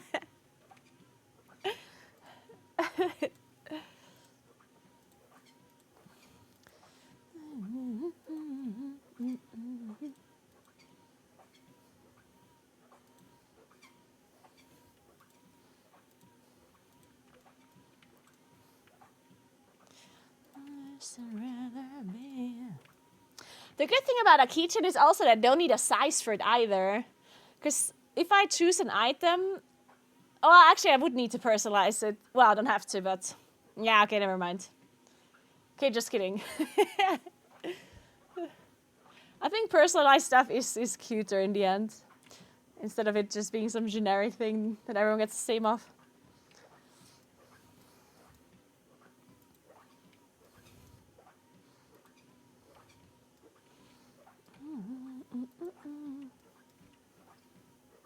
Yeah, the size is going to be the same, yeah. I would still have to like make the keychains after the... That's the only reason why I'm mentioning it, because usually after a special stream, it takes quite a while for the items to actually get to the person, because I need to wait for the special stream to be over to then order the things, because usually it's like something that has a size, like a shirt or whatever.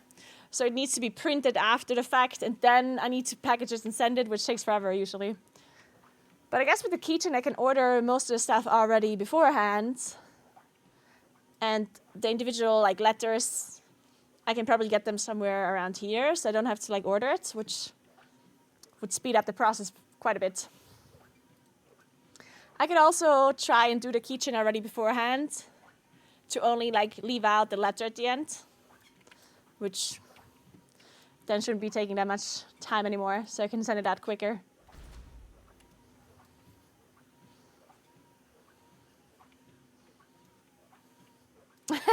Hey, I can see you're signing up to Q's as a Moonkin. Best of luck. Thank you. I need it.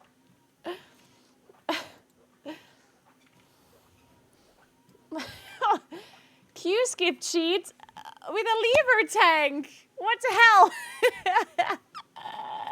Crusade. Okay. Okay. How is this like lever thing going on, by the way? Like, if you're a tank and you have the lever skipper, like, marker, I assume people still queue up for a key, right? Like, I don't think people give a shit, do they? Or do people actually give a shit and don't sign up? Thanks for 31 months, Tango. Thank you so much. The best Never streamer change, on keep Twitch. going, Carl. Never Thank changed, you, keep thank you, going, thank you, thank Cara, you. love ya. You're the best. I hope you had a nice weekend. Sorry, I couldn't continue watching that mystery. Oh my god, I hope we do get invited now. It's a Moonkin and a lever tank that is queuing up. The best combo. Oh man.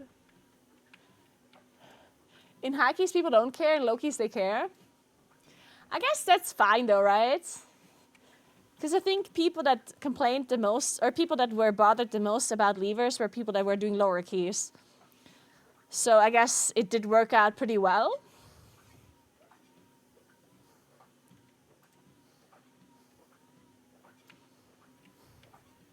What dungeons?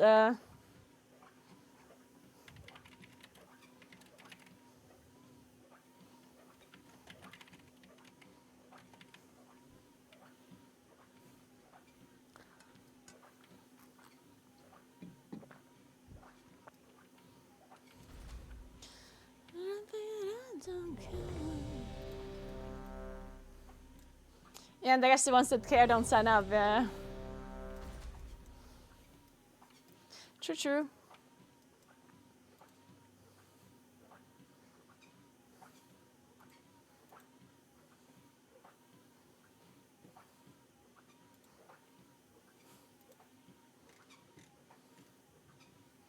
What?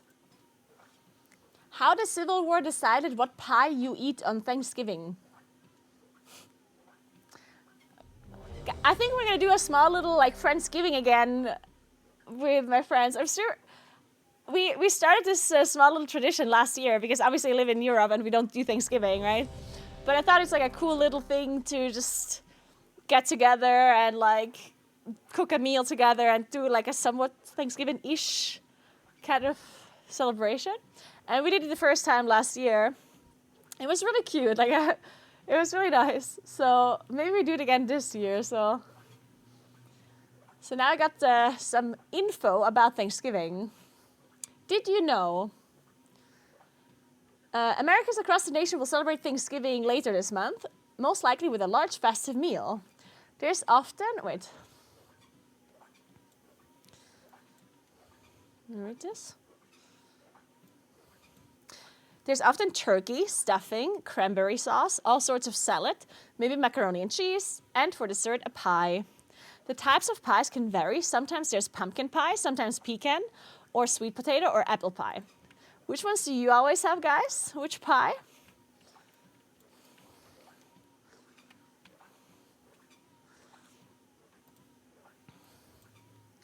Which pie you get, though, may not just be random. In 2018, General Electric polled more than 1,500 Americans about what type of pie will be at their holiday table. As Food and Wine magazine reported, there were some regional patterns as seen below. Okay, interesting. So most Americans do pumpkin pie, except like the middle south, they have pecan pie usually. And the eastern, like northern eastern tip of America has apple pie. I'll show you the picture.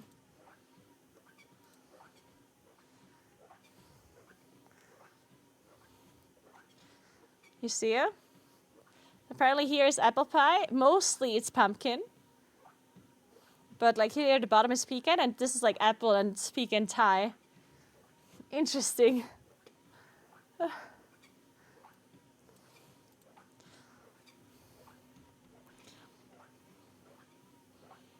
It's Tasha. I don't think I have a port. Shit.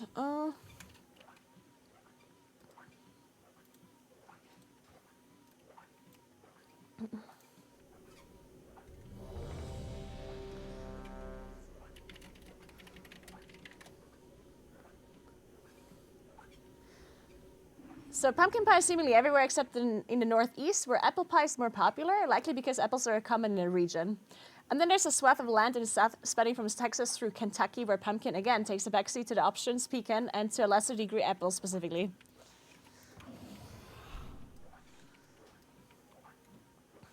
And the reason was apparently slavery. In 1863, Abraham Lincoln issued a proclamation declaring the last Thursday of November next as a day of Thanksgiving and praise to our beneficent Father who dwelleth in the heavens. All right. But Lincoln's proclamation wasn't well received throughout the nation. The fall of 1863. And we're learning stuff today, guys. About American history. And why they eat, what pie they eat.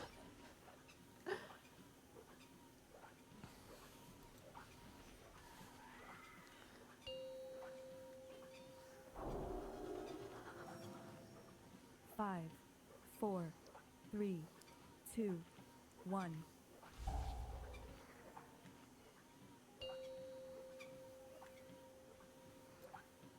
Five, 4. Okay, interesting. 1. So apparently the nations that mainly eat pumpkin pie, they choose to have pumpkin pie in particular to like, for it to be like a proclamation or like a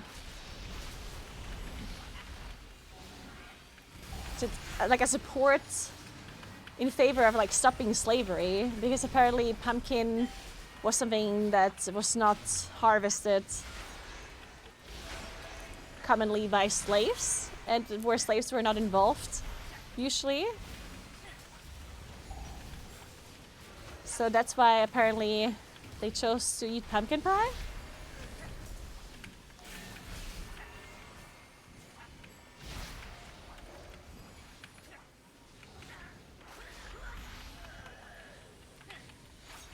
Uh-huh.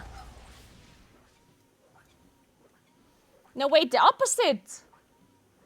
Oh god, I'm gonna have to... I think it might be the opposite. Oh shit!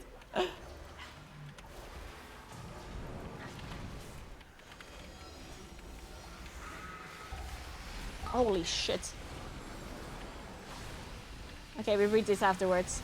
We need to get to the bottom of this pie lore. We need the pie lore. Speaking of Thanksgiving food though, if we do a small Thanksgiving again, I think I should make a pie.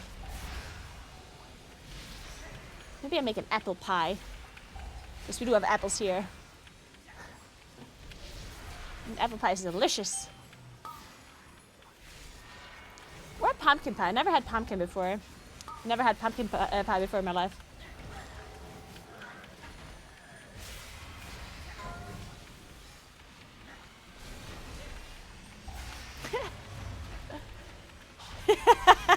I muted the stream for 3 minutes and we go from keychains to slavery.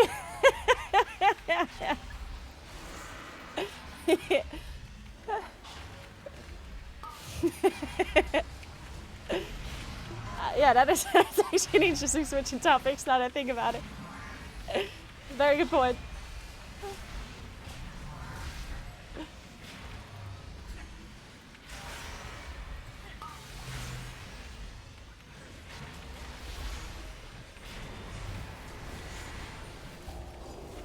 Do you know? Oh my god, do you know when Plunderstorm will be back? That is such a good question. Oh my god, I haven't heard about Plunderstorm in so long. Yeah, when will Plunderstorm be back? Honestly, I would love to play some Plunderstorm again. Sure, I haven't thought about Plunderstorm in so long. That was always a good time.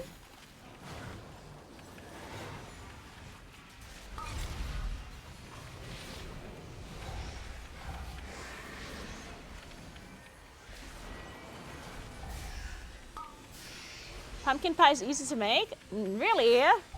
So, when it comes to taste, what do you guys think is the best pie then? Between pumpkin, apple, pecan, and whichever other pies you make during Thanksgiving? Then apple pie?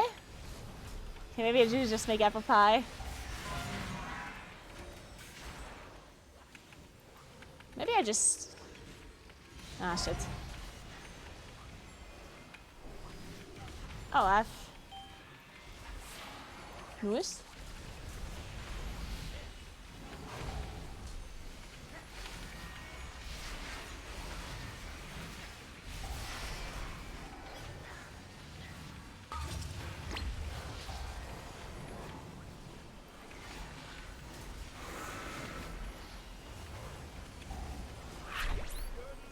Hey Stormy, thank you so much for 99 months. What's up? How are you doing? That's how old I feel this morning. Oh no. That's how old I felt this morning, old. Oh no, I hope you feel better soon. Hope you don't feel old anymore soon. I did have some bad days lately too. I don't know why. It's not that I feel old. Well, I mean, yeah, I always feel old, but you know, that's just a normal feeling. But like, there's some days I couldn't sleep. I don't know why. Maybe it was the full moon. Who the fuck knows? And then I just generally just like feel so unmotivated about stuff. And maybe it's the fucking weather. Maybe it's the moon, guys.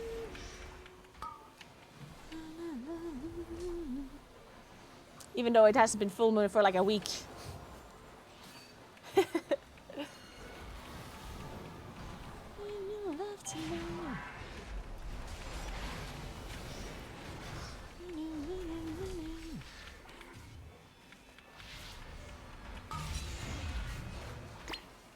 Viper, thank you so much for the 53 months. What's up?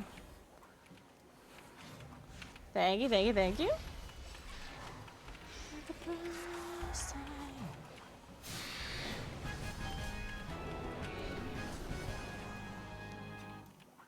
As far as I'm aware, we can't really download anything for beta already now.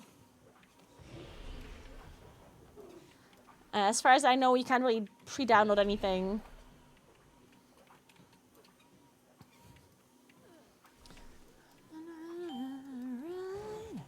I set my walking pad to 3 miles per hour.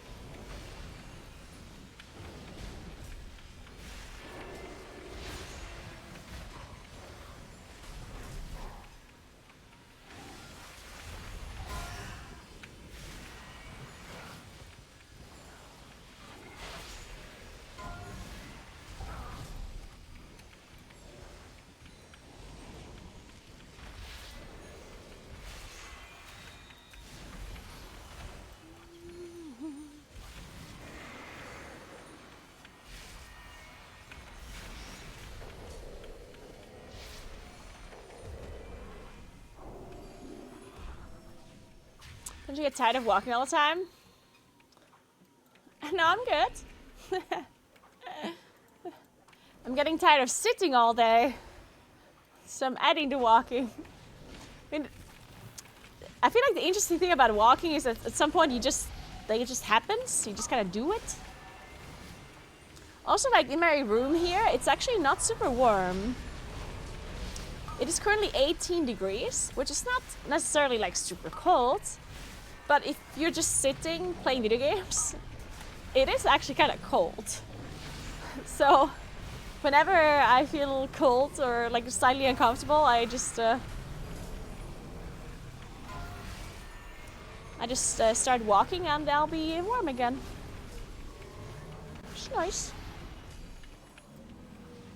Hey Potato, what's up?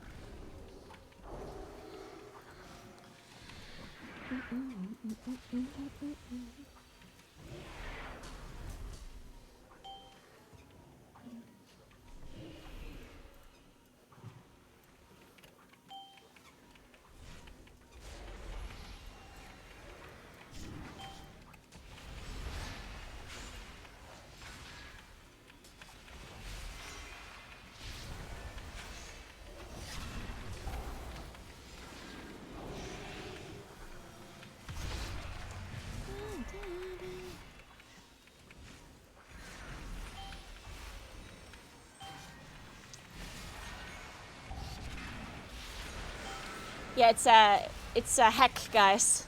It's a money-saving hack.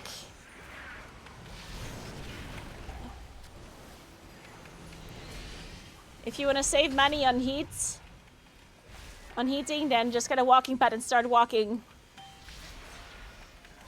Getting rich as we speak.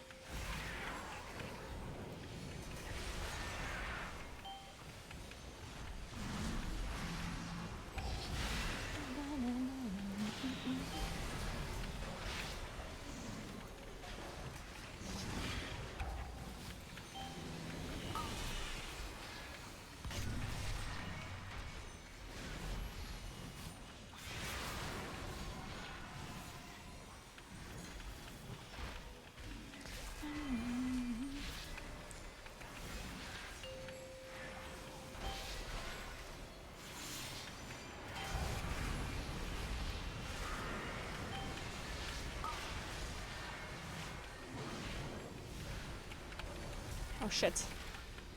Oh, that's not good.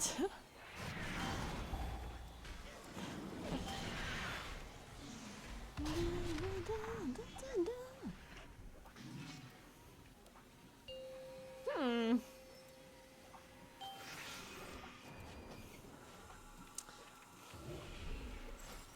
Oh yeah, we tried.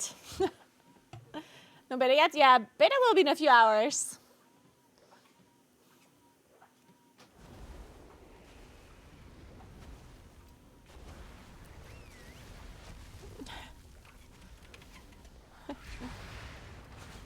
We tried. Yeah, let's queue again if you wanna. We can queue again.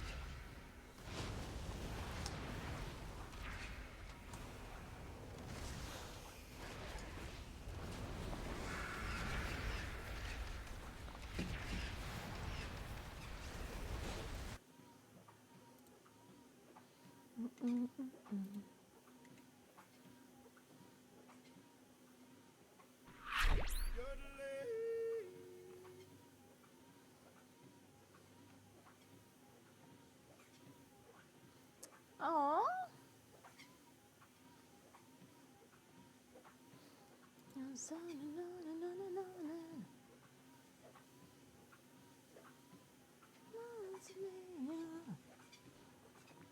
Hey Star Classics, thanks for the 25 months. Welcome back. Thank you, thank you. Did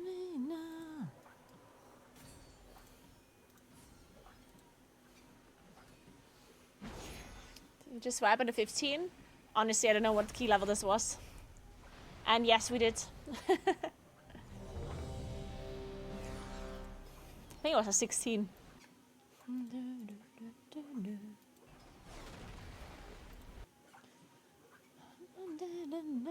So, let's try again.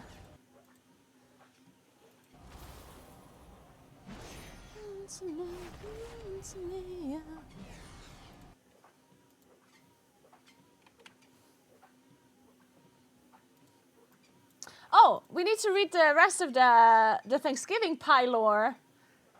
Wait, I need to figure this out. Okay, let's do it too. I'm reading this, okay. So,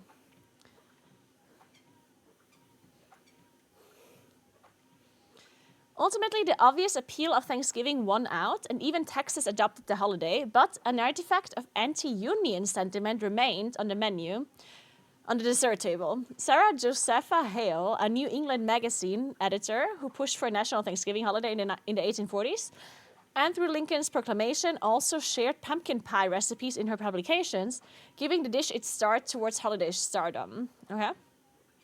Some northern writers even described pumpkin pie as a symbol of the Union, and as it wasn't cultivated by slaves, a food served to support the abolition of slavery. Okay, so that was corrected as that. So pumpkin pie was in support of the abolition of slavery, basically. Blah, blah, blah. Many Southerners refused to serve pumpkin pie at their dinners even after the war ended.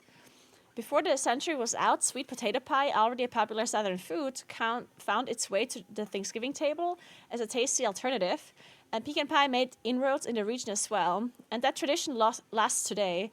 According to Instacart's 2024 data, in the South, shoppers in Georgia, Maryland, and North Carolina often pick sweet potato pie, whereas those in Texas and Mississippi favor pecan pie. Pumpkin pie still rarely makes the list. So it was just because the unions kind of promoted pumpkin pie, and I guess the Southerners kind of were against the unions, and therefore they refused to serve pumpkin pie. Is that how? I guess so.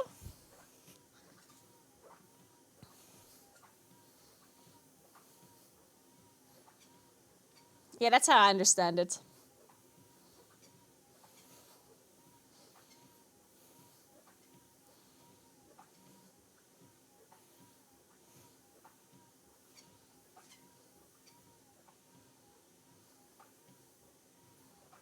Oh, they very consciously saw these pumpkin farms in contrast to the immoral plantation economy and plantation farms in the South. They very specifically and explicitly compare those two landscapes. Okay. Makes sense, makes sense. Ecodome 17. Let's go. Oh no, wait. That is like around here, right? Wait, why can't I fly here?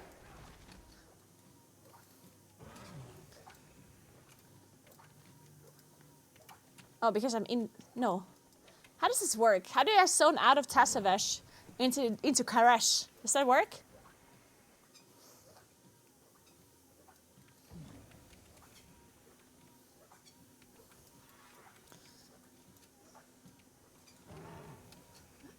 $11K steps through this stream alone. That's really good. I'm also here for the pumpkin pie lore. Yeah, pumpkin pie deep lore, guys.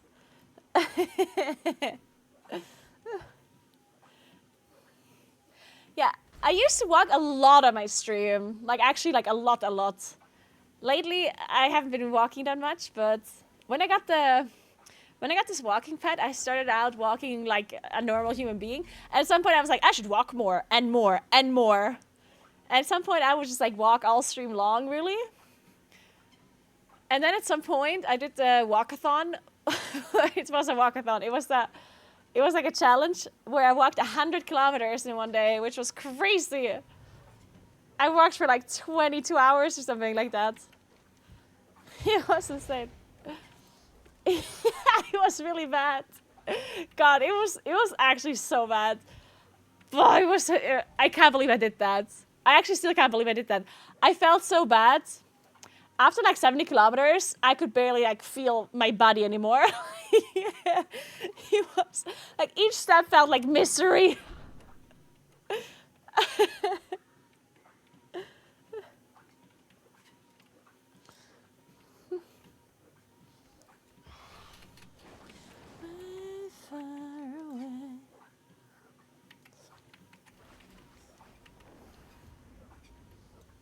My legs didn't even hurt that bad the next day, which, like, the same day, they hurt, like, so much, but the next day, it was actually not that bad anymore.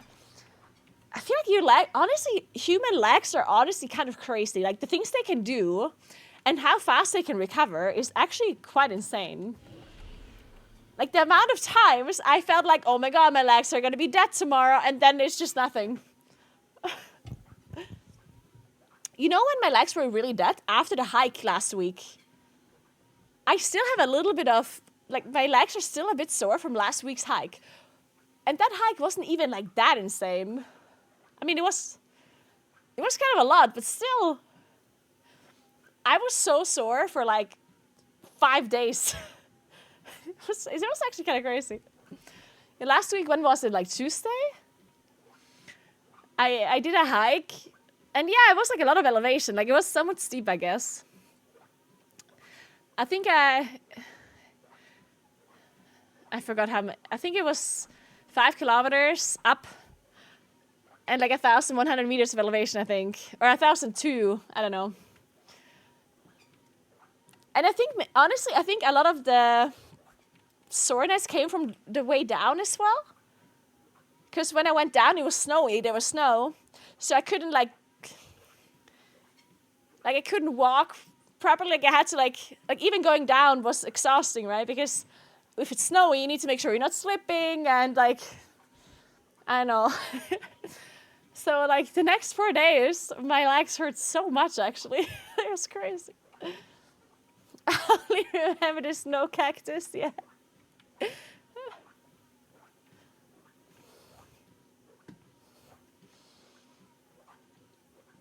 Did you stretch? No, I didn't stretch. It's always... It's always so funny to me. Like, I always get this comment. Like, every time, like, when my legs are sore, people always like, well, but did you stretch? I swear there's some people who think that stretching is like a miracle that will prevent any kind of soreness. It's like... Well, of course you're sore. You didn't stretch. If only you would have stretched. It's like, I do understand like stretching is nice and all, but like it's not like a miracle cure.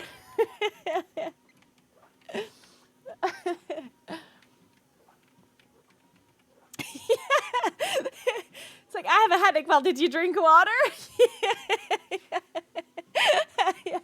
Oh my god, that's true. Lamau, that's actually what I think, is a guy who never walks nor stretches.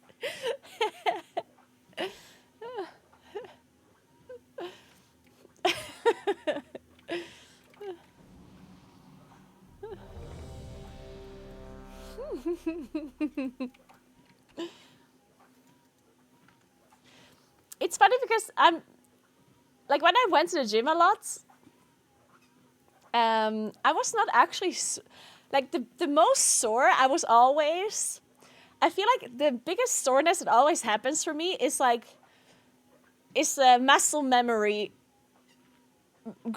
soreness.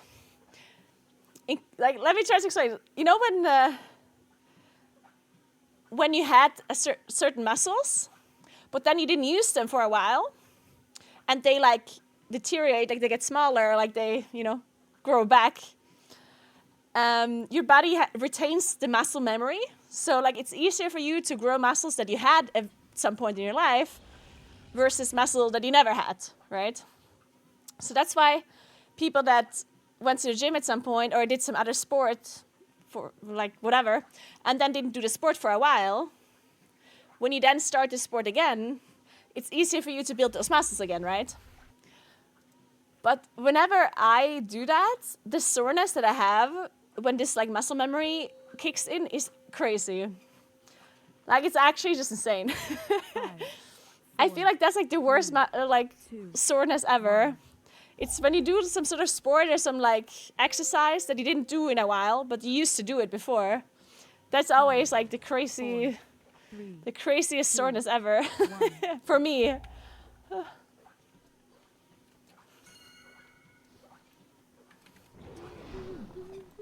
Aw.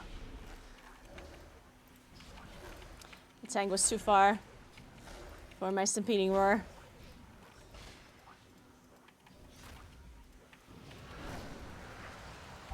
I'm stuck.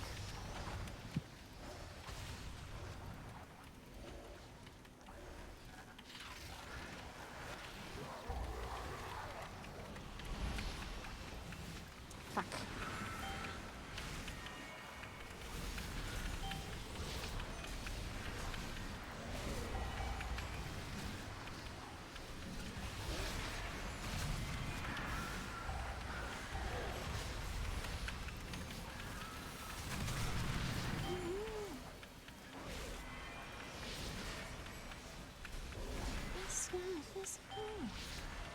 Oh no, I got versatility from the hunter. What did I get from the demon hunter?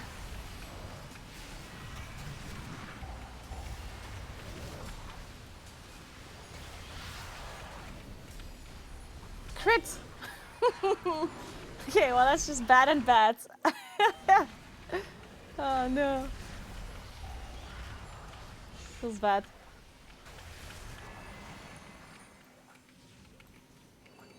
Yes, exactly, missile head. Yeah.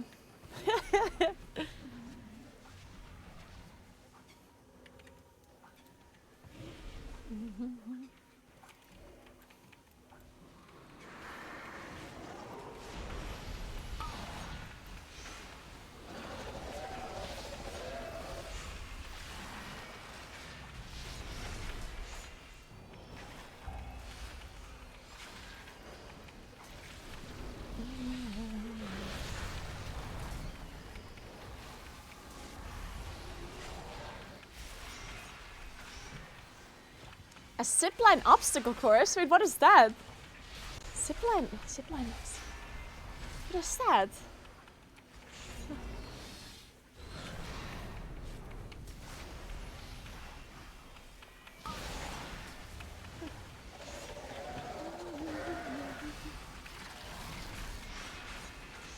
All right, thank you, sir. Good.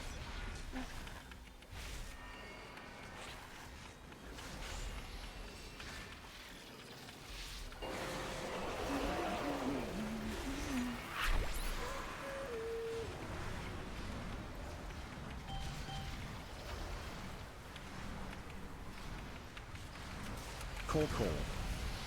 Coco.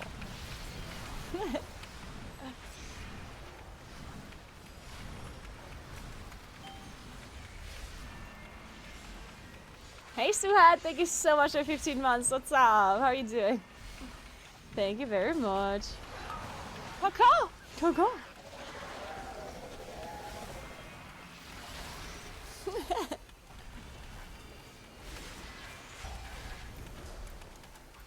Ah, shit.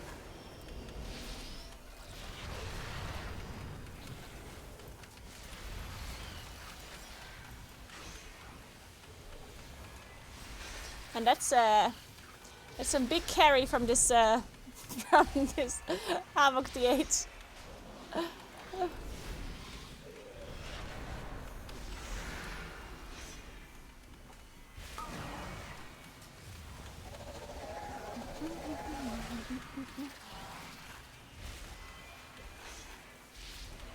Have you guys played this, like the new like Arc Raiders?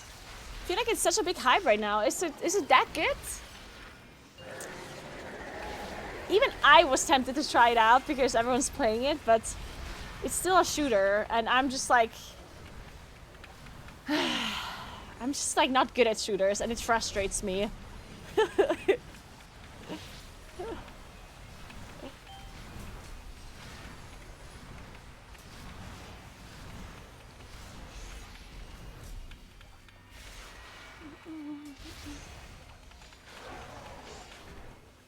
Nah.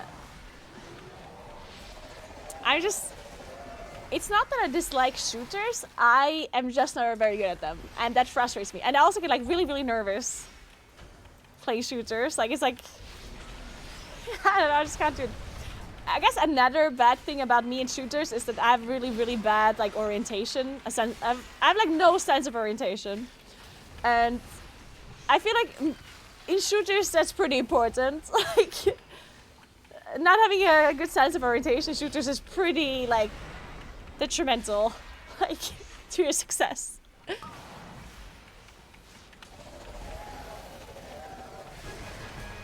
Like I turned around once and I don't know where north is anymore, you know? That's the problem.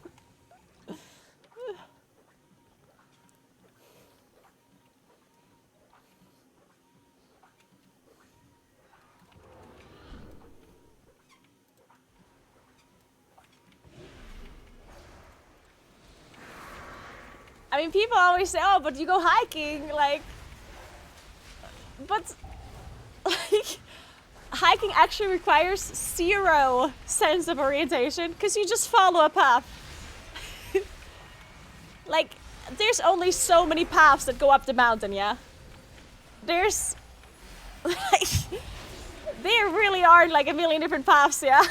Like, you literally just have to follow that one path that leads up the mountain. And if you go the wrong way, you'll notice pretty quick because you'll go down rather than up. I'd say that's pretty telling when all of a sudden you're going down. You don't actually need to have a great sense of orientation to understand that if you want to reach the peak, you actually have to continue moving upwards.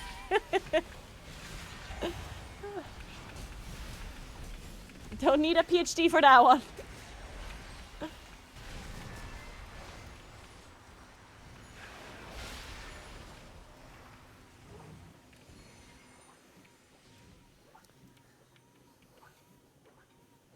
It's actually really funny because I only noticed how bad my orientation is once I moved away from the mountains. Because, I mean, it makes sense when you think about it, but like the mountains are actually like an incredible tool to help you with orientation, just like in the outside world. Because these mountains are visible from all over the place, like, and they're like, they will always tell you where you are, in a sense, right? Because you can see them from everywhere. So if there's a valley, then you kind of always know where everything is, because, well, certainly it's not going to be there where this mountain is, you know? Like, there's really only one road that goes in and one that goes out. So yeah, having mountains as like orientation help makes it like a lot easier to understand where the hell you are. And when I moved away from the mountains for the first time, I realized how hard it is to just orientate yourself if you don't have like huge fucking landmarks like mountains around you that tell you exactly where you are every time. I was like, wait a second. I have a horrible sense of orientation.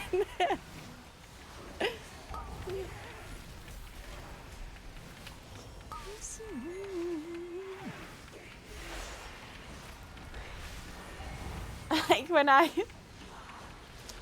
I was in Graz, which is in Austria, I studied there. And the amount of times I didn't know how to get home, the only thing I did know is that the tram like the tram that I always took to get home, I would just follow like the, what is it called? Like the tram goes in these like Gleise, I guess. Like it has like a wire that it follows. It's almost like, it's like train tracks, but like tram tracks, I guess. But it wasn't like a straight line. So instead of going the fastest way, I would take the whole way around to follow the tram tracks, because I knew that that tram goes to where I live. So after being out drinking or whatever in the middle of the night, not knowing how to get home, I was like, I know that this tram leads me home. If I just follow those tram tracks, I will eventually make it there. So that's how I went home. It was even worse when I was in the UK though. I lived in the UK for a little while, and I did I did driver's lessons there. And honestly, in that area that I lived in, everything looked the exact same. Like, I'm not kidding, I'm not joking. Every area looked exact. It was like a bunch of like different kind of like suburbs that looked the exact same. Like every house was these like, you know, these like brick houses. These like typical brick houses. And there was like no major like difference between them. Like it just everywhere just looked the exact same. And it was all flat as fuck. And I swear the amount of times that my driving instructor like, he thought I'm kidding. He thought I'm joking, because we would like drive, and of course, since I was doing driving lessons, he would just tell me where to go. He would be like, now left, now right, now here, now blah blah blah, right? And when the driving lesson was over, he would, because he picked me up at home, and then we drove back home afterwards, right? And sometimes he would go, okay, and now just drive home. And I was like, I don't know what it is. And he's like, oh, really? Okay. So he like told me the directions. And then this happened a few times. And what he ended up doing is he said it later and later and later for each lesson. So the first time he said, now drive home, we were still decently far away. The second time we were closer, and so he tried again. And he was like, okay, now drive home. And I was like, well, I don't know where that is. And at some point we were so close to my house. It was like 2 blocks away. And he said to go home. And then I said, I don't know where. And he's like, no, you're kidding at this point. It's 1 block away. And then we like turned the corner. And it was right there. And I was like, oh, wow, we really were just 1 block away. This guy actually thought I was joking.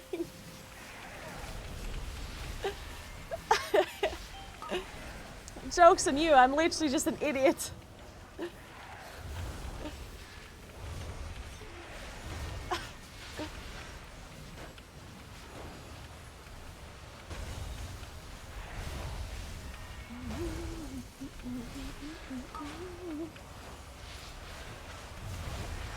At some point he stopped telling me to go home and just told me where to go.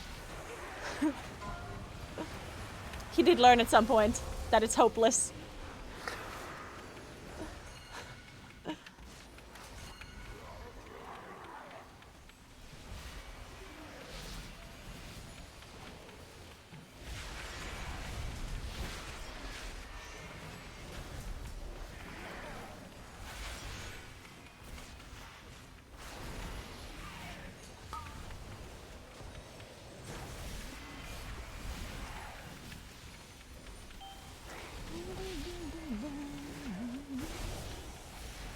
How did he get home otherwise? Well, I didn't have a driver's license, so I would only ever walk to like wherever I had to walk.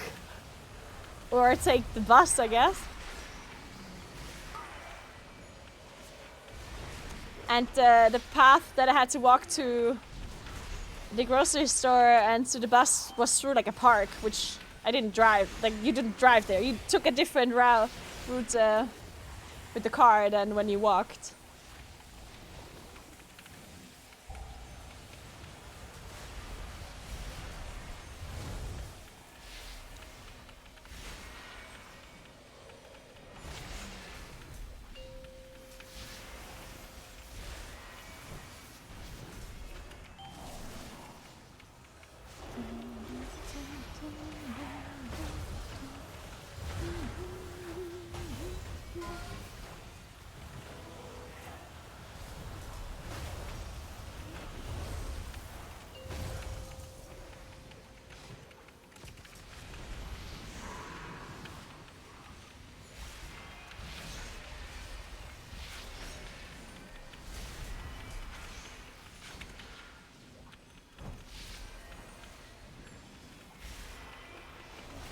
That's the navigate. Yeah, right? What else do we have a GPS for?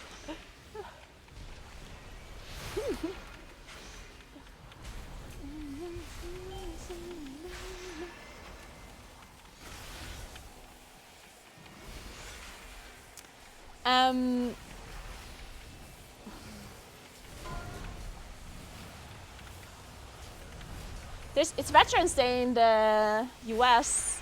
Is there something similar where you live? As far as I'm aware, we do not have something like that. And if we do have something like that, then it's not as celebrated as... I think in general,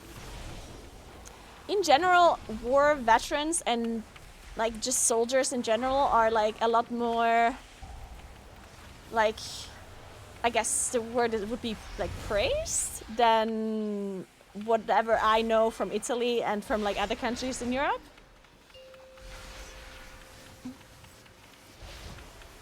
I only know about this from like movies that I see, like American movies, where people are like very like praising veterans that much and stuff. It's not very much a thing, from what I know at least, here.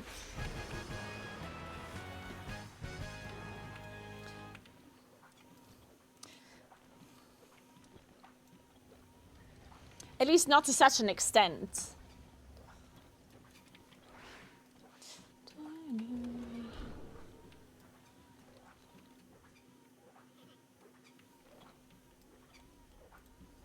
But correct me if I'm wrong. Like if there's any other European countries that that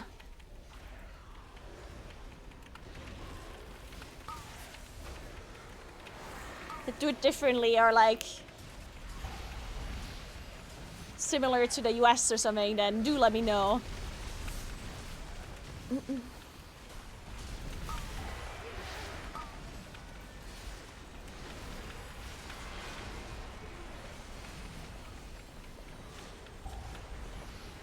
The UK does Remembrance Day, but that's about it. Okay.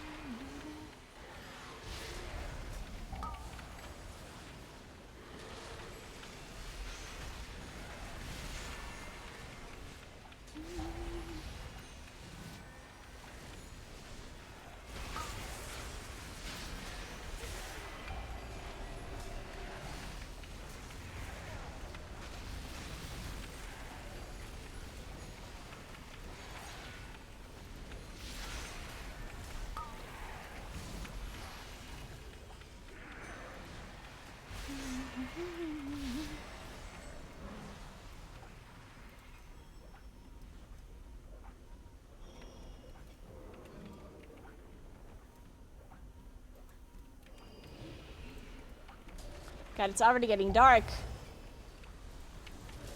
It's only 5.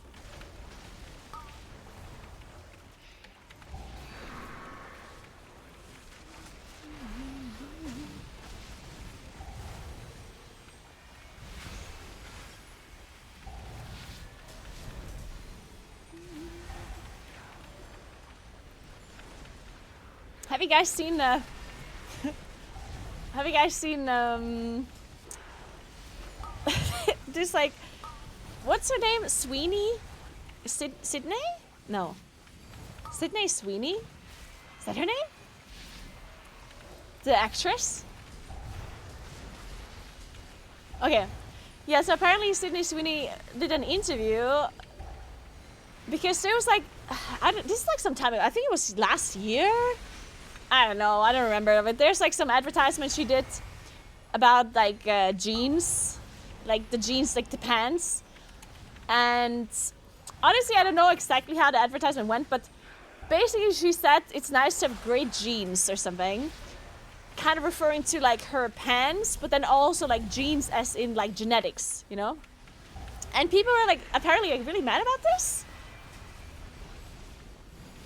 Kind of implying that she's like referring to her like skin color, which when this happened, I kind of like thought, huh? Like, I did think the whole outrage was a bit strange because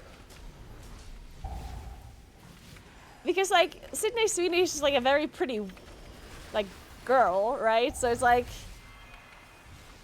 why does it have to be about her skin color? It could just be like she's a pretty lady, she has great genes, you know? You know, like any skin color can have great genes or not so great genes, right? So I don't know, like to me that's a bit strange if people were upset about this. But anyway, like I didn't really care about it as much, you know? Sometimes people just like have outrages about random shit, so I was like, whatever.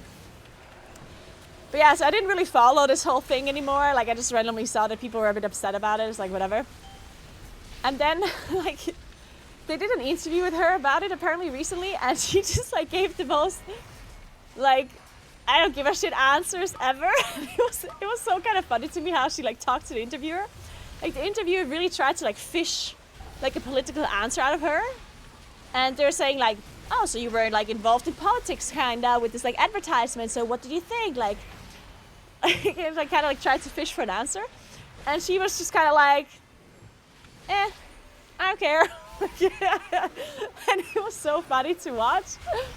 Or like that, like she was just like deadpan, and she was like, no, I don't have to say anything about that, no. No, I don't care. I was like, yep.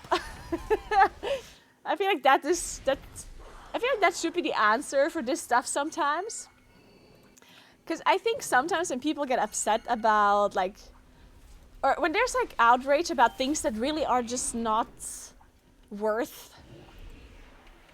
Because I feel like the internet can make an outrage about anything. Like almost anything can become like a scandal if you just like have, like, if you just have people talking about it, right? Like there's like the weirdest things can become a thing sometimes.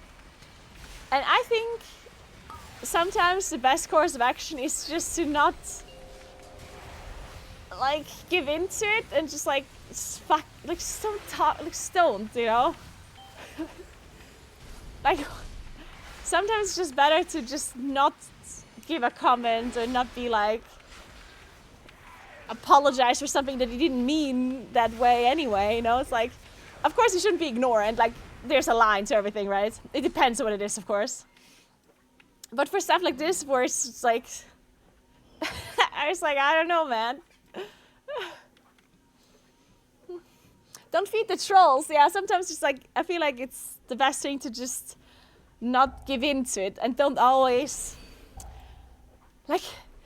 There recently was also some like streamer drama involving like Valkyrie and Hassan and like all of these like other like streamers.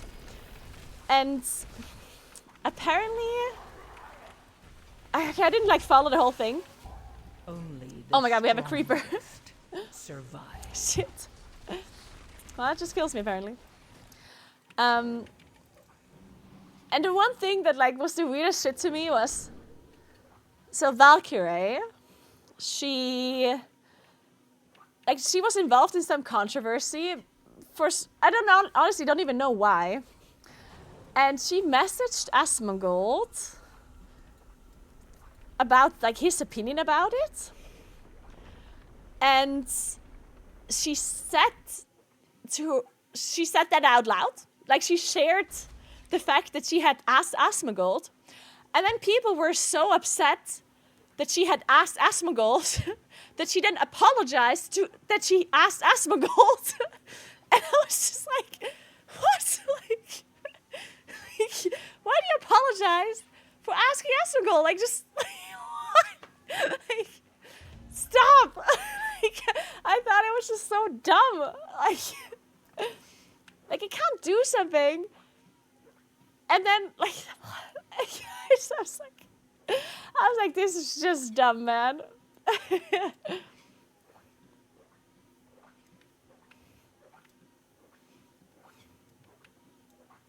Okay, unfortunately, we didn't time another key. One day we'll time a key, though. Thanks for trying, by the way. Crusade, thank you very much for trying. Maybe next time.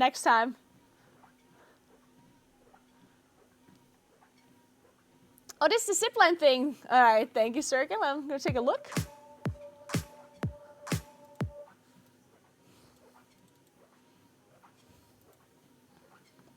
Okay, this is the ziplining you did.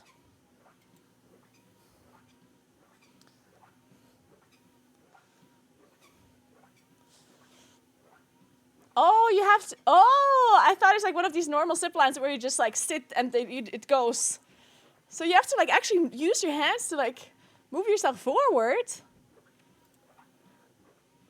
Or I guess just sometimes then? Okay, so for this one you don't.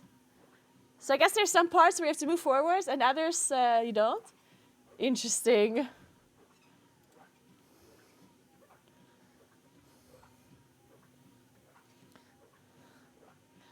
It's like 90 minutes to 2 hours of this. Okay, that is like really long.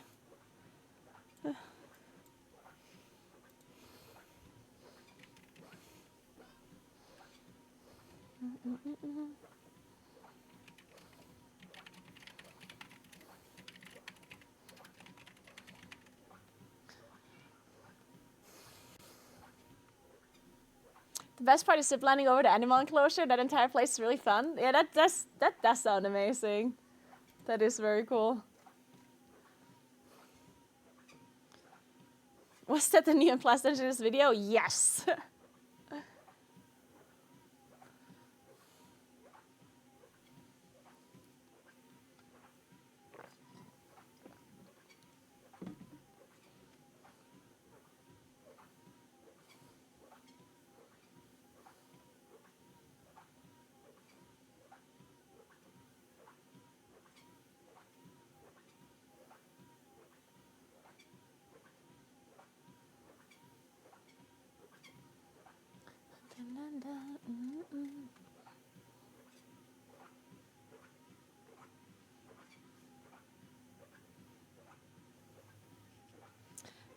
I'm walking 3 miles per hour, but I'm gonna stop walking now. I'm just gonna eat some yogurt, and then we're gonna watch a video while I'm eating, and then we hopefully can get an plus key, actually timed.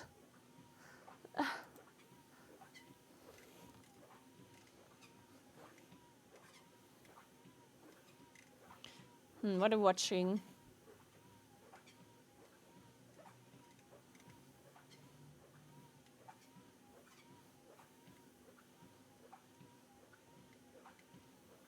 Any new MMO space videos to watch? Man, Annie's playing Guild Wars 2, and I also really want to play Guild Wars 2.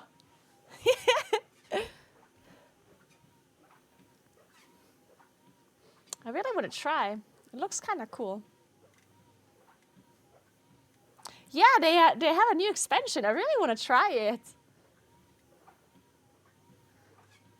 I also still need to play PoE though.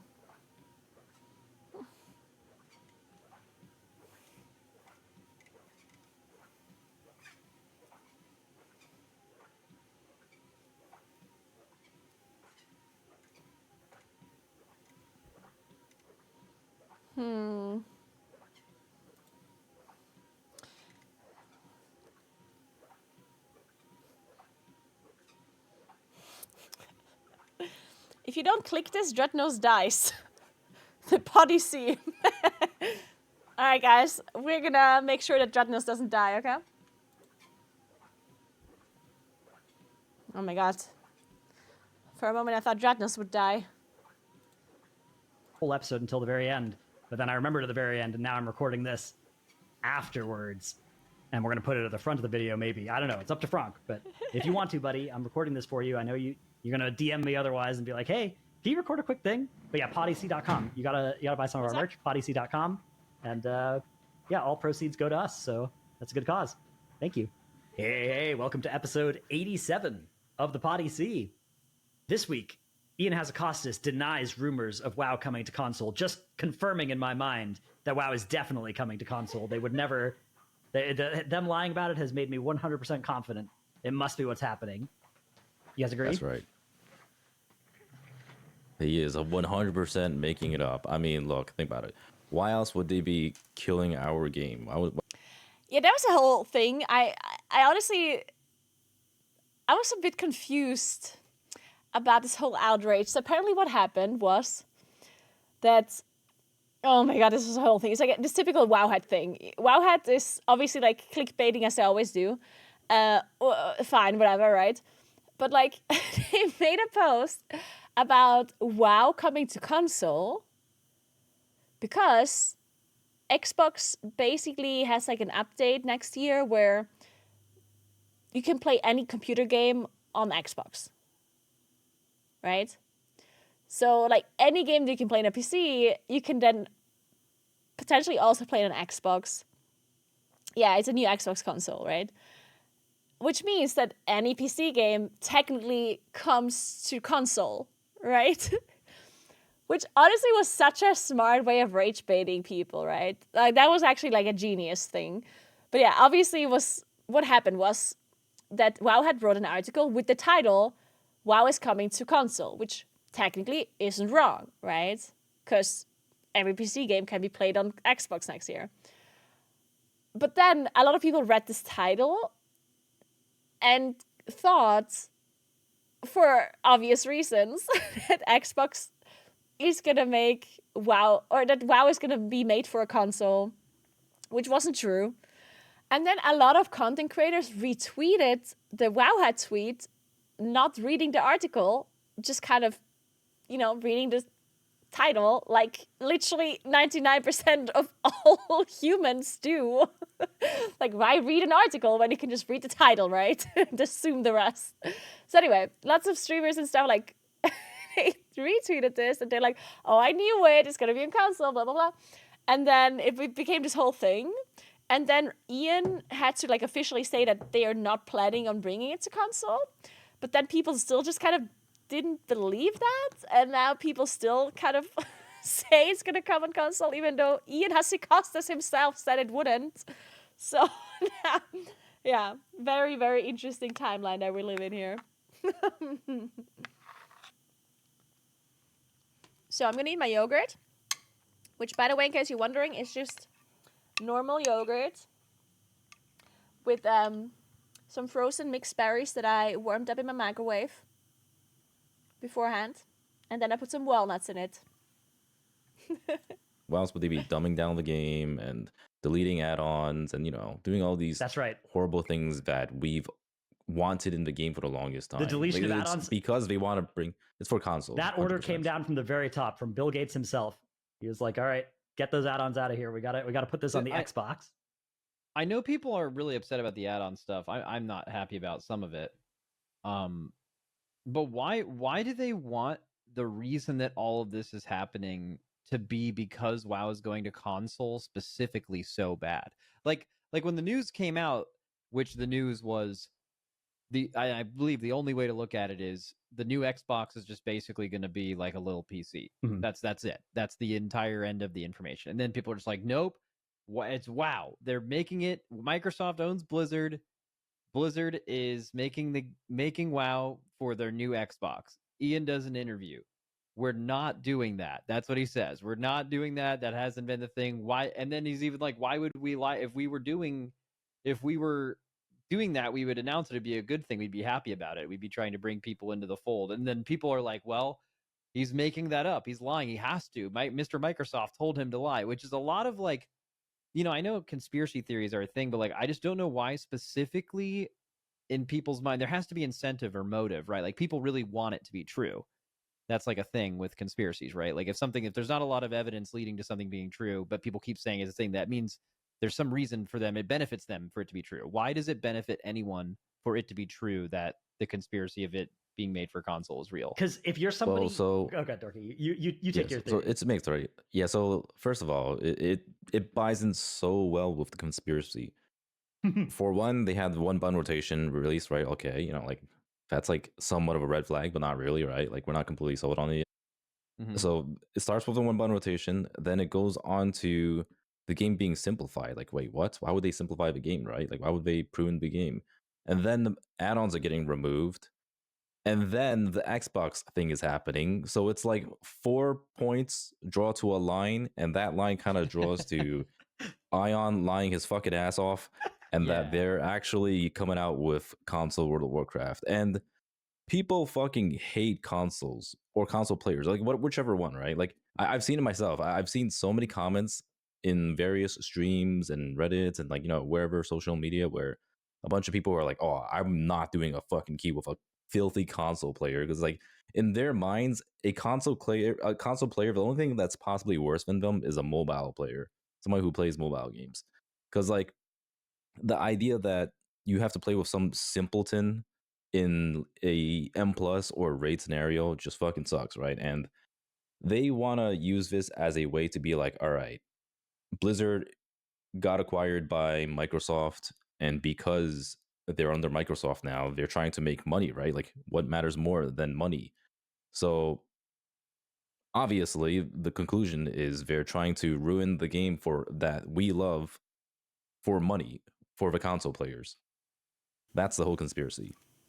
I think there's another possible angle hear for this, Dragon's where ad. if you're somebody who thinks that removing add-ons from the game is clearly going to make it worse and is like only a bad thing, Yeah, and then you're like, why is Blizzard committing to doing this, right? Like, why would they do this? that's a good point.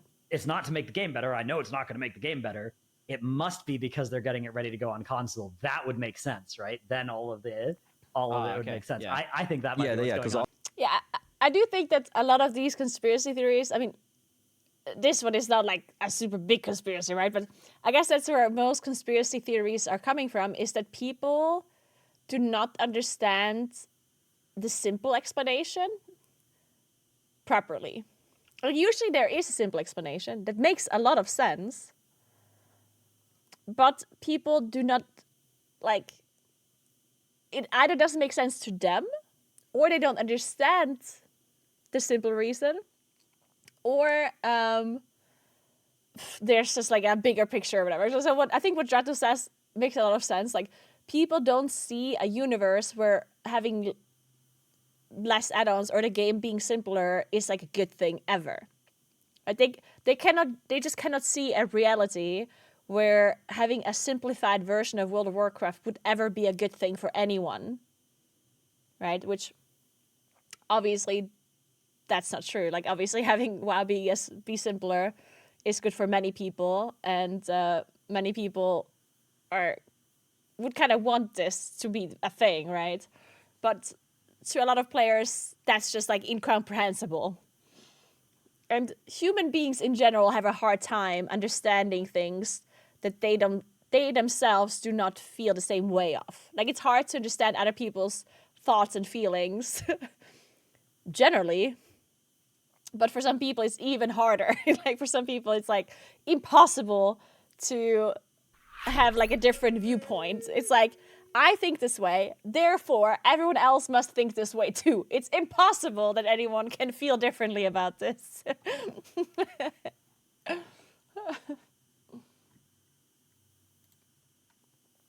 Thanks for 20 months, Odie. Thank you so, so much. How are you doing?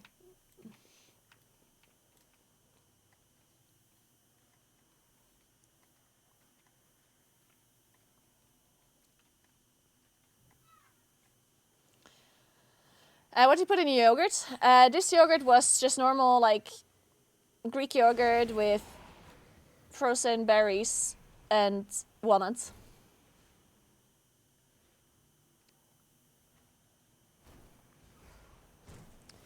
People have a hard time to believe in Ian because he has lied to us. Oh, he let us down so many times. But, like, in what sense? Like,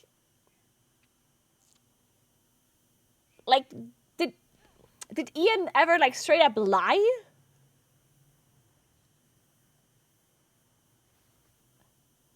I feel like that didn't happen that often, that he would just say something and then that was, like, completely untrue. It's possible that it did happen, but I can't, from the top of my head, remember, like, a time where Ian said, like, one thing and then the other thing happened. Or that he, like, denied something and then it was true after all. Have you visited different countries other than the US? Well, I'm not from the US, if that is what you think. I'm from Italy. And yes, I've been to many countries other than the US. Many.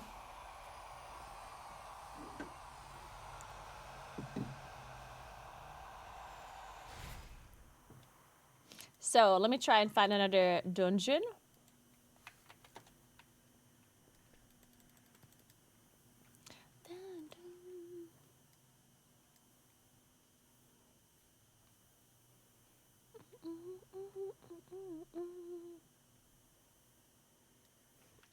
I'm from Italy, yes.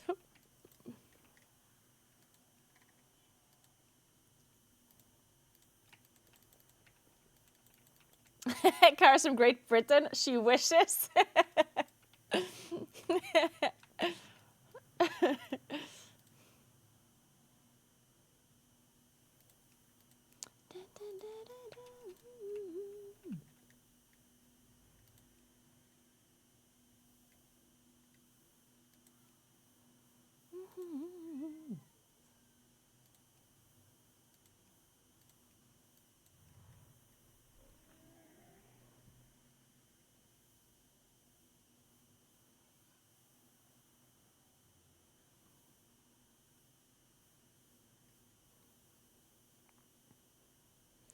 Playing without weakers to track my stacks and buffs without having to look in the top right corner seems like a pain.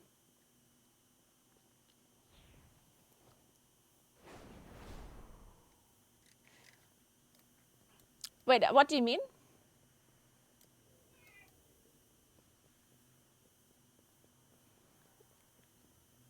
Like, they'll provide tools and stuff for you to move around in UI and stuff to track things. Like, you won't need to like look to the top right or whatever. You can just move things around.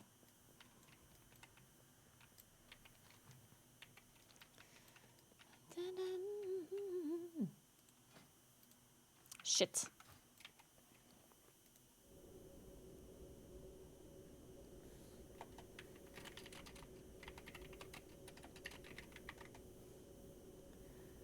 Do you know when we can play the beta? In a few hours. Did they announce the exact time? Like, I know that the drops start in like 1 hour and 45, but I don't know when the beta. I don't know if the beta also comes out then or later. Curse said something of 9 p.m. But is that like an official time that they said it will come out, or like?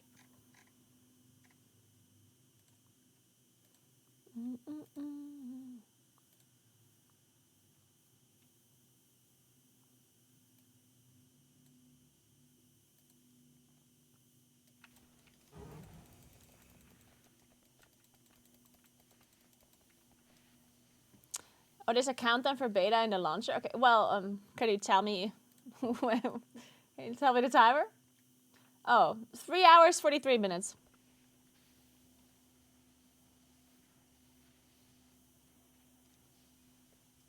Wait, 3 hours, 44 minutes? So it's like... So it's 9 p.m. 9 p.m. Yeah, so 9 p.m. So 2 hours after drops come out.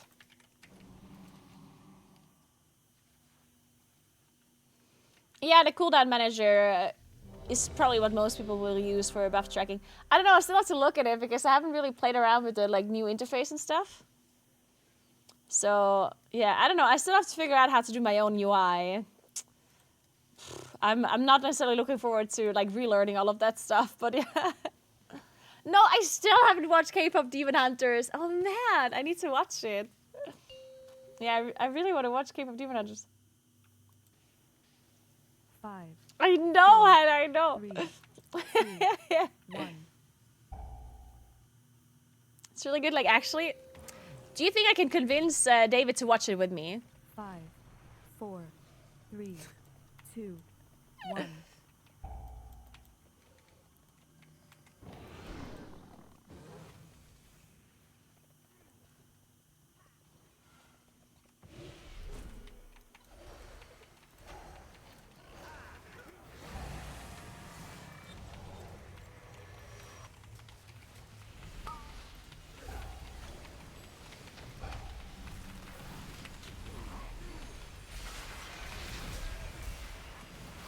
Shit, I forgot my trinket again.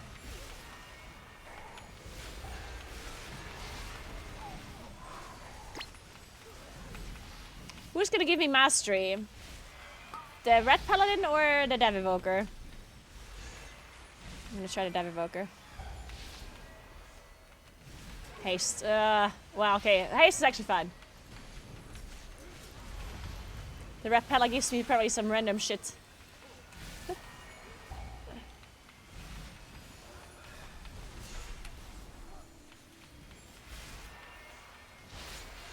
Petition for Naguura to play tank? Dude, maybe I should, actually. Maybe I just reroll to tank.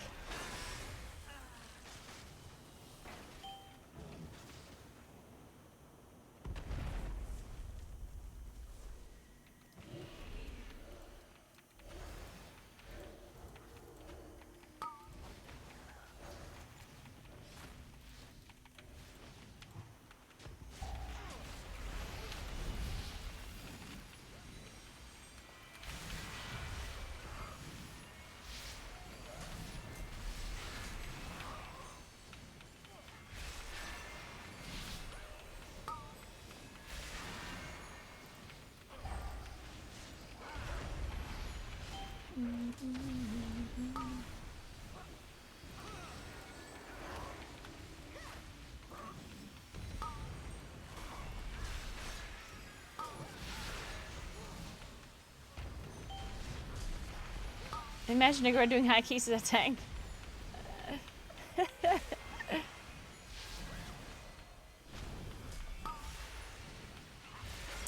Man, then I would have to figure out how to do routes and stuff, though. Oh, that would be so annoying.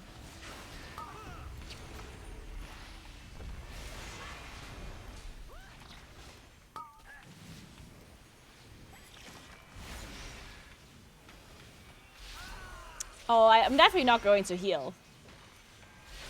Like, I actually want to look at my chat once in a while. Playing healer is horrible. Fuck that.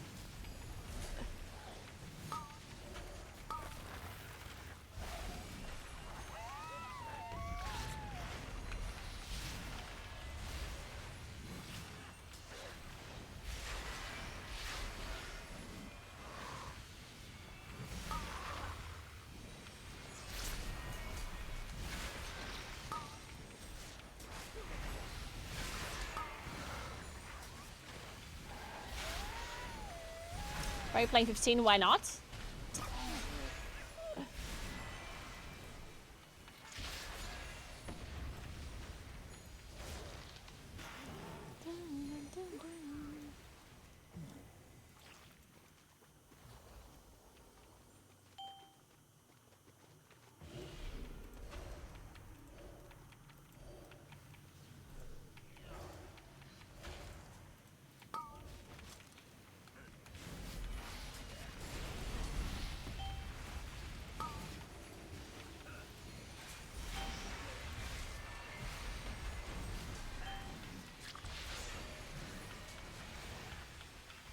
No, I'm not a 20 player. I haven't played this season at all. I'm not a fan of this season.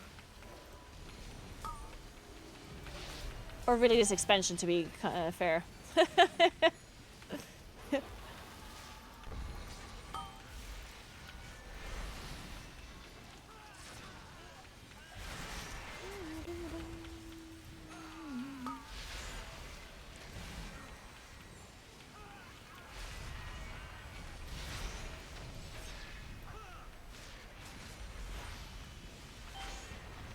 Don't let him!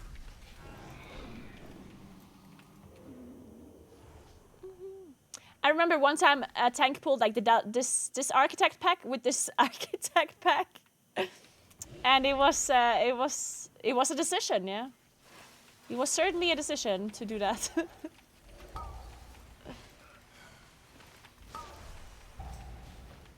Oh.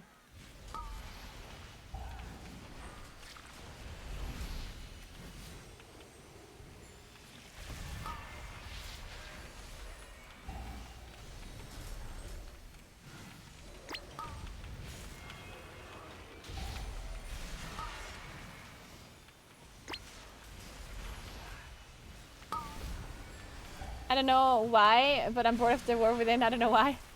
It's so funny because I've had this feeling about the War Within. Like every time, like this feeling that like you're kind of bored of it, but you don't really know why. Like this is something I've been feeling a lot in the War Within.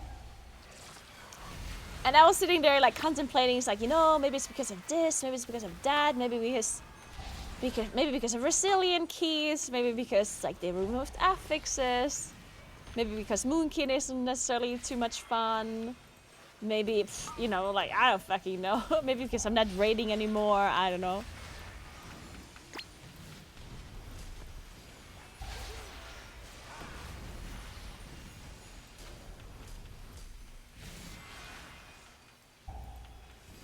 I do think it's a little bit because of the affix thing though. Like, I'm not 100% sure, but the fact that we don't have, like, changes in affixes anymore from one week to the other, like, it does all feel, like, very, like, samey now. And it feels like everything is, like, just kind of the same shit. Which, I mean, it is. It is the same shit. Like, of course it is. And I guess another like big thing that bothered me personally a lot was the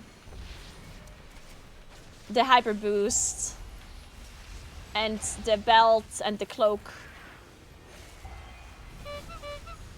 Like I personally was so demotivated by that because I just don't play as much anymore. And it takes me quite a while to catch up to the gear that other people have. Like, I'm just not somebody that has, like, best slot gear in 2 weeks, yeah? Like, it takes me some time to get the Valor points and, like, the resources to upgrade my items, basically, and to farm my items. And because I'm not raiding anymore, I generally just, like, because I'm not raiding anymore, I generally just don't have best slots. Ah, fuck me. The strongest Nay! survive. I should have just not risked this and just let the person with the debuff do it. Whatever.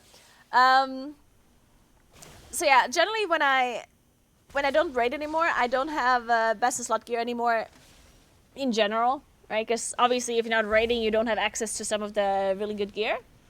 So that is already a little bit demotivating because you know that, like, no matter how lucky you are, no matter how much you play, you'll never have the same gear as like the best in slot geared people that raid, you know?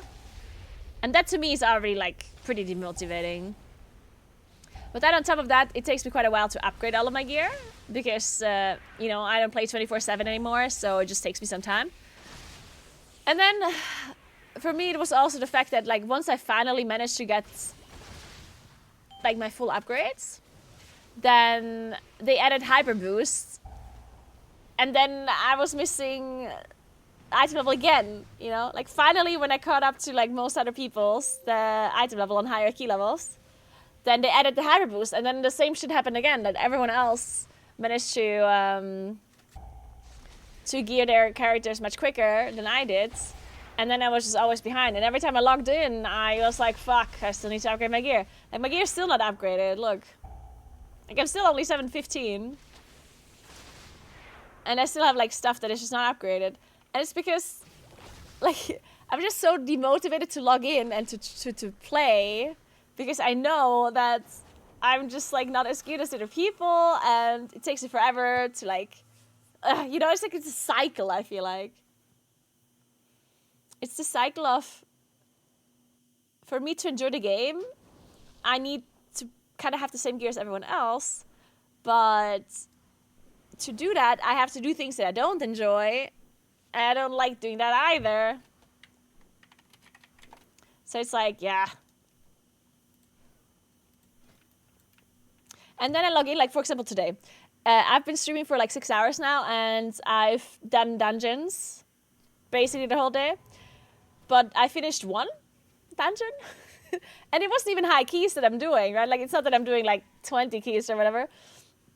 I'm doing like 15 keys and we're depleting like all of them. So I still don't continue, like I still don't get any valor points or any currency. And then people say, oh, well, just do 10s. It's like, yeah, I could farm 10s, but like that's even more boring than doing 15s, right?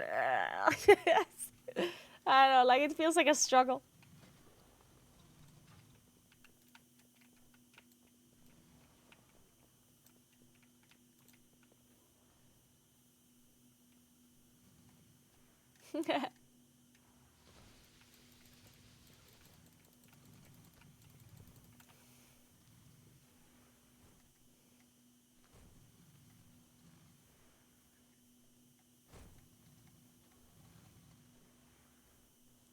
They should bring back Sanguine.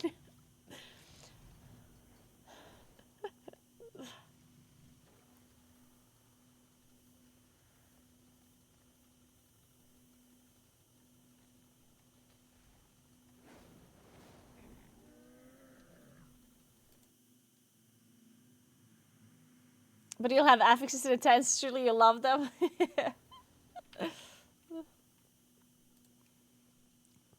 It's kind of interesting because Fellowship is doing affixes, and I guess generally people don't mind them as much. Yeah, there's some affixes that people prefer over others, but it's not... I feel like affixes in Fellowship don't... Like, even though they're negative, right? People... At least I felt like people don't hate them as much as they do in WoW. Maybe it's because people just haven't played Fellowship as much yet. Maybe if people would play Fellowship more often, they would also hate the affixes there. Because they're not overpowered, but they are. Like there's some really horrible affixes in Fellowship, yeah? Like the one with the Pride mob, that one slows you down so much. It's actually kind of crazy.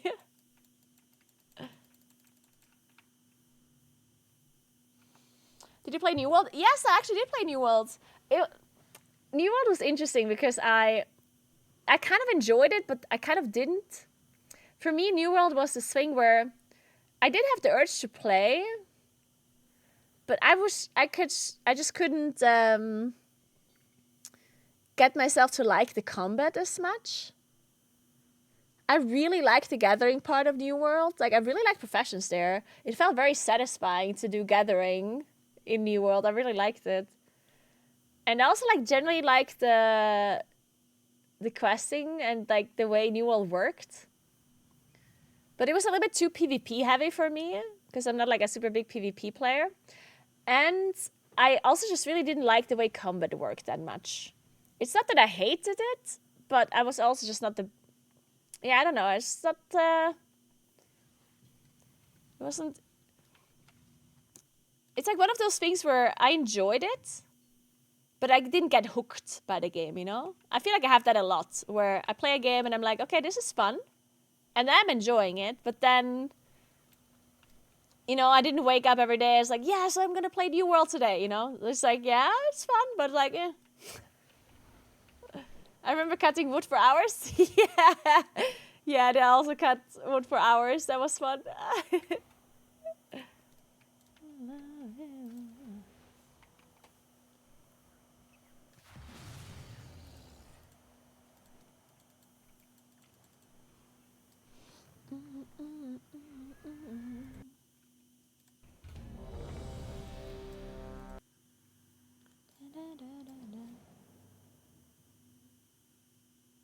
Oh, I've been getting...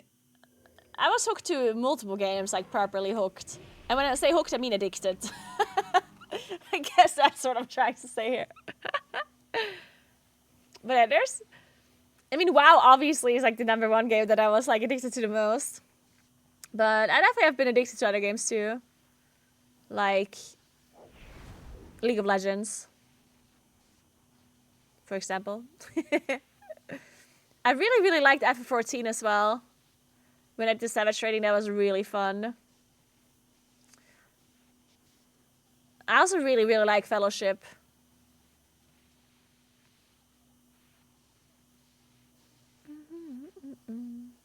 TFT, Hearthstone. I love Hearthstone.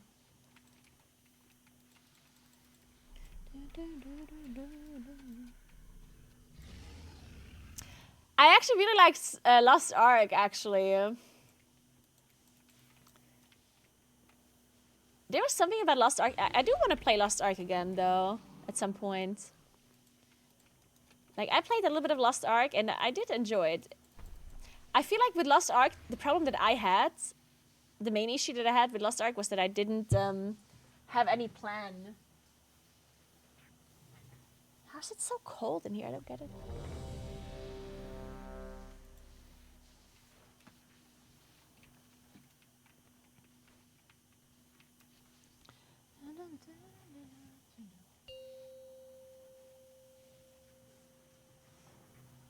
I'm gonna turn on all 4, radiators before I leave 2, to see if 1. tomorrow's gonna be a little bit warmer.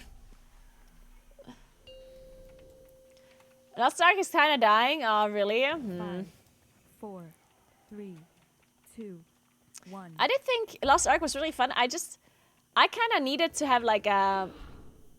Because I didn't have a group to play with or like a raid team or something. So I did like all solo content and stuff. And I think it was fun. But I feel like for Lost Ark, I needed to like challenge myself properly with like a guild and a group where I could progress. I feel like then I would have enjoyed it a lot more.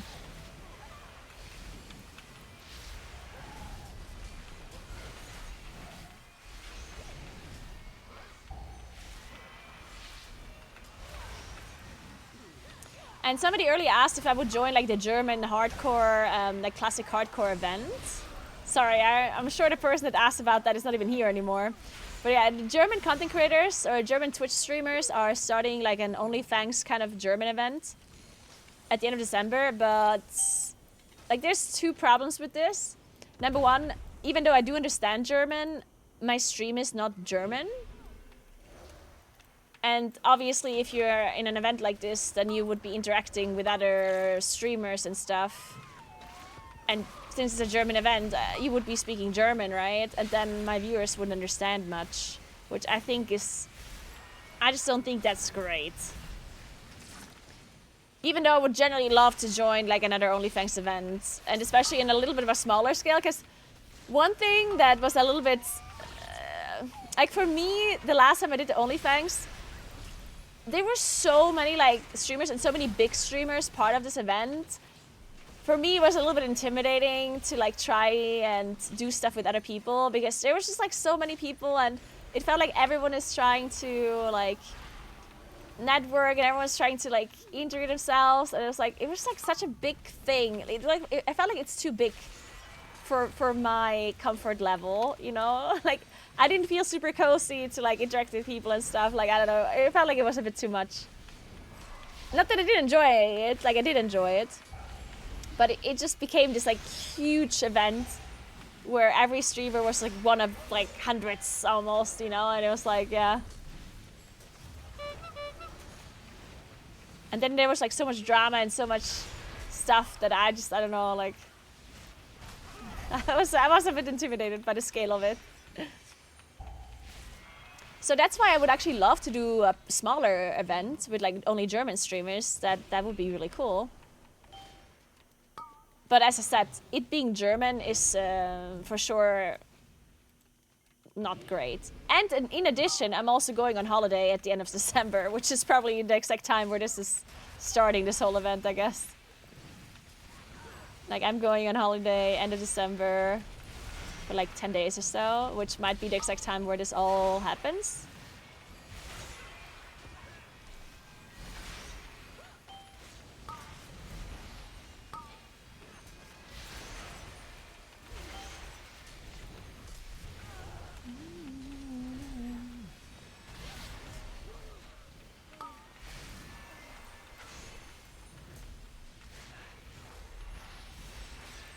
Over 200 streamers already in this German event? But like only German streamers?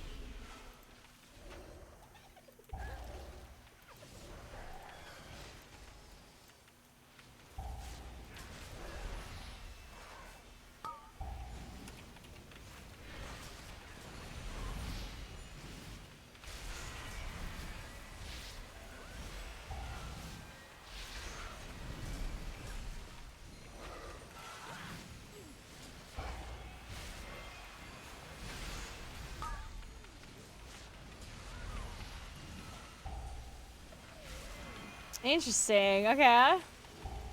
Yeah, I would kind of like to do it, but they didn't say exactly when it happens, right?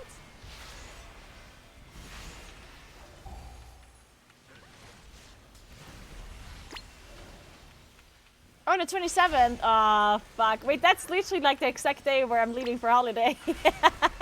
I think that's literally like the day where I'm leaving. Yeah, that is a bit unfortunate. I guess I could still join like when I come back. If I feel like it. It would suck a bit because I would be like, you know, joining late.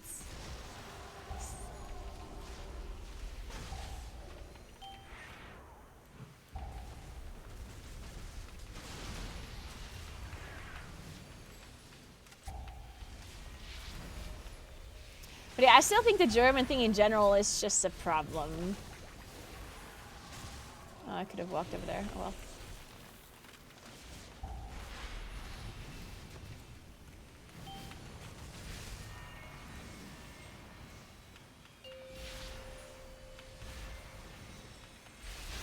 Like, I do think it's just weird when my chat doesn't understand half the stuff that is going on, right? Because I can speak English to my stream, but then every time there's some sort of like meme going on or some like nobody would understand guild chat, nobody would understand when I'm grouping up with others. So yeah, I don't know. I feel like it would just suck. Or what do you think?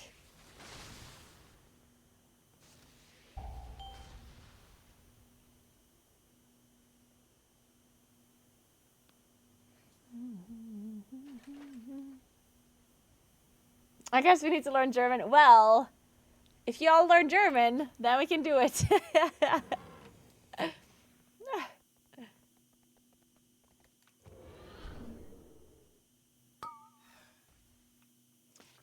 so bad.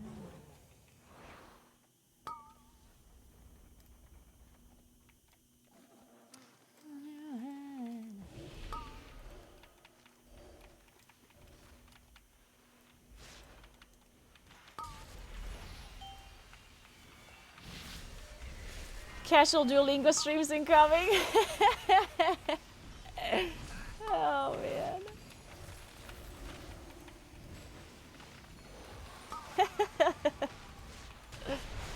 It would be so funny because I could just be the girl that speaks South Tyrolean dialect. Dude, if I would join this like German OnlyFans event, I would just only speak South Tyrolean dialect. And if you don't understand me, you just don't understand me, dude. I would just... I would just do it.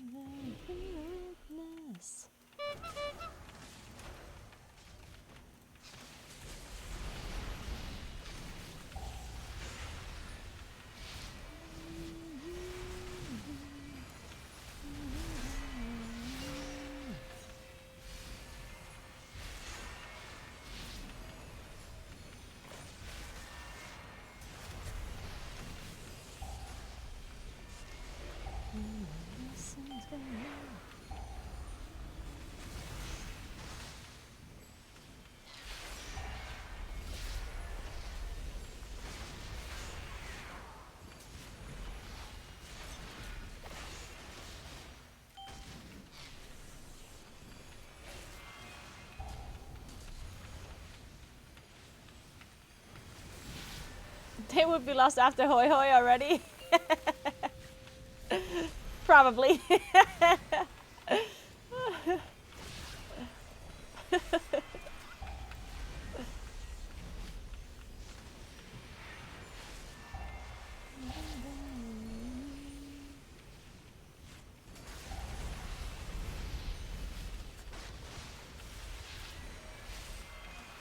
Aw, look at my few balloons.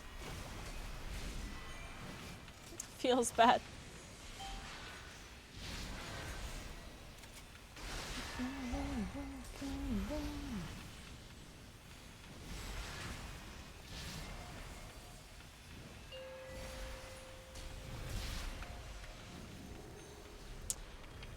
Man, there's just no shot.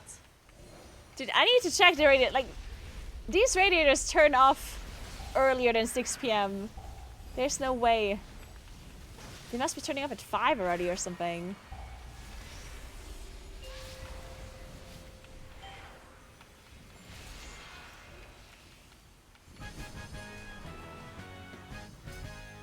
They're fucking cold. There's no way these radiators don't turn off at 5.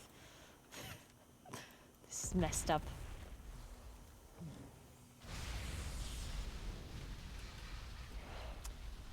Man, I'm gonna need to tell the landlord to not turn off the radiators that early. Otherwise, in the winter, I'm gonna be freezing to death if I need to game until like 8 p.m. or whatever. I think they turn off at 5 p.m. Like, that's so early. Like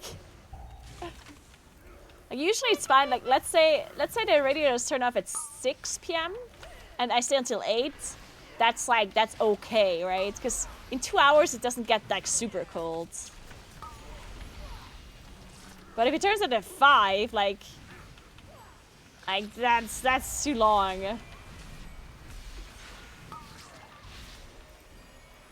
It's gonna be 12 degrees at 8 p.m.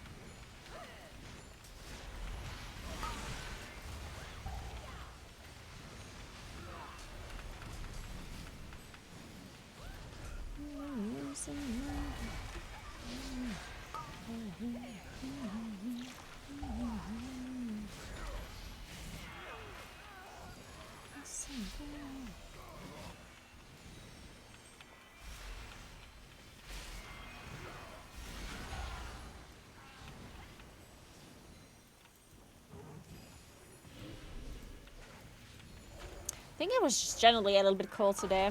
But I'm gonna turn on all the radiators and see what happens tomorrow. Because like today, like the maximum degrees was like 18. And I feel like that's a bit cold for having the hitting. Because I have like 1, 2, 3, 4, 5. I have 5 radiators in this room. And these are like really old radiators. So you either turn them on or they're off. Like there's no in between. They're either on or off. So I had like 4 radiators turned on and the biggest one I had turned off. And it was 18 degrees maximum. So now I changed it a little bit. I turned on the big radiator and turned off 2 of the smaller ones that were like further away from me. To see if that makes it better. But it was still just like max 18. So I think I'm just gonna turn on all of the radiators tomorrow and see how warm it's gonna get. See if that is fixing it.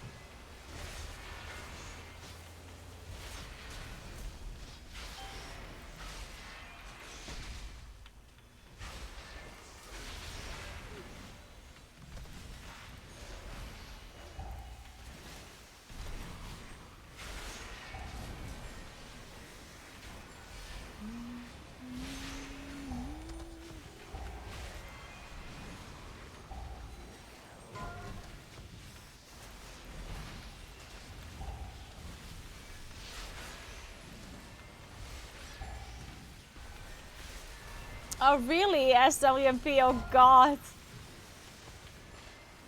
Oh really? That's insane, oh god.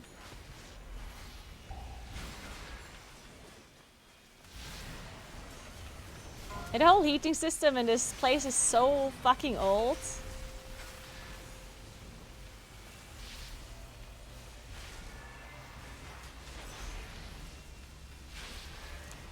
And I don't know, the landlord has been playing around with the heating like the longest time, and I just don't fucking understand. Like, there was a time where the heating only works from like 8 a.m. to 12 p.m. and then from 3 p.m. to 6 p.m. Because my heating is connected to another like floor where there's a shop. Like an actual shop where you can go shopping basically. And because that shop closes from noon until 3 p.m., they just turned off the heating during that time. And I'm like, yeah, but I'm not like leaving from noon until 3. What? I can't turn off my heating. Like, not to mention the fact that if it only turns on at 3, even if you would come back at 3, it would still, like, why turn it off the heating at all during the day? Like, even if you leave for an hour, like, I feel like that makes no sense because you're just gonna pay more to heat up the room again, right?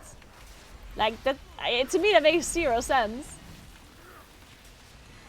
Like, maybe if you leave for like 5-6 hours, then maybe you could argue turning it off, but for 3 hours, like, that's gonna take you, like, that's gonna cost more to heat up the fucking place again because you turn off the heating, right? Like, I don't know. I feel like that's stupid. But yeah, so they eventually fixed that. And now the heating is turned on from, apparently, from 6 a.m. till 6 p.m. Which I am pretty sure is not correct.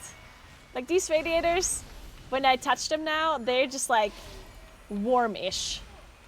Which makes me believe they have turned off at 5 p.m. already. Yeah, like, they're like barely warm to the touch. They must have turned them off. At 5. Maybe it was something because of the... Oh, it must have been because of the time change, right? Does that make sense? Would it be 6 p.m. now? If the time wouldn't have been changed? Yeah, it would be 6 p.m. now, right? So maybe it was the time change. So maybe now the radiators turn on at...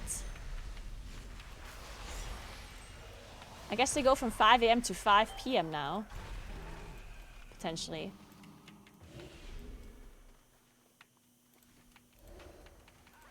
But then why is it so cold in the morning then? Huh.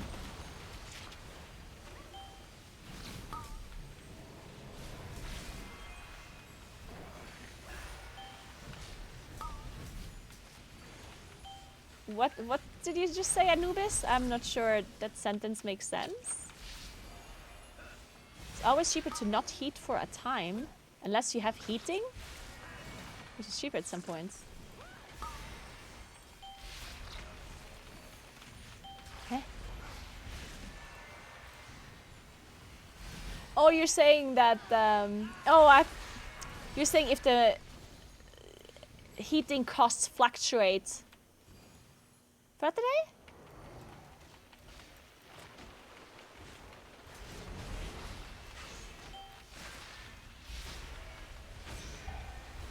But I'm not sure I'm understanding, like, why would that be the case? Like, if a room is really cold and needs to be heated up, like, that requires more heating to actually happen than if the room is already warm, right? Of course. So how can it be worth it to turn off the heating for any amount of time, always? Like, that feels wrong to me.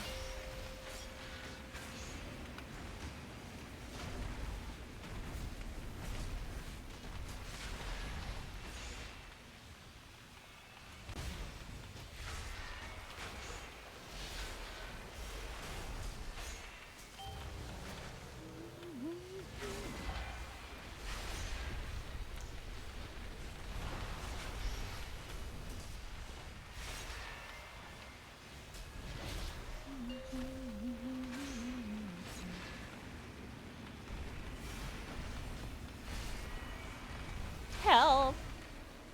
I simply wish you had lasted a little longer.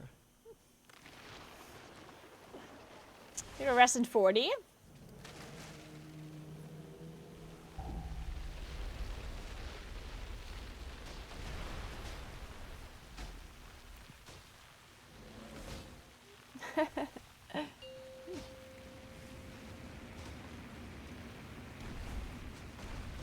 Yeah, we do also have time of the day electricity rates here too.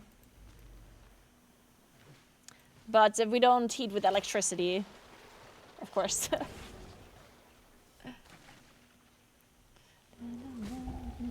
Can they still do it? That boss is really low. We have a rest soon. Maybe if you get somebody up?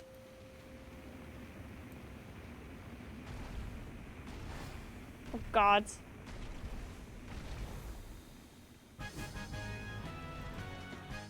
We did it. Good job, team. Good job. It's crazy that we can still put that... Like, in theory, we can still time this key. Oh my god.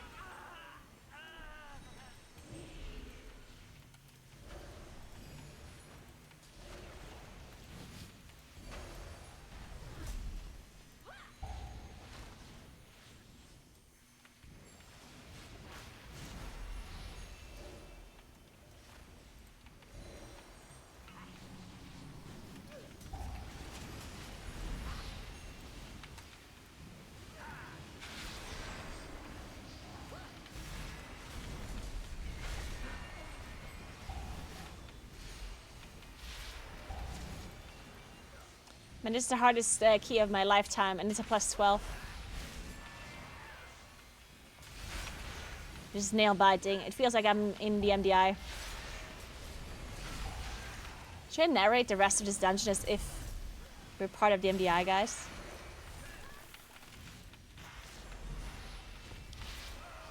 Alright, so they're nearing the end. I can't believe they might still be able to time this key, guys.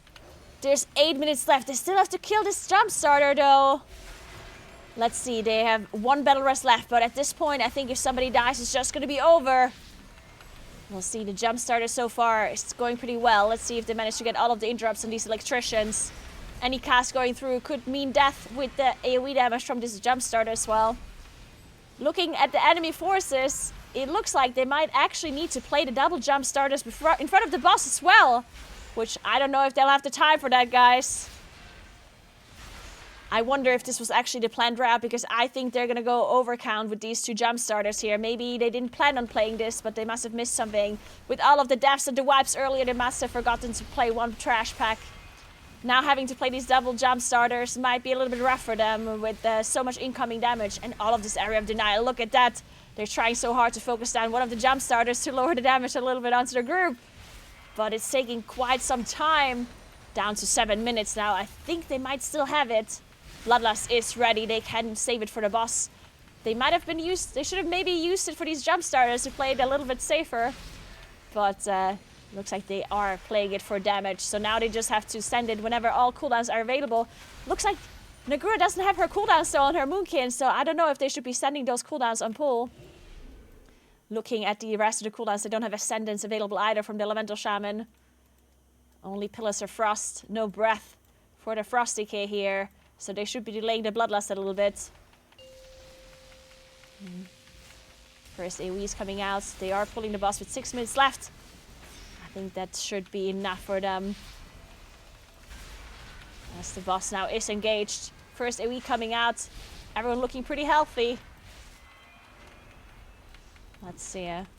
Bloodlust still safe. They are probably waiting for that Ascendance to come back up. Let's see, 2 Giga Steps out. Astral Shift is available. And Pain Sub under Priest. They should be okay in this one. Hopefully they don't get this, the second debuffs on the same people. So far so good though, as they're kiting their sparks into the puddles. The Moonkin is holding on to those cooldowns to make sure that it's lining up with the Bloodlust coming up in just a moment. Looks like the next Giga Step is coming out. Not getting it on the Stone players again. Having the AMS and the DK is also very good. Only having 1 debuff to heal at this point. AoE is coming out. Bloodlust is running. As they do have all cooldowns available now. Except Ascendance. Ascendance is unfortunately not going to be able to be used anymore within that Bloodlust window. Down to 5 minutes though. They're still looking more than fine to be able to time this, which is unbelievable. Considering they had a full wipe on a boss. And another almost wipe on the other boss. Another Giga Step's coming out. The Moonkin doesn't have nothing available. Needs to be carried by the healer here. One more set of sparks coming out. Boss is dropping lower though.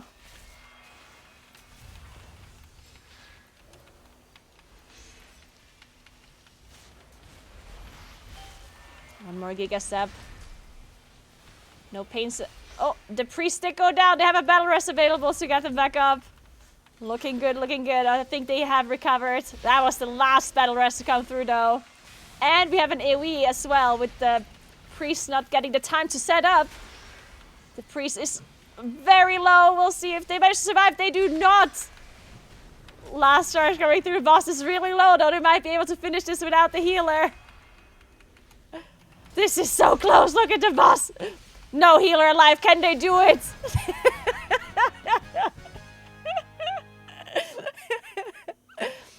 They're still missing enemy forces. 3 minutes left. Oh my god. They miscalculated around somehow. Had to play the double jump starters. And it was still not enough. Will they find trash in time? 3 minutes left. Alright, they are playing the electricians here. I wonder if that's going to be enough count. It is. Now they just need to make sure to interrupt all of them properly. 13 deaths. But these electricians will die and they will finish the plus 12 floodgate. For 20 Gilded Crests and 150 Valor points. What a run! I wish all MDI runs were like this. What a nail biter. Good job, everybody.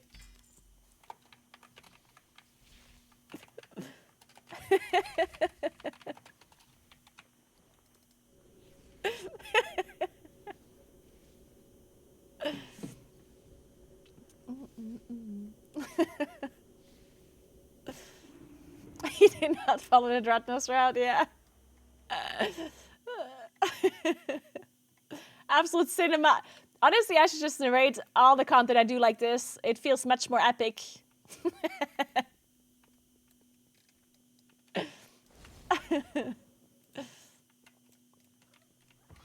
I can just imagine you doing this by yourself alone without stream. Dude, this is how I narrate my life if I'm not streaming. I just don't do it in stream because it's a bit embarrassing, you know? But this is literally how I narrate my own life when I wake up in the morning.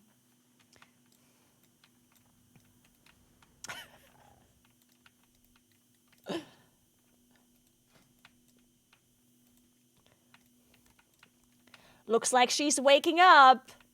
She seems a bit tired still. Oh, she's picking up her phone. That's not a good sign. She's probably going to be scrolling for the next hour. Oh no. Yep, she'll be scrolling. How long do you think she'll be laying in bed today? Oh, looks like she found her motivation to get out of bed. Let's go. Oh, she's going to the bathroom. Let's hope there's some toothpaste left. There it is.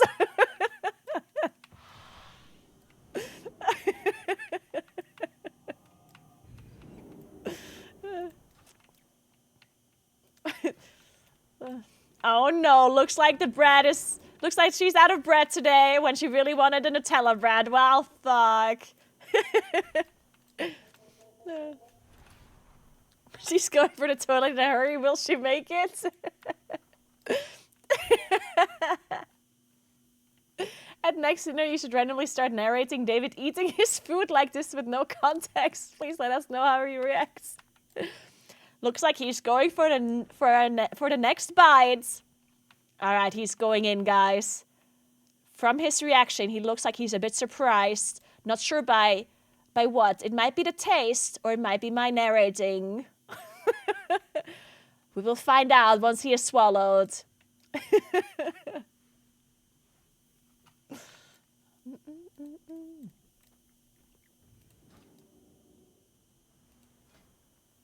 So, I can't believe we timed the key. This is amazing.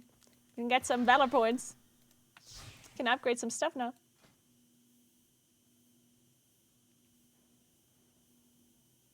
Oh god, my gear's just so bad.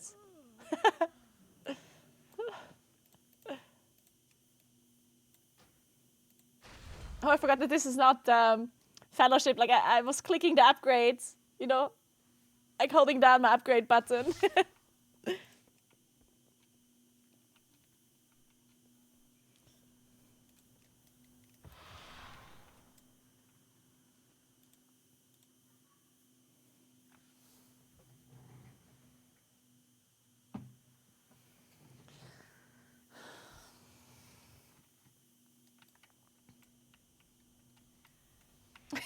Nori. Oh no.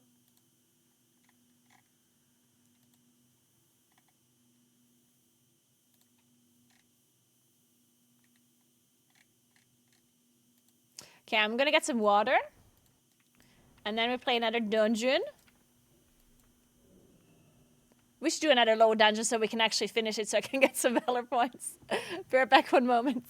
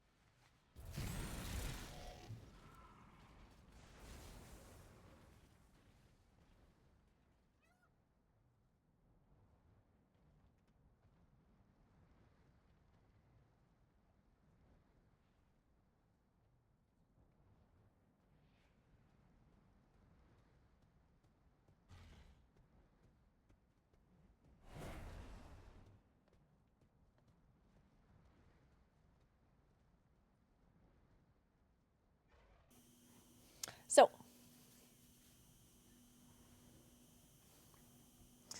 yeah, usually beta access is set up in waves. Well, unless you have Epic Edition, then you just get access, right? No, like if you pre-purchase, you get access. I am pretty sure. Otherwise, it will be a huge scam. It's only the people that have not gotten the Epic Edition that just sign up normally that get access through waves. Yeah, you can't download it because it's not available yet. Beta is coming out in 2 hours and 50 minutes.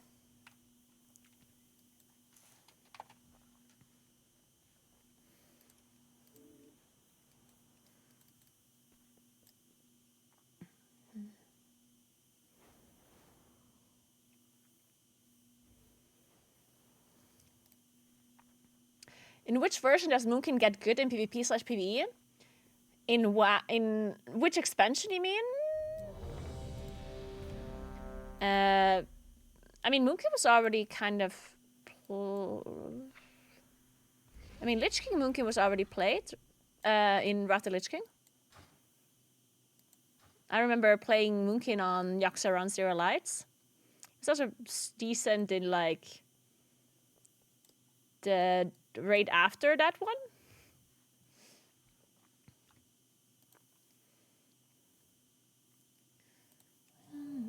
Else.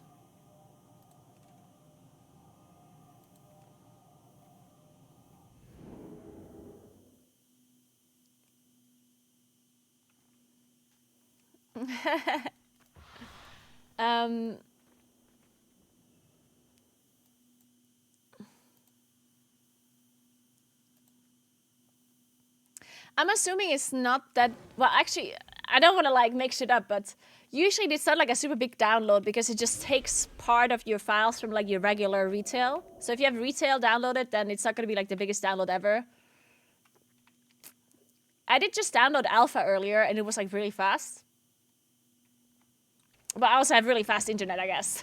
So, I don't know. I do have pretty fast internet.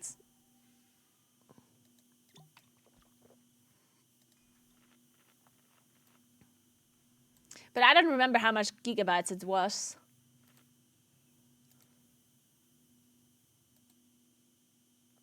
I can try uninstalling alpha. Oh no, I can't uninstall because I'm currently playing.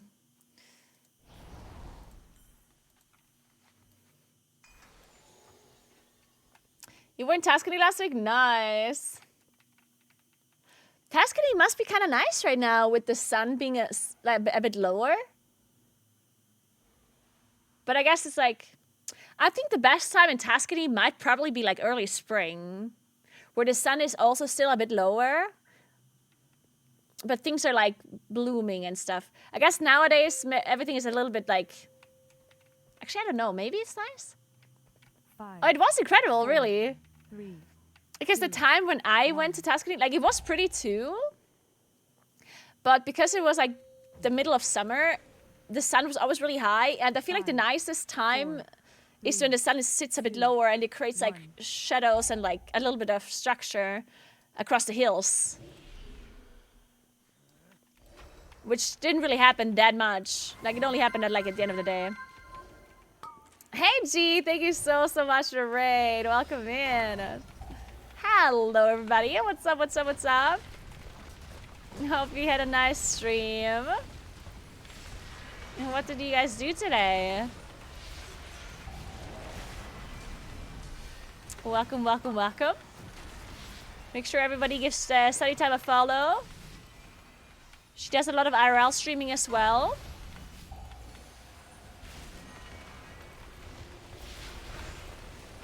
She's also from Italy.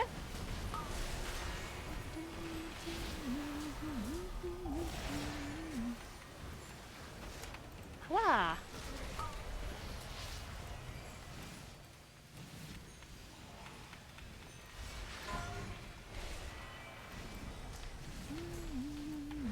Oh, don't worry. You can spam a little bit because I don't have TTS in my ears. It's funny because when I do an IRL stream, I usually have TTS in my ear that I can listen to, but the stream doesn't hear it, right? So every message in my chat is being read to me. The thing is, when I get raided by somebody that tells their chat to then spam something, like that, it happens sometimes, right? It's like, oh, spam something, something raid, right? And then usually they just spam the same message over and over and over. And whenever that happens, and I have TTS in my ear, it's like the same message over and over and over and over that's being read to me. And I'm just like, please, please stop. Oh. Thankfully, no TTS today.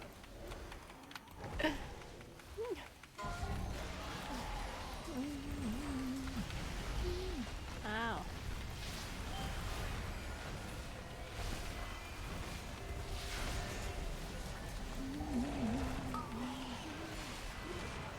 Oh my god, it's a frost mage.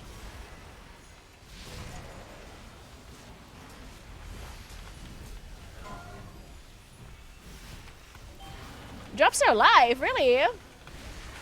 Oh, what? Oh, they happened at 6. Oh, shit, guys. Alright, we already have drops, apparently. Oh no, the good old time zone problem. Oh, there you go, guys. We have some drops. This is what we got. Wait, I'm looking at. Wait. Here. this thingy here is what you get if you watch 4 hours. I don't think you have to. I don't think you have to connect anything until you claim it. Like, I think you can still work towards the drop, even if you don't connect your Battle.net account. But if I were you, I would just connect it. Because you will have to connect it anyway at some point to claim the drop, right? So I would just connect it already now to make sure everything's working. So in case you haven't connected your Battle.net to Twitch, then make sure you connect that. And then you should be able to see a bar at the top of your chat.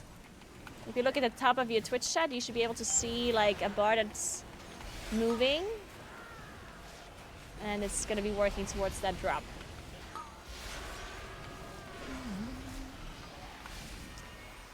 Was that pajamas? Yeah, kind of like a sweatsuit, apparently. A purple sweatsuit, which, by the way, I do love purple. Purple is my favorite color. So I do like that.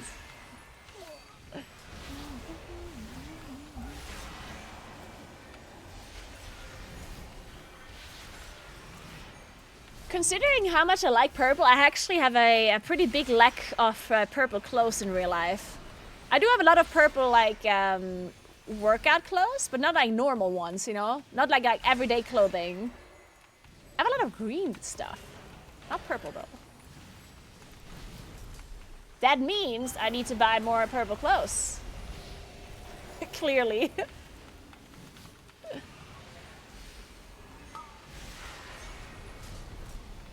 And now we need to duct tape her in the chair for 4 hours.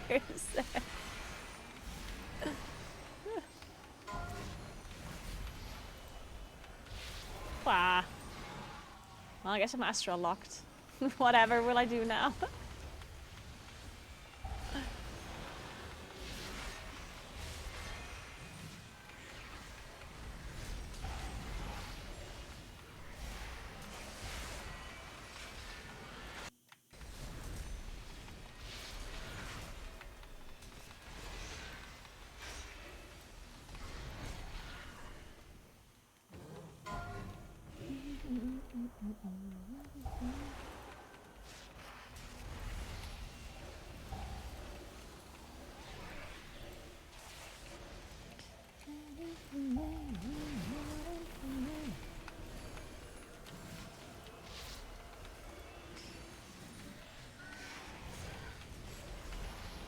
I haven't done too many IRL streams lately because I did this whole like cyclethon, which was like a 2-week cycle trip.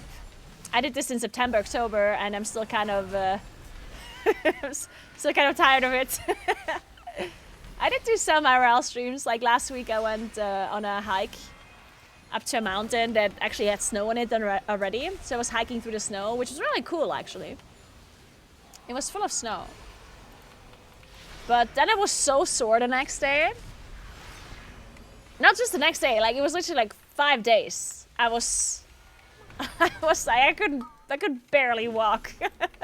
It was crazy. And this week I wanted to do like a sunset hike somewhere, like basically hike up a mountain and then watch the sunset there. Because the sunset is really early now, which is kind of nice for sunset hikes. The problem is that usually to see a nice sunset on a mountain, you need to go pretty far up. Well, you don't actually have to go pretty far up, but you need to be able to be on some like the highest points around, right? Because if you're on a mountain top, but around you are mountains that are even taller, then it's hard. Like then the sunset is not as pretty, right? So you basically need to be on a spot that can see over the other mountains, right? So you can see the sun go down properly in a nice way. And I guess the problem is that for that to be able to be true, you need to be at a pretty tall mountain around here. And because there's already snow on top of the mountains, it would be a little bit sketchy. Because it's not that you can't hike up a mountains when there's snow. Of course you can. I did that. Like it's not horrible. But the problem is when you go for a sunset, then you will go. Like you still have to go down the mountain when it's dark. So you wait for the sun to go down. And then of course it's dark when you go down. And if it's also snowy when you go down, then that is not the smartest thing to do. Like then you don't necessarily wanna hike down in the darkness. So I've been thinking about a mountain that I could hike on that is not so snowy, or that it's like where it's like easy to get down again, but didn't really think of anything.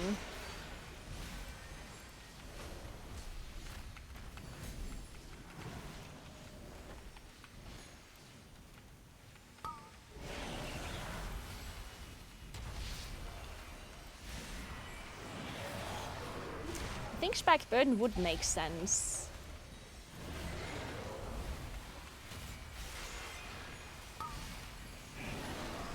But I wouldn't know where to hike up on that one. I need to hike up somewhere where there's internet. And that mountain is notorious to not have internet.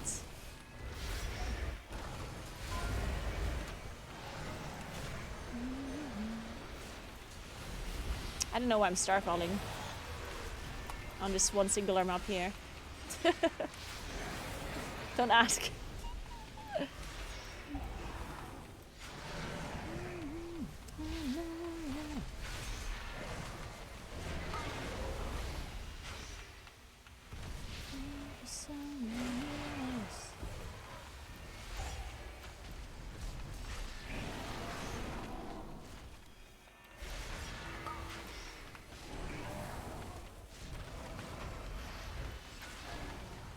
Yeah, she said that she's gonna come here. Yeah, she did tell me that she's here. I hope she's having a good time.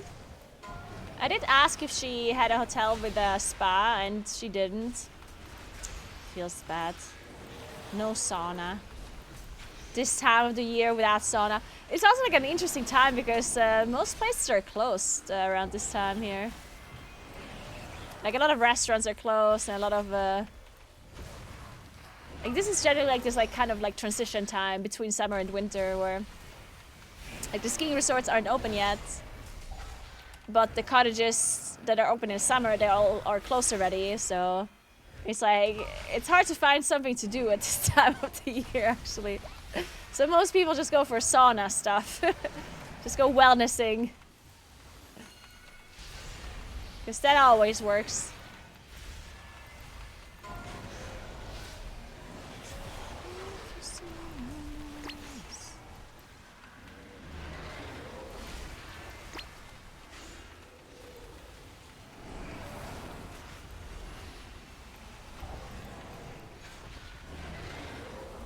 She probably go to offer. Nice, nice, nice, nice.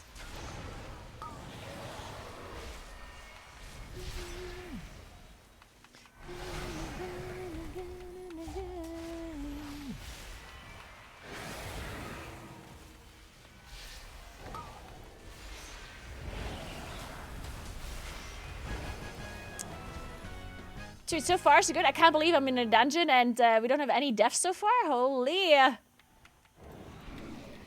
Unbelievable. Shit, I don't have cooldowns for this pull here though. Uh-oh.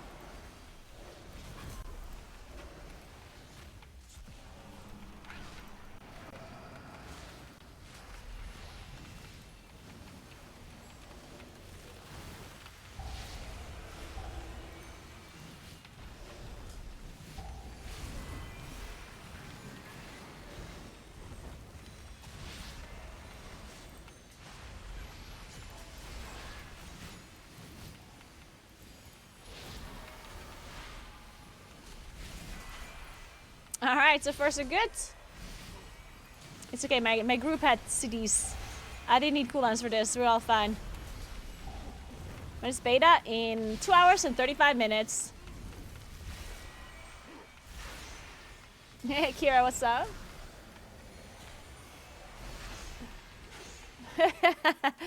I didn't jinx us, I didn't jinx us.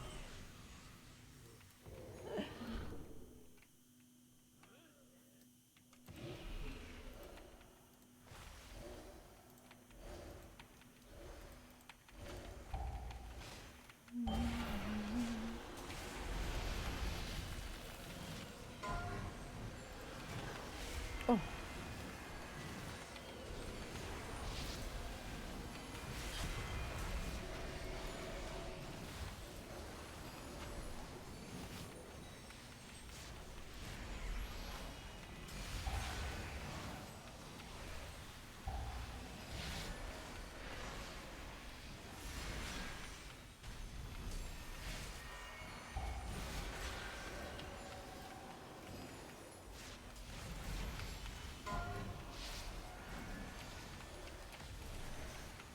No, I'm not staying on for beta. It's too late. It's these typical things where for EU streamers, it's just all so late. Like 9 p.m. It's just too much. But I'll try to be online early tomorrow. Wait, I do have a. Oh shit! Wait, I do have an appointment tomorrow.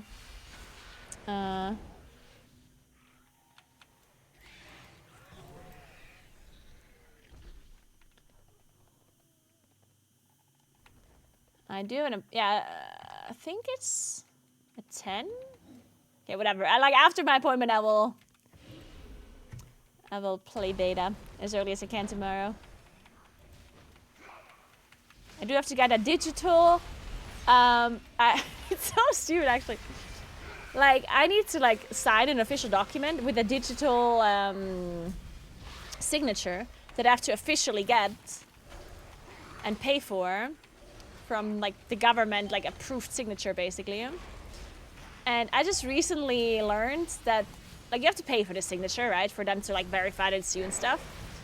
And apparently this signature only lasts for 3 years.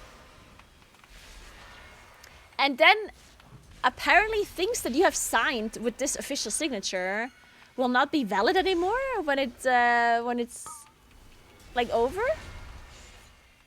So why do they require us to use a digital signature to sign some of these events when it's then not gonna be valid anymore? I'm so confused. How does that make sense? This is so strange.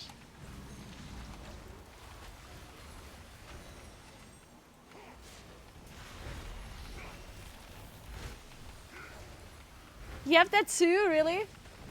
Yeah, you have to renew it. It's so annoying. And I feel like it makes no sense that you have to renew this because you have to go to them to kind of prove that you are you. So you have this digital signature, right? How can something like that expire in a sense that obviously you're still gonna be you. If you proved that it's you once, why do I have to prove that it's me again? What? Doesn't happen very often that people all of a sudden aren't them anymore. It's I'm not sure I understand the reasoning behind this. Yeah, it should at least be longer than 3 years. Yeah. Like maybe some stuff changes. Okay, like I can see that. Like maybe if you have a digital signature, and then like maybe 5 years later you move to a different spot, or you have a different last name because you got married or whatever. You know, like that I guess understand. But 3 years, like what's gonna change in 3 years? Like what the hell?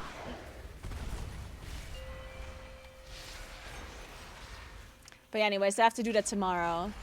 I have to go to the official place that proves that I am me. So I can get a USB, like a flash drive, to officially sign papers digitally, apparently.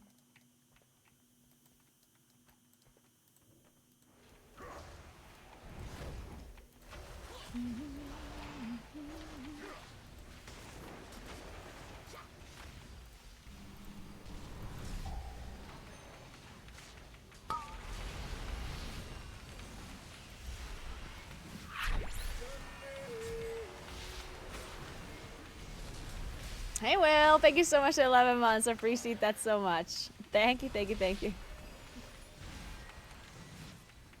What drops? You can see it here. There. That's the drop.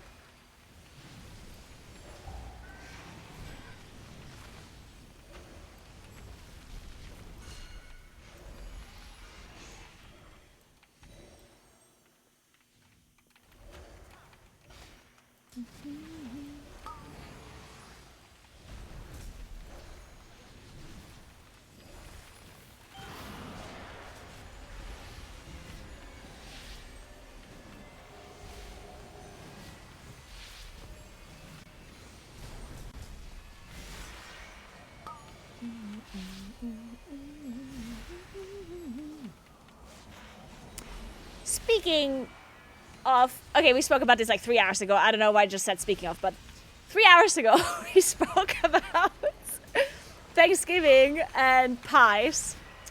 Does somebody of you have like a very good apple pie recipe?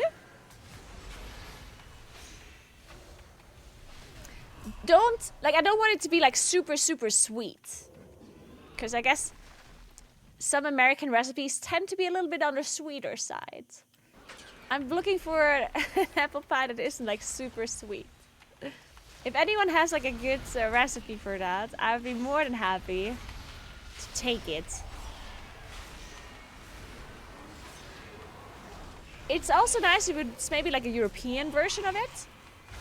Because the problem with American recipes is that the things we have here in Europe are, you know, not the same as the things they have in America, and then it's all a bit... Sometimes, I know that if you want to make the original thing, then you should take their recipes, but sometimes you just don't have the same things, or the things that you have are just not like the equivalent, you know? So you have to substitute a bunch of stuff, and then it's just not the same.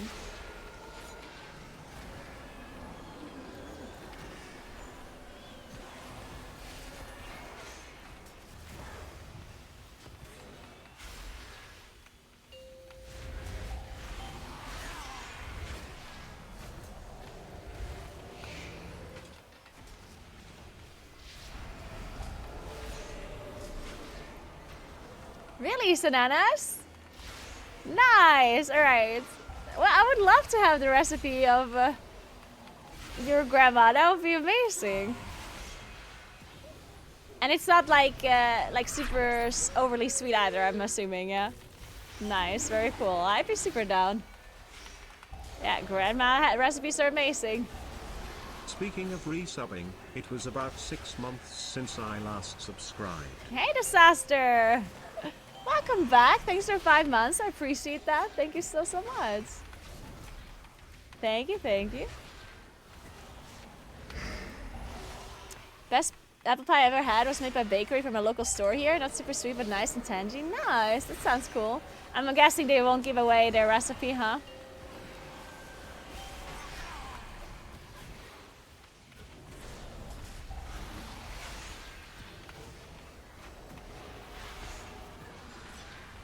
Wait, we're talking about an actual American apple pie though, Sananas, right? Like not Apfelkuchen, right? Like I'm talking about like a proper apple pie, like with the pie crust and like apples inside. Because pies are not a super common thing to make in Europe.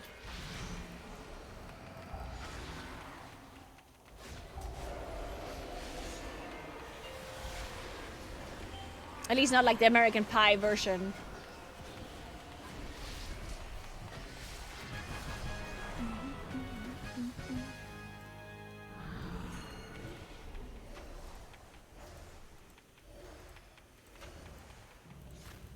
Because we do make a lot of like cakes, apple cakes. And apple strudels, of course, too. But not quite the pie version.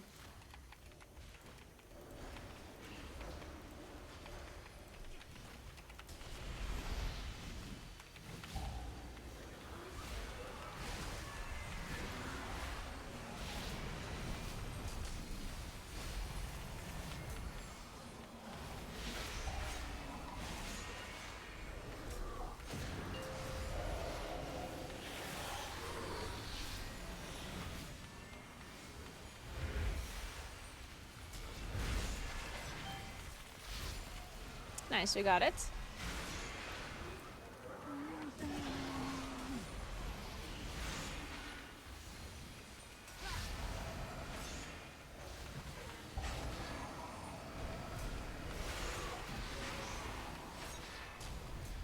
Alright, Sananas, that sounds cool. Yeah, that might be the correct thing then.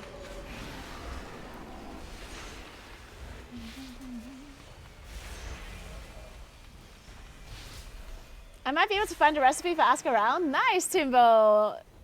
Totally share it, please. I would be super happy about that. If you guys ever find recipes and you want to share with me, it would be amazing if you can put it on my Discord channel. Just in a general chat. I'd be super, super happy to check out the recipes if you guys find it somewhere.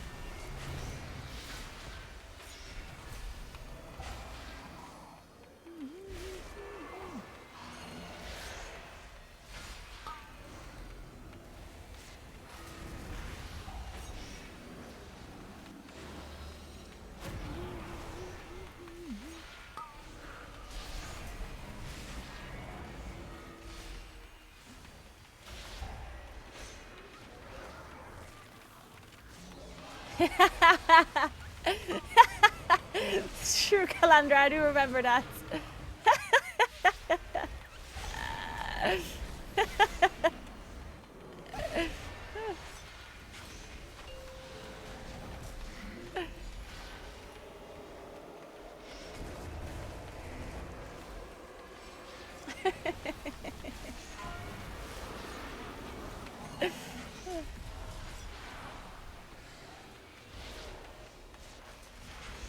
To be fair, I always want to make a billion things and I never make anything. Like yesterday I wanted to make granola. I wanted to make granola for a while now. But now I actually bought coconut oil. And now I'm totally gonna make granola at some point eventually, maybe. Potentially, I don't know, I'll think about it.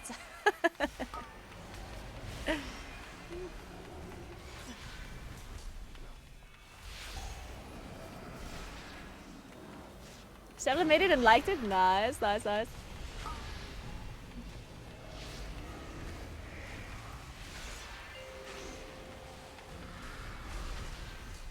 Wait, why did I not like it? Was it because there was herbs in the dough? Was that it?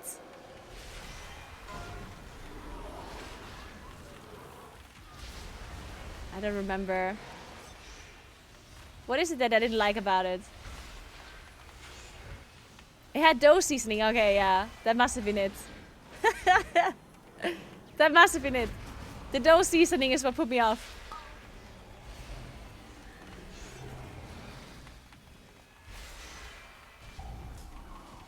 After the key, please show me the difference of apple pie and apfelkuchen. Sure, yeah, I can show you. I'll show you.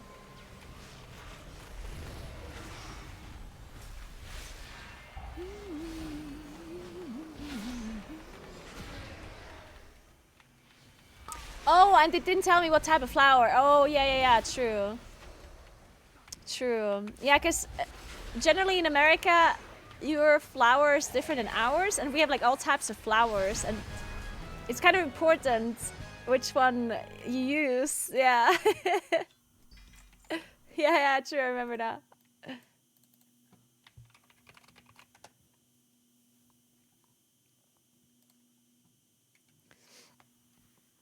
Yeah, so an apple pie looks kind of like this.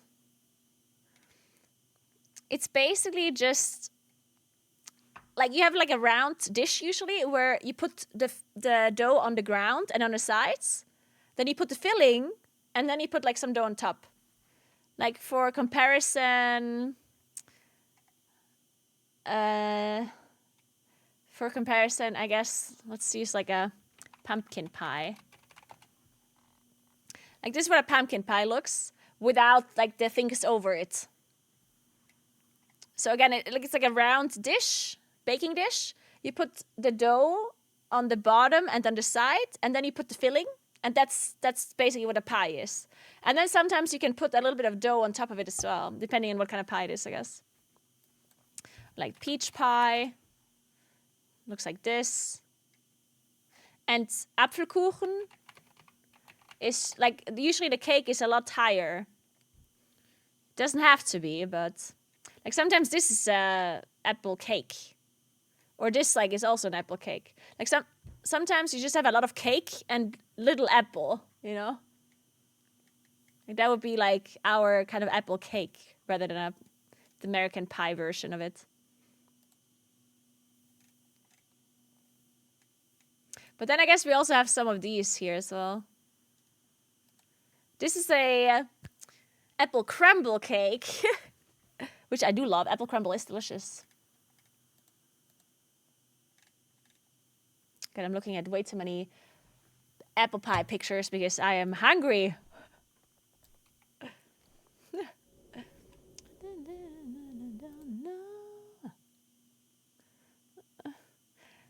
Yes, the beta. There's a timer in the Battle.net launcher. The beta starts at 2 hours and 18 minutes.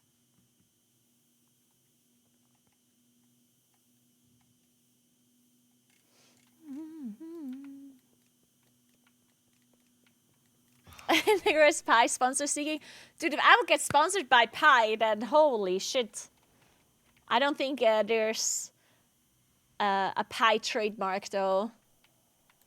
But if there is. Alright guys, so I'm gonna leave you for today. Remember to follow my stream if you haven't yet. I will stream beta tomorrow. Unfortunately, it's just a little bit late for me. So I'm gonna send you to another WoW streamer that also has drops enabled, so you guys can continue to get your drops.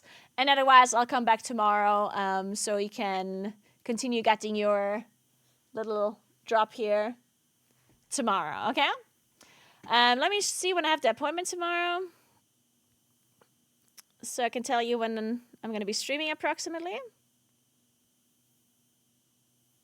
So my appointment is at 10. It's going to take me like, then I guess I'm going to be streaming probably around noon. Between 11 a.m. and noon. So yeah, tomorrow we're going to do some beta. I haven't played alpha at all, so I'm actually really excited to try out everything. Like, I'm excited to test out Moonkin, the UI changes. Like, I'm going to give you my opinion about everything tomorrow, because I didn't log in alpha a single time. This is going to be my midnight discovery stream tomorrow. And I haven't done housing at all yet. I've seen housing numerous times, and I would have been allowed to play it at Gamescom, but I didn't. So now I'm going to be doing the first time tomorrow. Bob, thank you so much for 39 months. I appreciate that so much. Yeah, we'll do housing tomorrow, yeah. Just email the bakery to ask for the recipe. That is so nice of you, Timbo. So I hope they answer. That'd be so cool. Thank you, Timbo. Alright guys, so as I said, remember to follow my stream if you haven't yet. And please do check out my 2 YouTube channels. One is for the gaming content and one is for IRL content. My cyclethon might or might not potentially be posted there after all, even though I thought initially that it wouldn't. But Ice Badger has been doing God's work, and now we might get a video after all. So definitely check out my IRL channel if you're interested in that. And check out my Instagram if you want content there, whatever. I'm not streaming. I post a bunch of IRL content there whenever I go hiking and whatnot. And I also post reels. And I also have a TikTok, so check that out. I'm called Naguura everywhere.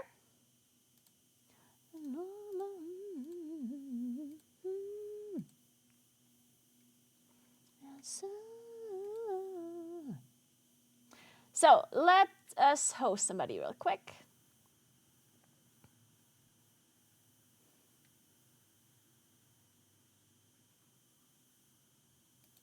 Let's host Twickle.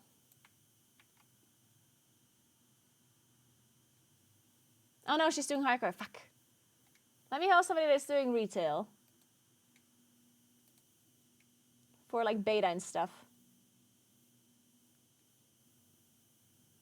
Let's host Miris. Miris is gonna do beta. I mean, guys, theoretically he's right. But I think the title does indicate something else, you know what I mean? Alright guys, thank you so much for watching. Have a nice rest of your day. Okay, Enjoy of the food. whatever it is you're doing. We have like veggies For and your free rice time after and work today. meat. Yeah. The gaming or the That's it. chilling or whatever it is. Take a nice bath maybe. And yeah, thank you so much for watching. I'll see you guys tomorrow. Have a nice rest of your day and goodbye. Self-made? Yeah, self-made on the plate.